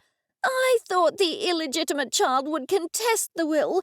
I didn't think the illegitimate child would actually be the major beneficiary of the will. And I thought the illegitimate child was Audrey." She burst into racking sobs. I nodded. I think JenniFur's right. Cynthia did it. "It doesn't discount Greville being involved in the murders too," Daphne pointed out. "We need to find out if he could somehow access snake venom, and we need to find out if he really was in New Zealand at the time." "But we've discussed snake venom before," I pointed out. "Anybody could get it. And where is Harrison O'Culligan? Obviously he doesn't know Victor was his biological father. They can't have kept in touch. And I can't figure out why Victor wasn't murdered last." "Why do you say that?" Daphne asked me. "Because Georgia, Audrey, or Edmund would have contacted Harrison O'Culligan as soon as Victor died to tell him he was going to inherit." "But why would they?" Edison countered. "For all they knew, the illegitimate child wasn't named in the will." I had to admit he was right. Alfred was talking. "Harrison O'Culligan will receive $5 million in cash, as well as the real estate, the current Boris Yukon owner-occupied house, as well as properties in Melbourne, as well as several $100,000 of stocks and cryptocurrency." Cynthia shrieked again. "I had no idea Victor had so much money. How could he have hidden it from me for all these years?" There was a muffled sound, and I wasn't sure whether she was crying or throwing stuff. Maybe both. "What do we get?" she asked Alfred after an interval. She had apparently stopped crying, and her tone was icy. "Just come to the point. Don't read it. Just tell us the bottom line." Alfred sounded wearied. "I'm trying to get to that. Greville, your father left you a house in Hawthorne, the Melbourne, not Brisbane suburb, that is." "That's it!" Cynthia screamed. And I get nothing? I thought Greville would get everything. Victor notes that you get the gold bracelet he gave you, but you threw in his face after one of your many vicious arguments, Alfred said. One of our many vicious arguments? Cynthia screeched. How dare you? Don't shoot the messenger, Alfred said calmly. I'm just reading what it says. Maybe it wasn't the night court after all, Daphne said, her tone begrudging. Cynthia was still talking. And if something happens to Harrison O'Culligan, who gets his estate? That depends on Harrison O'Culligan's will, obviously, Alfred said in pained tones. But what if Harrison O'Culligan is already dead? Then Victor's estate passes to your son, Alfred told her. What do we do now? I asked them. Surely the detectives will find this out too. You would hope so, Edison said, but we have to find Harrison O'Culligan as a matter of urgency. If Cynthia gets to him first, that's the end of him. Can't we simply tell the police? I asked him. Edison shook his head. What? Call the police and tell them we sent in a talking cat who pretended to be a taxidermied cat in a glass case with surveillance gear to a lawyer's office? Cynthia let out a string of obscenities. All that for nothing! There was a loud thud. She's thrown all the papers on the lawyer's desk onto the floor, JenniFur said. Oh no, she's coming for me! Ah! There was a loud crash along with the sound of breaking glass. There were more screams, followed by a string of obscenities, followed by, It's alive! Cynthia ran out of the front door, her arms outstretched, her mouth open. Hard on her heels was her son. His arms were outstretched, his mouth open, in a perfect imitation of his mother. They ran, screaming, into the bushland beside the parking area. The lawyer walked out of the building, scratching his head in clear puzzlement. JenniFur streaked past him and headed for my car.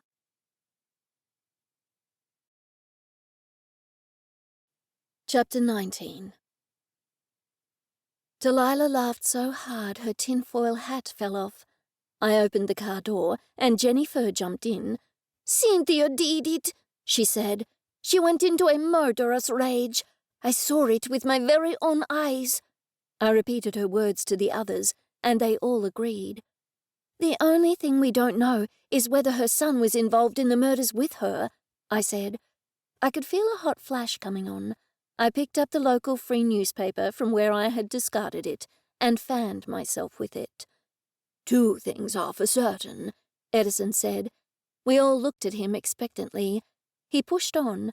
Firstly, we know that Cynthia won't murder anybody else, because the secret is now out, and also because Harrison O'Culligan has been named as the heir. I nodded. It's clear from everything we heard that she expected her son to be named as the heir, and she murdered the others to stop Harrison O'Culligan's name coming to light. No doubt she thought he was going to contest the will. There was a murmur of agreement. And secondly, Daphne prompted Edison, Harrison O'Culligan is in danger. As soon as Cynthia recovers from seeing what she thought was a stuffed cat coming to life, she will go after Harrison. I thought about it for a moment. But how will that hold up, legally speaking? If Harrison was murdered today, wouldn't Victor's estate still pass to him, and then to Harrison's heir? Everybody shrugged. I don't know the first thing about it, but that would make sense to me, Daphne said. JenniFur stopped licking her paw and looked up at me. I saw Cynthia. You didn't. She's in a murderous rage. Common sense won't mean a thing to her at the moment. Daphne was still speaking. Cynthia asked Alfred Dennison if the estate would pass to Victor's next-named heir if Harrison O'Culligan was already dead. Alfred said that it would. Edison shook his head. Look, it's a possibility that Alfred didn't even hear what she said. And even if he did, that doesn't sound right, does it? Maybe we should ask another lawyer, I suggested. Why? Daphne said. "It won't make any difference to Cynthia, and that's the point.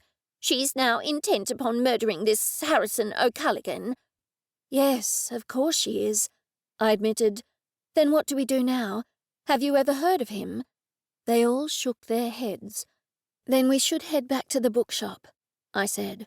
"Wait a minute. Shouldn't I put the stuffed cat back in Alfred's office to replace JenniFur?" Edison asked. "I'm sure Mr. Dennison has realized the cat is missing and the glass case is broken," I told him. Edison nodded. As soon as we arrived at the bookstore, I said, "Let's have caffeine, carbs, and sugar." Everybody except JenniFur was in general agreement. "What about those treats you promised me?" she asked. "I'll give you the last of your treats now, and then as soon as we track down Harrison and Cynthia is in custody, I'll buy you whatever treats you want." JenniFur purred loudly. It wasn't long before we were sitting around my kitchen table, drinking coffee and eating cupcakes. "Maybe we should eat something substantial for lunch," Edison suggested. "Good idea." Delilah pulled another packet of cupcakes from her handbag and set them on the table in front of us. "More cupcakes." Edison merely shrugged. "And now to the case," I said. "Do you remember that the lawyer mentioned Harrison O'Callaghan as listed on his birth certificate? His mother might have remarried." "You mean married," Edison said. "Victor never married anybody." "So his surname is possibly different now," I said, "and we don't even know how old he is." "The will said he was Victor's oldest son," Daphne pointed out. I nodded. "That means he's older than Greville. How old do you think Greville is? 21? Delilah shook her head. "No, I chatted with him at Victor's funeral, and he told me he had been in the film industry for a few years. He has a baby face, so he looks younger than he is. I'd guess he's at least 23. "So Harrison is at least 23, I said. "But he could be anywhere in the world by now." Something occurred to me. "But wait, the will didn't mention the house Harrison is living in now." "I don't understand what you mean," Daphne said. I waved my finger at them. "Think about it. If Victor was going to leave all his wealth to Harrison, then surely he has been financially providing for him all these years. Surely he would have paid for wherever Harrison is living now."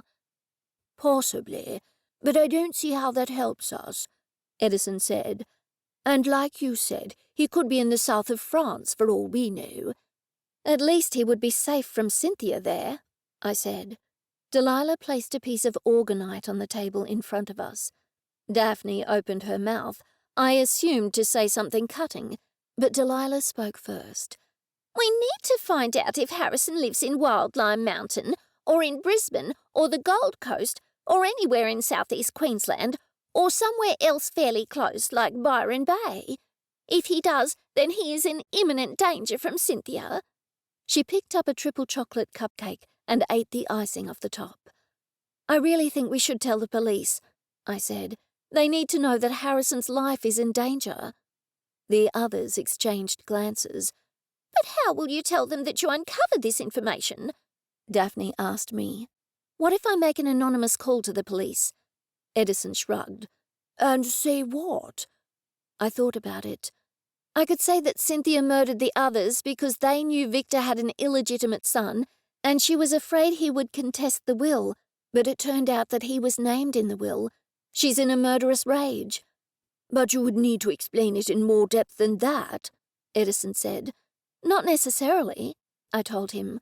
"What if the detectives have got most of it figured out, but they don't know the name of the heir?" Edison ran his hands over his face. "It's up to you, Nell.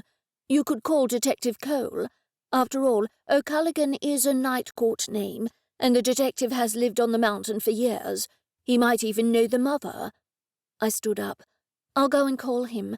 I didn't want to make the call in front of the others." Edison tapped my arm. "You do realize that he'll think you've been investigating?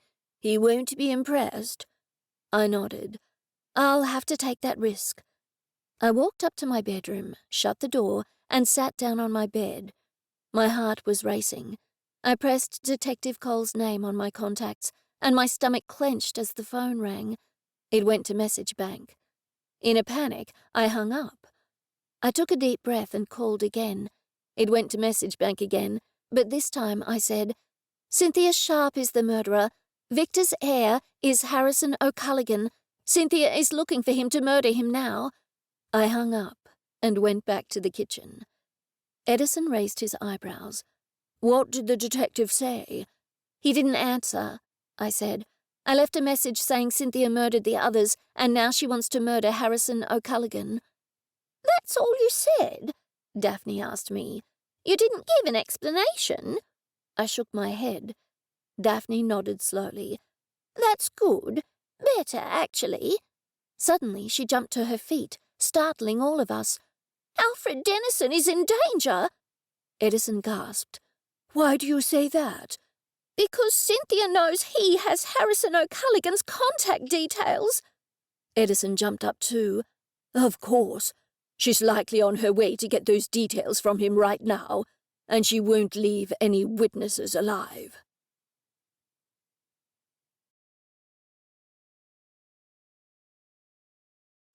Chapter 20. I drove straight to the lawyer's office. There was no sign of Cynthia's car in the car park. What are we going to tell him? I asked as we jumped out of the car. The truth, Edison said, or at least a modified version. He reached over and grabbed the turmeric-covered stuffed cat. I do hope Alfred is okay. We barged into the reception room. Nobody was there. Edison knocked loudly on the office door. We all breathed a sigh of relief when Alfred poked his head out. A look of confusion was still plastered across his face. Oh, Edison, I'm afraid something most terrible has happened to your gift, he said. It was stolen. I had the most dreadful client here earlier. She was furious that the terms of the will were not to her liking, so she smashed things, including your wonderful gift. That's why we're here, Edison said. We saw her running away with the taxidermied cat. She dropped it, so we brought it back to you. That's wonderful. Thank you so much for going to all that trouble for me. She was in such a rage. Alfred peered at the cat. I'm glad it wasn't damaged at all. It looks just the same. I was certainly glad JenniFur couldn't hear his words. Edison introduced us. These are my friends, Daphne, Delilah, and Nell. Alfred smiled at each one of us in turn, but then his brow dissolved into a mass of creases. Clearly, he was confused as to why we were there. Thankfully, Edison hastened to explain. Alfred, all of us here are in a book club. Nell bought the local bookshop recently. Alfred smiled and nodded. Edison pushed on. The other members of the book club were Edmund, George, Audrey, and Victor. Alfred gasped. But they all died recently. Exactly, Edison said, and the police are treating them all as homicides. We figured out that Cynthia did it. She murdered them all.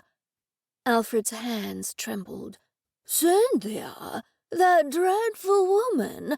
The one who was just in here and who smashed things and stole my stuffed cat? Edison nodded solemnly. The very one. Alfred stroked his chin. I see. She expected herself or her son to inherit, and she had no idea that the other illegitimate son was named as Victor Borisyukin's heir. I assumed the others knew about him. Yes, I said. Apparently they were the only ones who knew. Alfred nodded again. Yes, that was the dreadful woman's motive.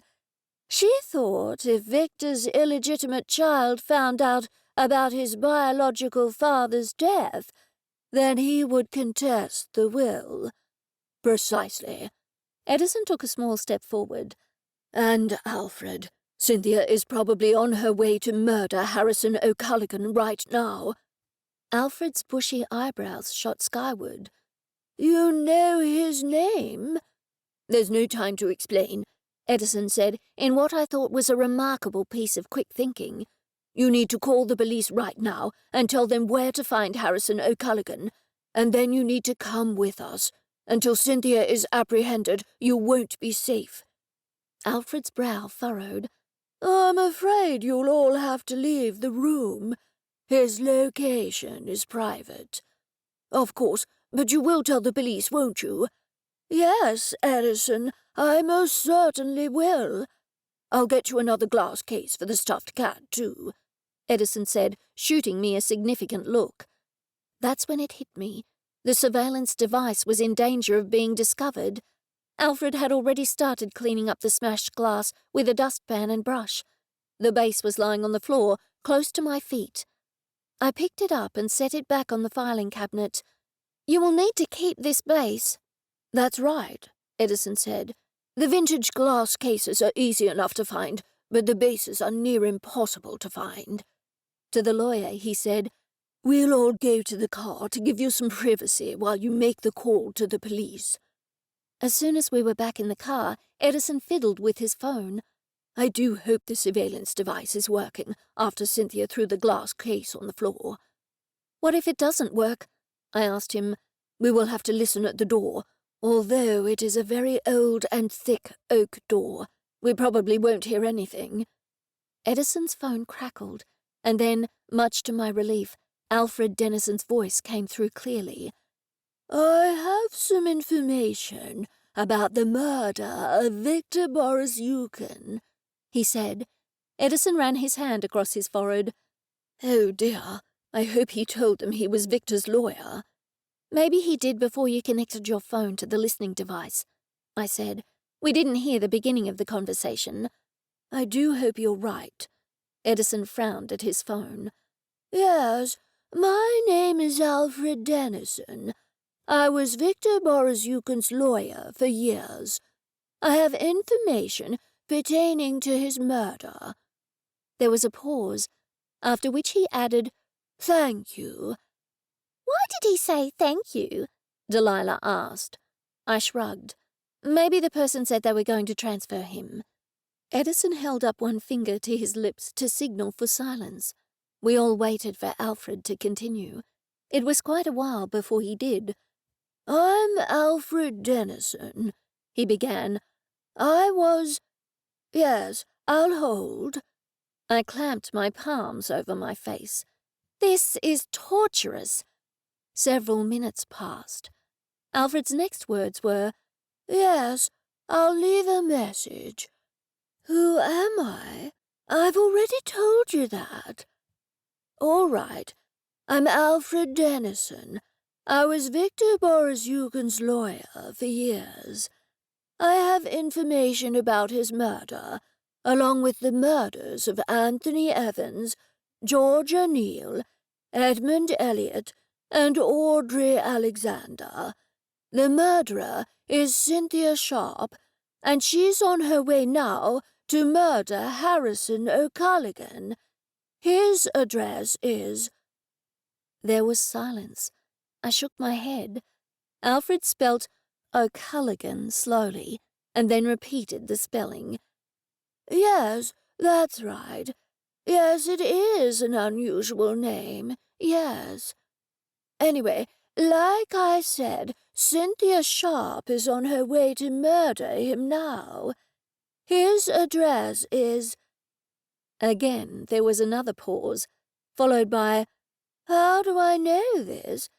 Oh, yes, well, I was Victor Boris Yukon's lawyer for years."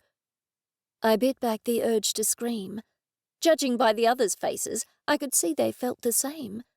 Alfred was still talking. "Cynthia Sharp went into a rage when I read the terms of Victor Boris Yukon's will. She had assumed she would inherit. She smashed up my office when I told her that Harrison O'Culligan would inherit. She asked me if her son would inherit if Harrison O'Culligan died soon. Yes, that's right. Yes, I am certain she's going to murder him. No, she didn't exactly admit that she was going to murder him. Alfred sighed. Can you please pass on my message to the detectives? Tell them Harrison O'Callaghan's address is 99 Primrose Lane, Wild Lime Mountain. I can't believe it. He's been living on the mountain all this time. What do we do? I asked Edison. Do we collect Alfred and then collect Harrison? No, we split up, Edison said. Cynthia doesn't know Harrison's address. Some of us will take Alfred to the police station, along with the physical evidence of Harrison's address, and wait until Cynthia is apprehended. It would be best if Alfred explains it to the police face to face. Someone else should go and collect Harrison. I volunteered. I'll go and get Harrison and take him back to the bookshop. JenniFur and I can guard him. But shouldn't one of us come with you? Delilah asked. I shook my head. No, Cynthia has no idea where Harrison lives, not unless she gets her hands on his address. And Alfred right now is the only person who knows his address. The most important thing is to get Alfred safely to the police so you can all explain what's happening. Okay, that's settled. There's no time to waste. Edison got out of the car. Time is of the essence. Off you go, Nell. We'll take Alfred to the police in his car. Will you all be okay? I asked. They nodded. Safety in numbers, Daphne said. And you don't need to worry about us being influenced by aliens, Delilah said. I, for one, am wearing a tinfoil hat. Daphne muttered something rude, and they got out of the car. I put Primrose Lane into the Maps app on my phone. It ran off Cliff Crescent, and I knew where that was. I turned the car around and headed straight there. I grew more nervous as I approached. How would I explain the situation to Harrison? I would just have to play it by ear. Harrison's house was perched on the cliff edge, a small white cottage, but with spectacular views of surfers' paradise and the ocean beyond. I sat in the car for a while to make sure Cynthia's car didn't go down the road, and when it didn't, I got out. I went to the front door and knocked. Then it struck me that Harrison might be at work. After all, it was early afternoon. Why hadn't that occurred to me? I silently berated myself. I was turning away from the door when it opened. The man in front of me did, in fact, resemble Victor. He had the same aquiline nose and the same dark eyes. "Hi, I'm Nell, darling," I began. My words froze in my throat. I didn't know what to say next. I took a deep breath and added, "And you're Harrison O'Callaghan?" He gasped. "I haven't heard that name in years. I'm called Harry, and my surname is now Smith." "Smith?" I echoed. I thought I had better explain. I own the local bookstore, and I was in a book club with Victor Borisyukhin. I certainly hoped he knew that Victor was his biological father, as I had no idea how I would break that news to him. He sighed and opened the door wider. "You had better come in." He showed me into a little living room. It was tiny, but the walls were entirely of glass. They afforded an expansive view of the Gold Coast. "Are you here about the will?" he asked me. "How did you know?" I blurted out. "Yes, as a matter of fact, I am." I had no idea what to say, so I thought I should simply start speaking. "You see, Victor, Edmund, Georgia, and Audrey were all in the book club too. When they started getting murdered one by one, my friends and I were concerned we would be murdered next, so we started investigating." I paused for breath and studied his face. His expression was impassive. I pressed on. "Long story short, we discovered that Cynthia Sharp, with or without the help of her son Greville, murdered Victor because she assumed her son would inherit. She knew Victor had told the other four that he had an illegitimate child, one apart from Greville, that is, and she was afraid that the illegitimate child would contest the will." "Have you told the police?" "Yes. Have they been in touch?" Finally, some emotion showed on Harrison's face. "No. My mother told me years ago that Victor was my biological father and that I mustn't tell anyone. Victor had been transferring money to her for years for me, and she's been transferring it to me." "Where is your mother now?" I asked him. She lives in Scotland, in Dumfries, he said. Are you the bookmarker? I gasped and grabbed my chair with both hands. How did you know? I sputtered. My mother is a perceiver, he said. She told me I would be in mortal danger at some point, but a bookmarker of the summer court would help me. I planted my palm on my forehead. Of course, Victor was a Seelie of the summer court, and Harrison's mother was a Seelie of the night court. Harrison had to be a Seelie too. I'm new to all this, I said. I wasn't raised Seelie. What's a perceiver? Harrison appeared surprised by my words, but said, Somebody who sees the future. They don't see everything. He waved his hands expansively. They get flashes of the future. I've inherited it, but only to a small degree. I didn't know you were coming here today. However, I did know I was meant to stay at home from work today. I nodded. That's a relief. Look, Harrison, Harry, my friends and I are certain that Cynthia Sharp intends to murder you. Only the lawyer, Alfred Dennison, has your address, and my friends are taking him to the police with his written records of your address right now.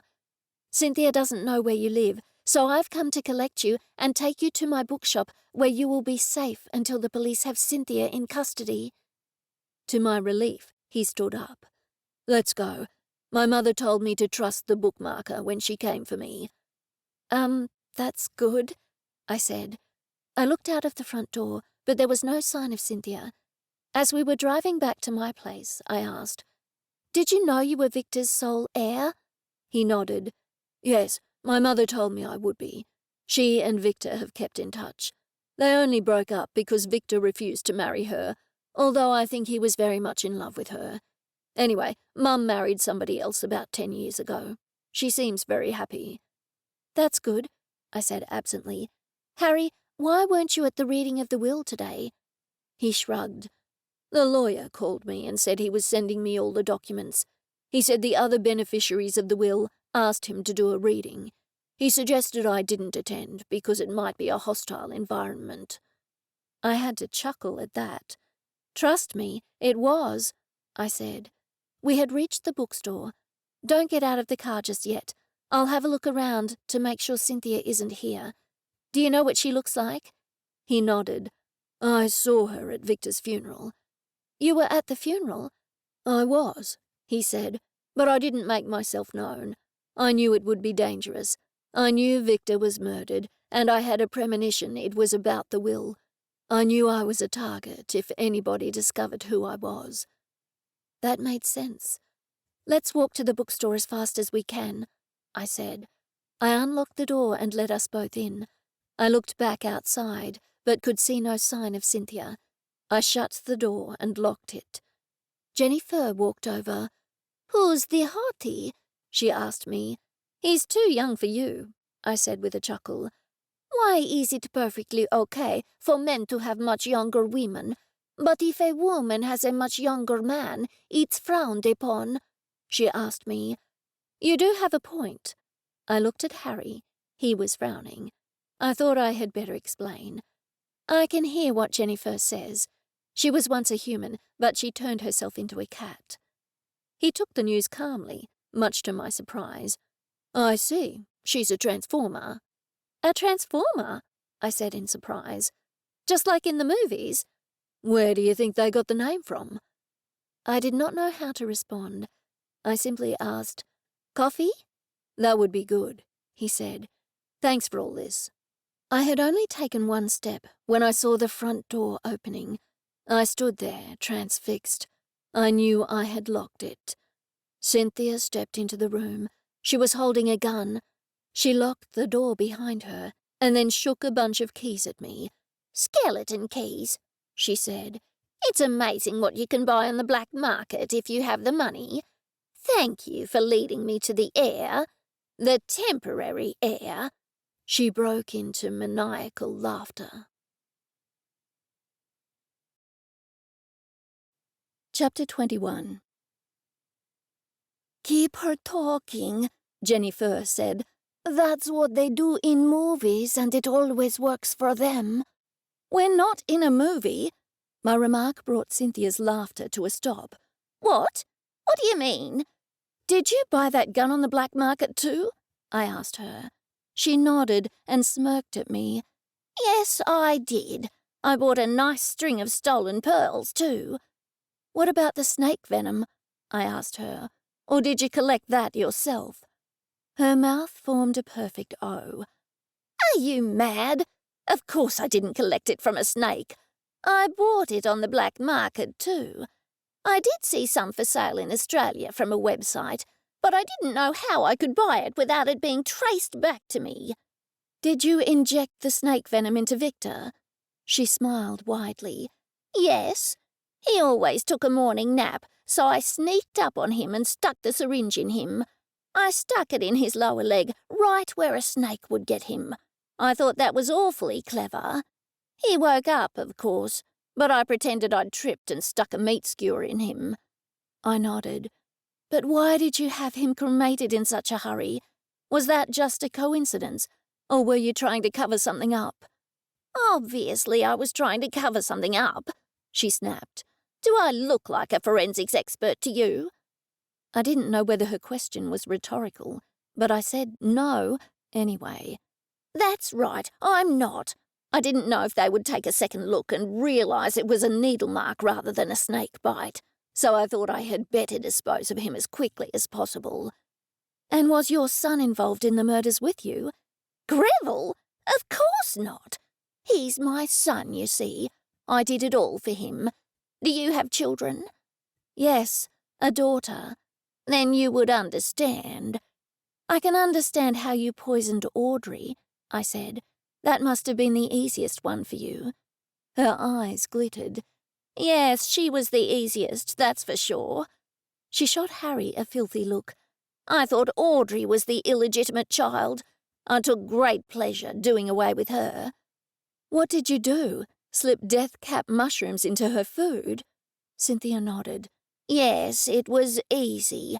She had lots of prepared food in her fridge, so I just added death cap mushrooms. She wouldn't have known anything was amiss. How did you break into her house? The skeleton keys? Yes. But what about Anthony Evans? How were you able to murder him? Cynthia chuckled. Victor told me how Anthony had been rabbiting on about some rare bird. What was its name? She scratched her head. Funny thing, I can't remember now. Oh yes, the Plains Wanderer. Anyway, I called Anthony from Victor's phone and told him I had seen this bird on my walk. I had no trouble getting him there. I pointed down the cliff a bit and said it was sitting there. When he looked, I pushed him over the edge. Did he put up a fight? I asked. She scoffed at me. Of course not. I didn't want to risk that, or I could have gone over the edge too. No, he was a weak, skinny man, so I just gave him one big shove. That makes sense, I said slowly and in soothing tones. But what about Georgia? Hers was an extremely complicated murder. Thank you, Cynthia said, as though I had paid her a compliment. I was the most worried about that murder. It was so hard to plan. And I assume you didn't call her from Victor's phone? No, I got a phone that couldn't be traced to me and called her. I disguised my voice. She shook her head.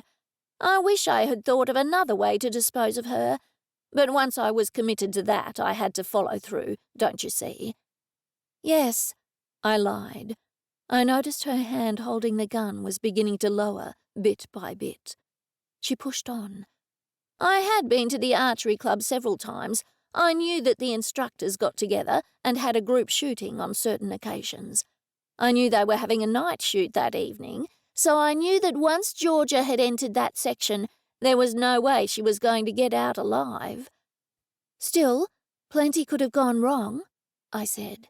She raised the gun, and I was sorry I had spoken. Yes, you're right. I think luck was with me on that one. She took a step towards us. But the one thing I am most puzzled about, I said, is Edmund Elliot. He hated the outdoors. How on earth did you entice him down to the waterfall? She waved the gun at me. With this, of course. I simply showed up at his house before dawn and made him come with me. It was easy. Then I made him take off most of his clothes at the edge of the waterfall pool. But how did you drown him? I asked. Surely it's obvious. I hit him over the head with a large rock and then pushed him into the water. That surprised me. The police didn't mention a rock or a head injury or anything like that. Maybe they were trying to trick people, she said. What do you mean? Police often withhold evidence from people to trick them into mentioning it, JenniFur said. I know that, but I wanted her to say it. Who are you talking about? Cynthia asked me. I was just having a conversation with the cat, I said. Cynthia looked at JenniFur and gasped. That cat looks familiar. JenniFur lifted one paw and waved at her. It's waving at me. Cynthia took a step backwards. Have you had a bad experience with a cat lately? I said. I didn't know how much to say, because I didn't want her to panic and shoot us, but I also thought I could play upon her fear of seeing what she thought was a stuffed cat come to life. I'm just having a breakdown, she muttered. Whether to us or to herself, I had no idea. That's what happens when you go on a murdering spree, I told her. I'm going to finish you two off too. How are you going to make it look like accidents? I asked her. And you need better legal advice. Even if you do away with Harrison, Victor's money will pass to Harrison's heirs, not to your son. That's not what Alfred Dennison said, she spat. Then call another lawyer and get a second opinion. She shrugged. It doesn't make any difference. You both know I'm a murderer now, so I have to do away with both of you as well. But the police know you're the murderer, I said. My friends are with Alfred Dennison right now at the police station, telling them everything. They know it was you. Harrison spoke for the first time. Hand the gun over now, and we will let you live. Let me live, she repeated, before bursting into that maniacal laughter once more. Let me live? And what are you going to do about it? You don't want to fall into the hands of that cat. I pointed to JenniFur.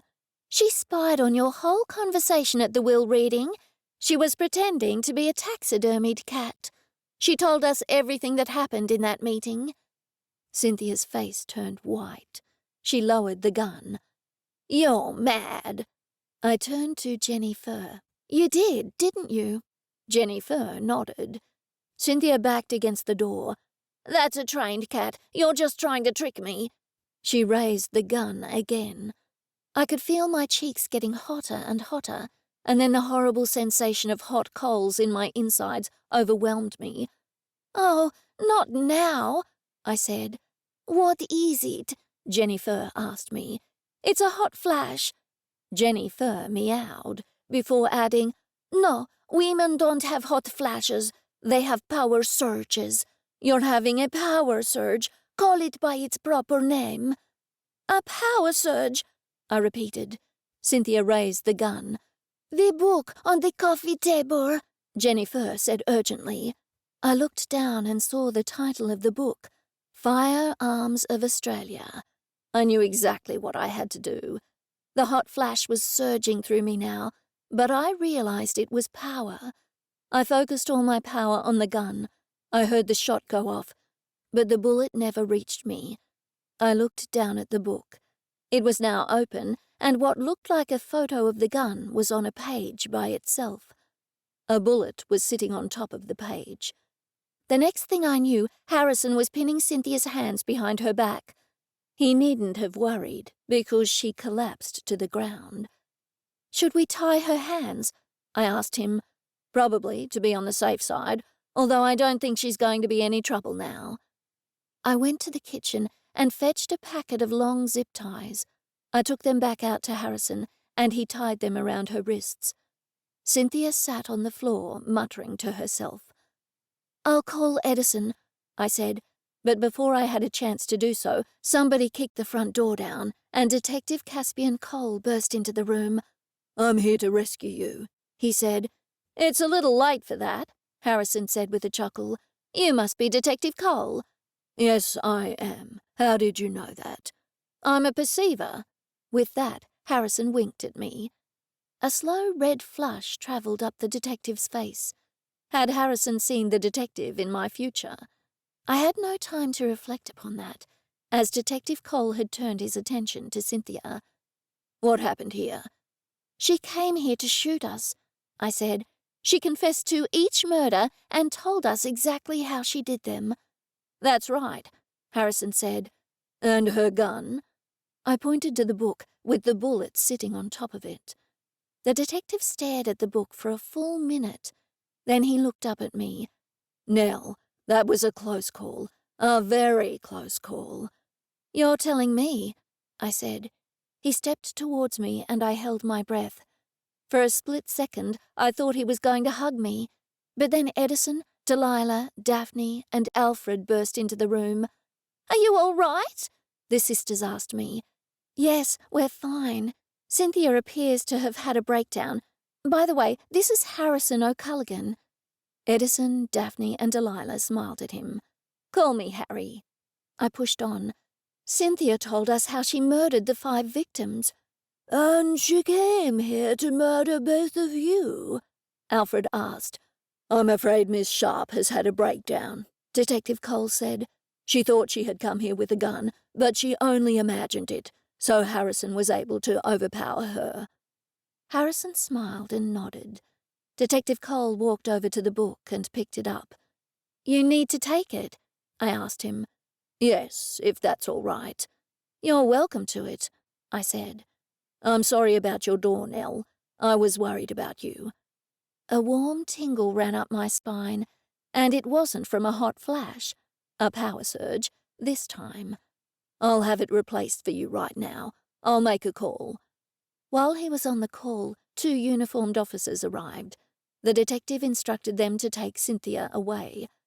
All's well that ends well, JenniFur said, but I was hoping for an opportunity to frighten her some more. Alfred stepped in front of JenniFur. This cat looks familiar, he said.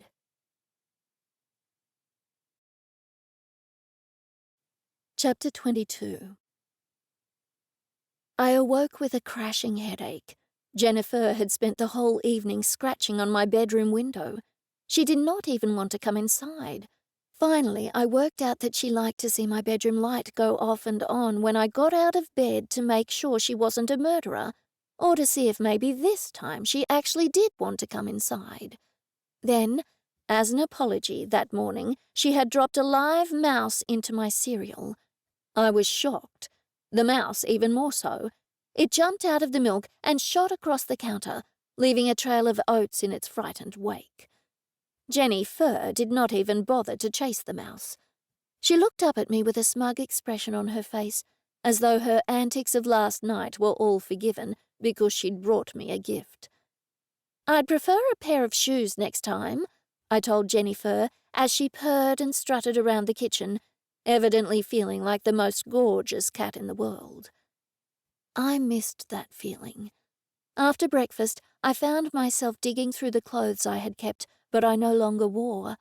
There was a dress from the 70s, well, more of a puffed-sleeve mini nightgown that I believe my mother had made in the 50s, that I used to love.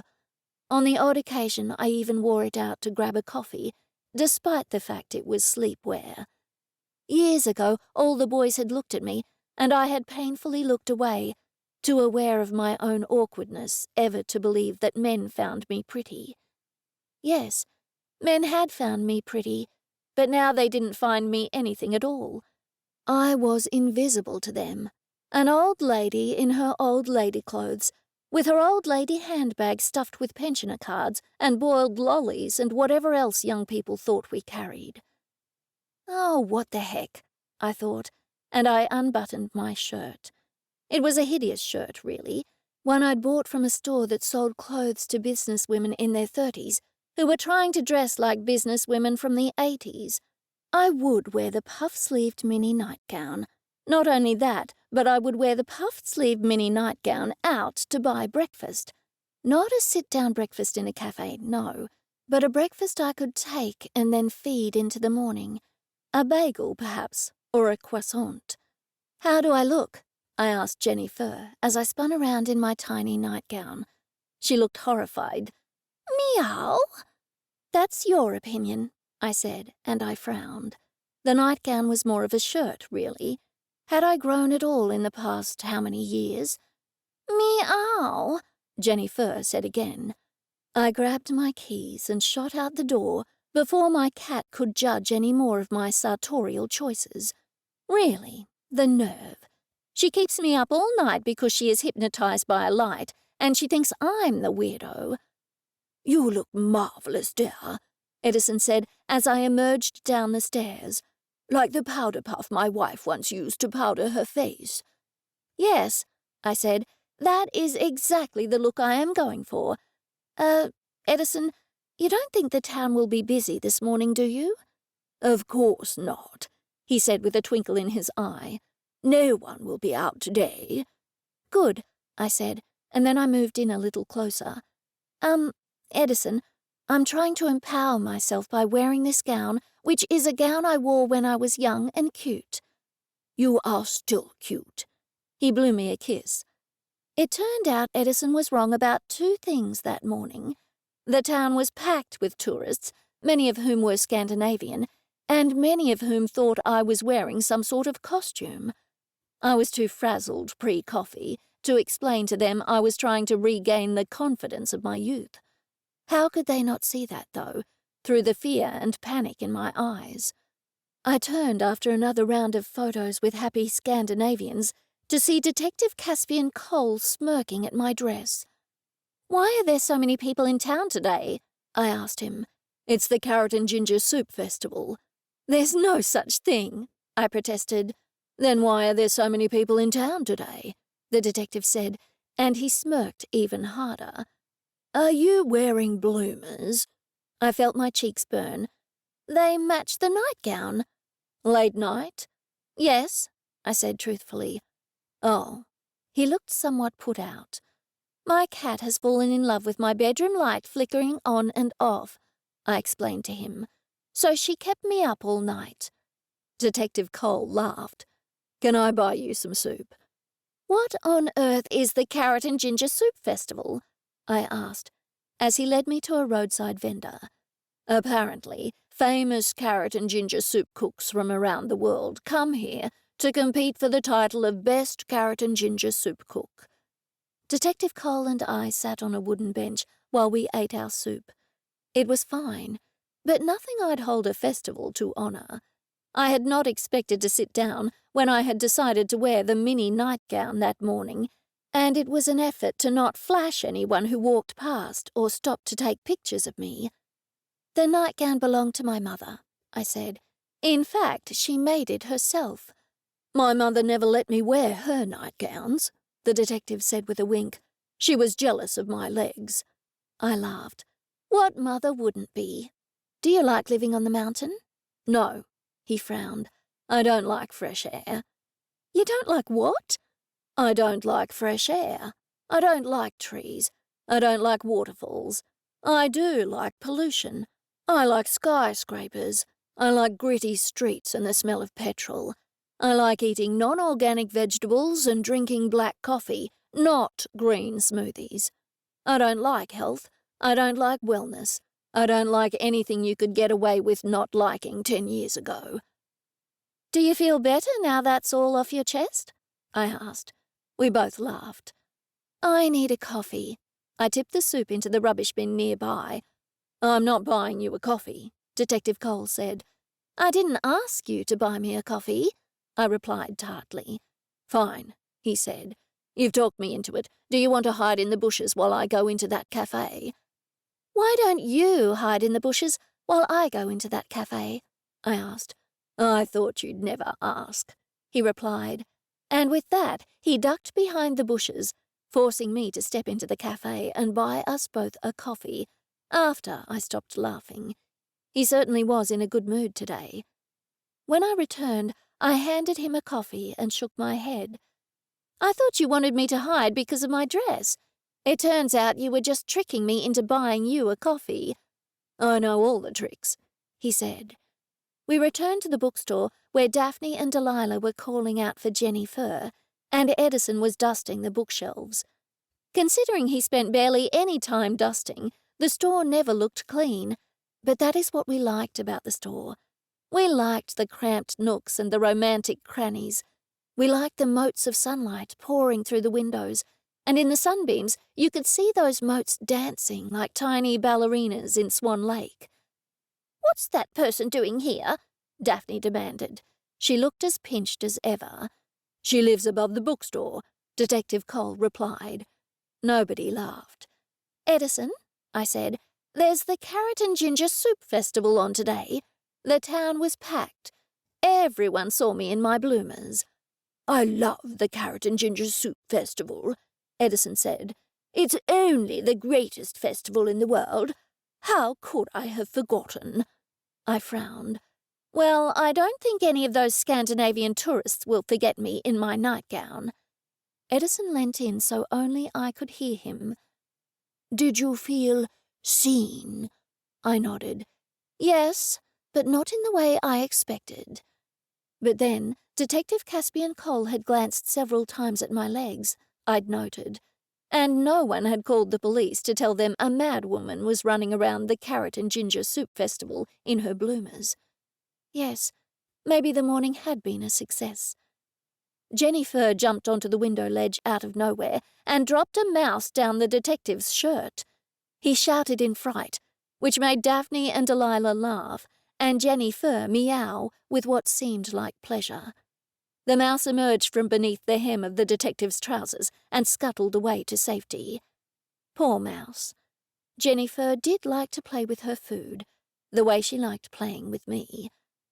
"I think JenniFur likes you," I said to the detective. "That makes one of us," Delilah said. Daphne nodded. "That makes one of us," she repeated. "I can hear you," he replied. I patted Detective Cole on his arm reassuringly. "They'll come around to you." "No, we will not," Daphne said. I knew she was wrong. Give it a day, and with my mini nightgown and bloomers safely tucked away in the back of the closet and a good night's sleep, I'd find a way to make Edison, Delilah, and Daphne see that Detective Caspian Cole was not as terrible as they all assumed.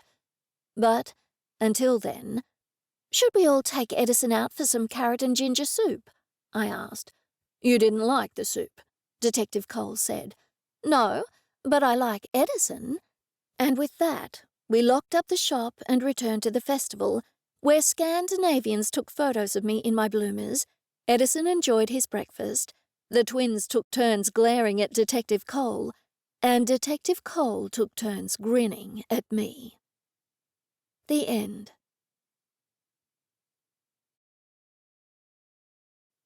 You've just listened to Signs and Portents, MenoPaws Mysteries Book 2, written by Morgana Best, narrated by Amy Soakes. Text, manuscript, and audiobook production copyrights, both 2021, by Morgana Best. If you've enjoyed this audiobook, please consider leaving a review and recommending on social media or directly to friends and family. And keep an eye out for other audiobooks by Morgana Best. Thanks for listening.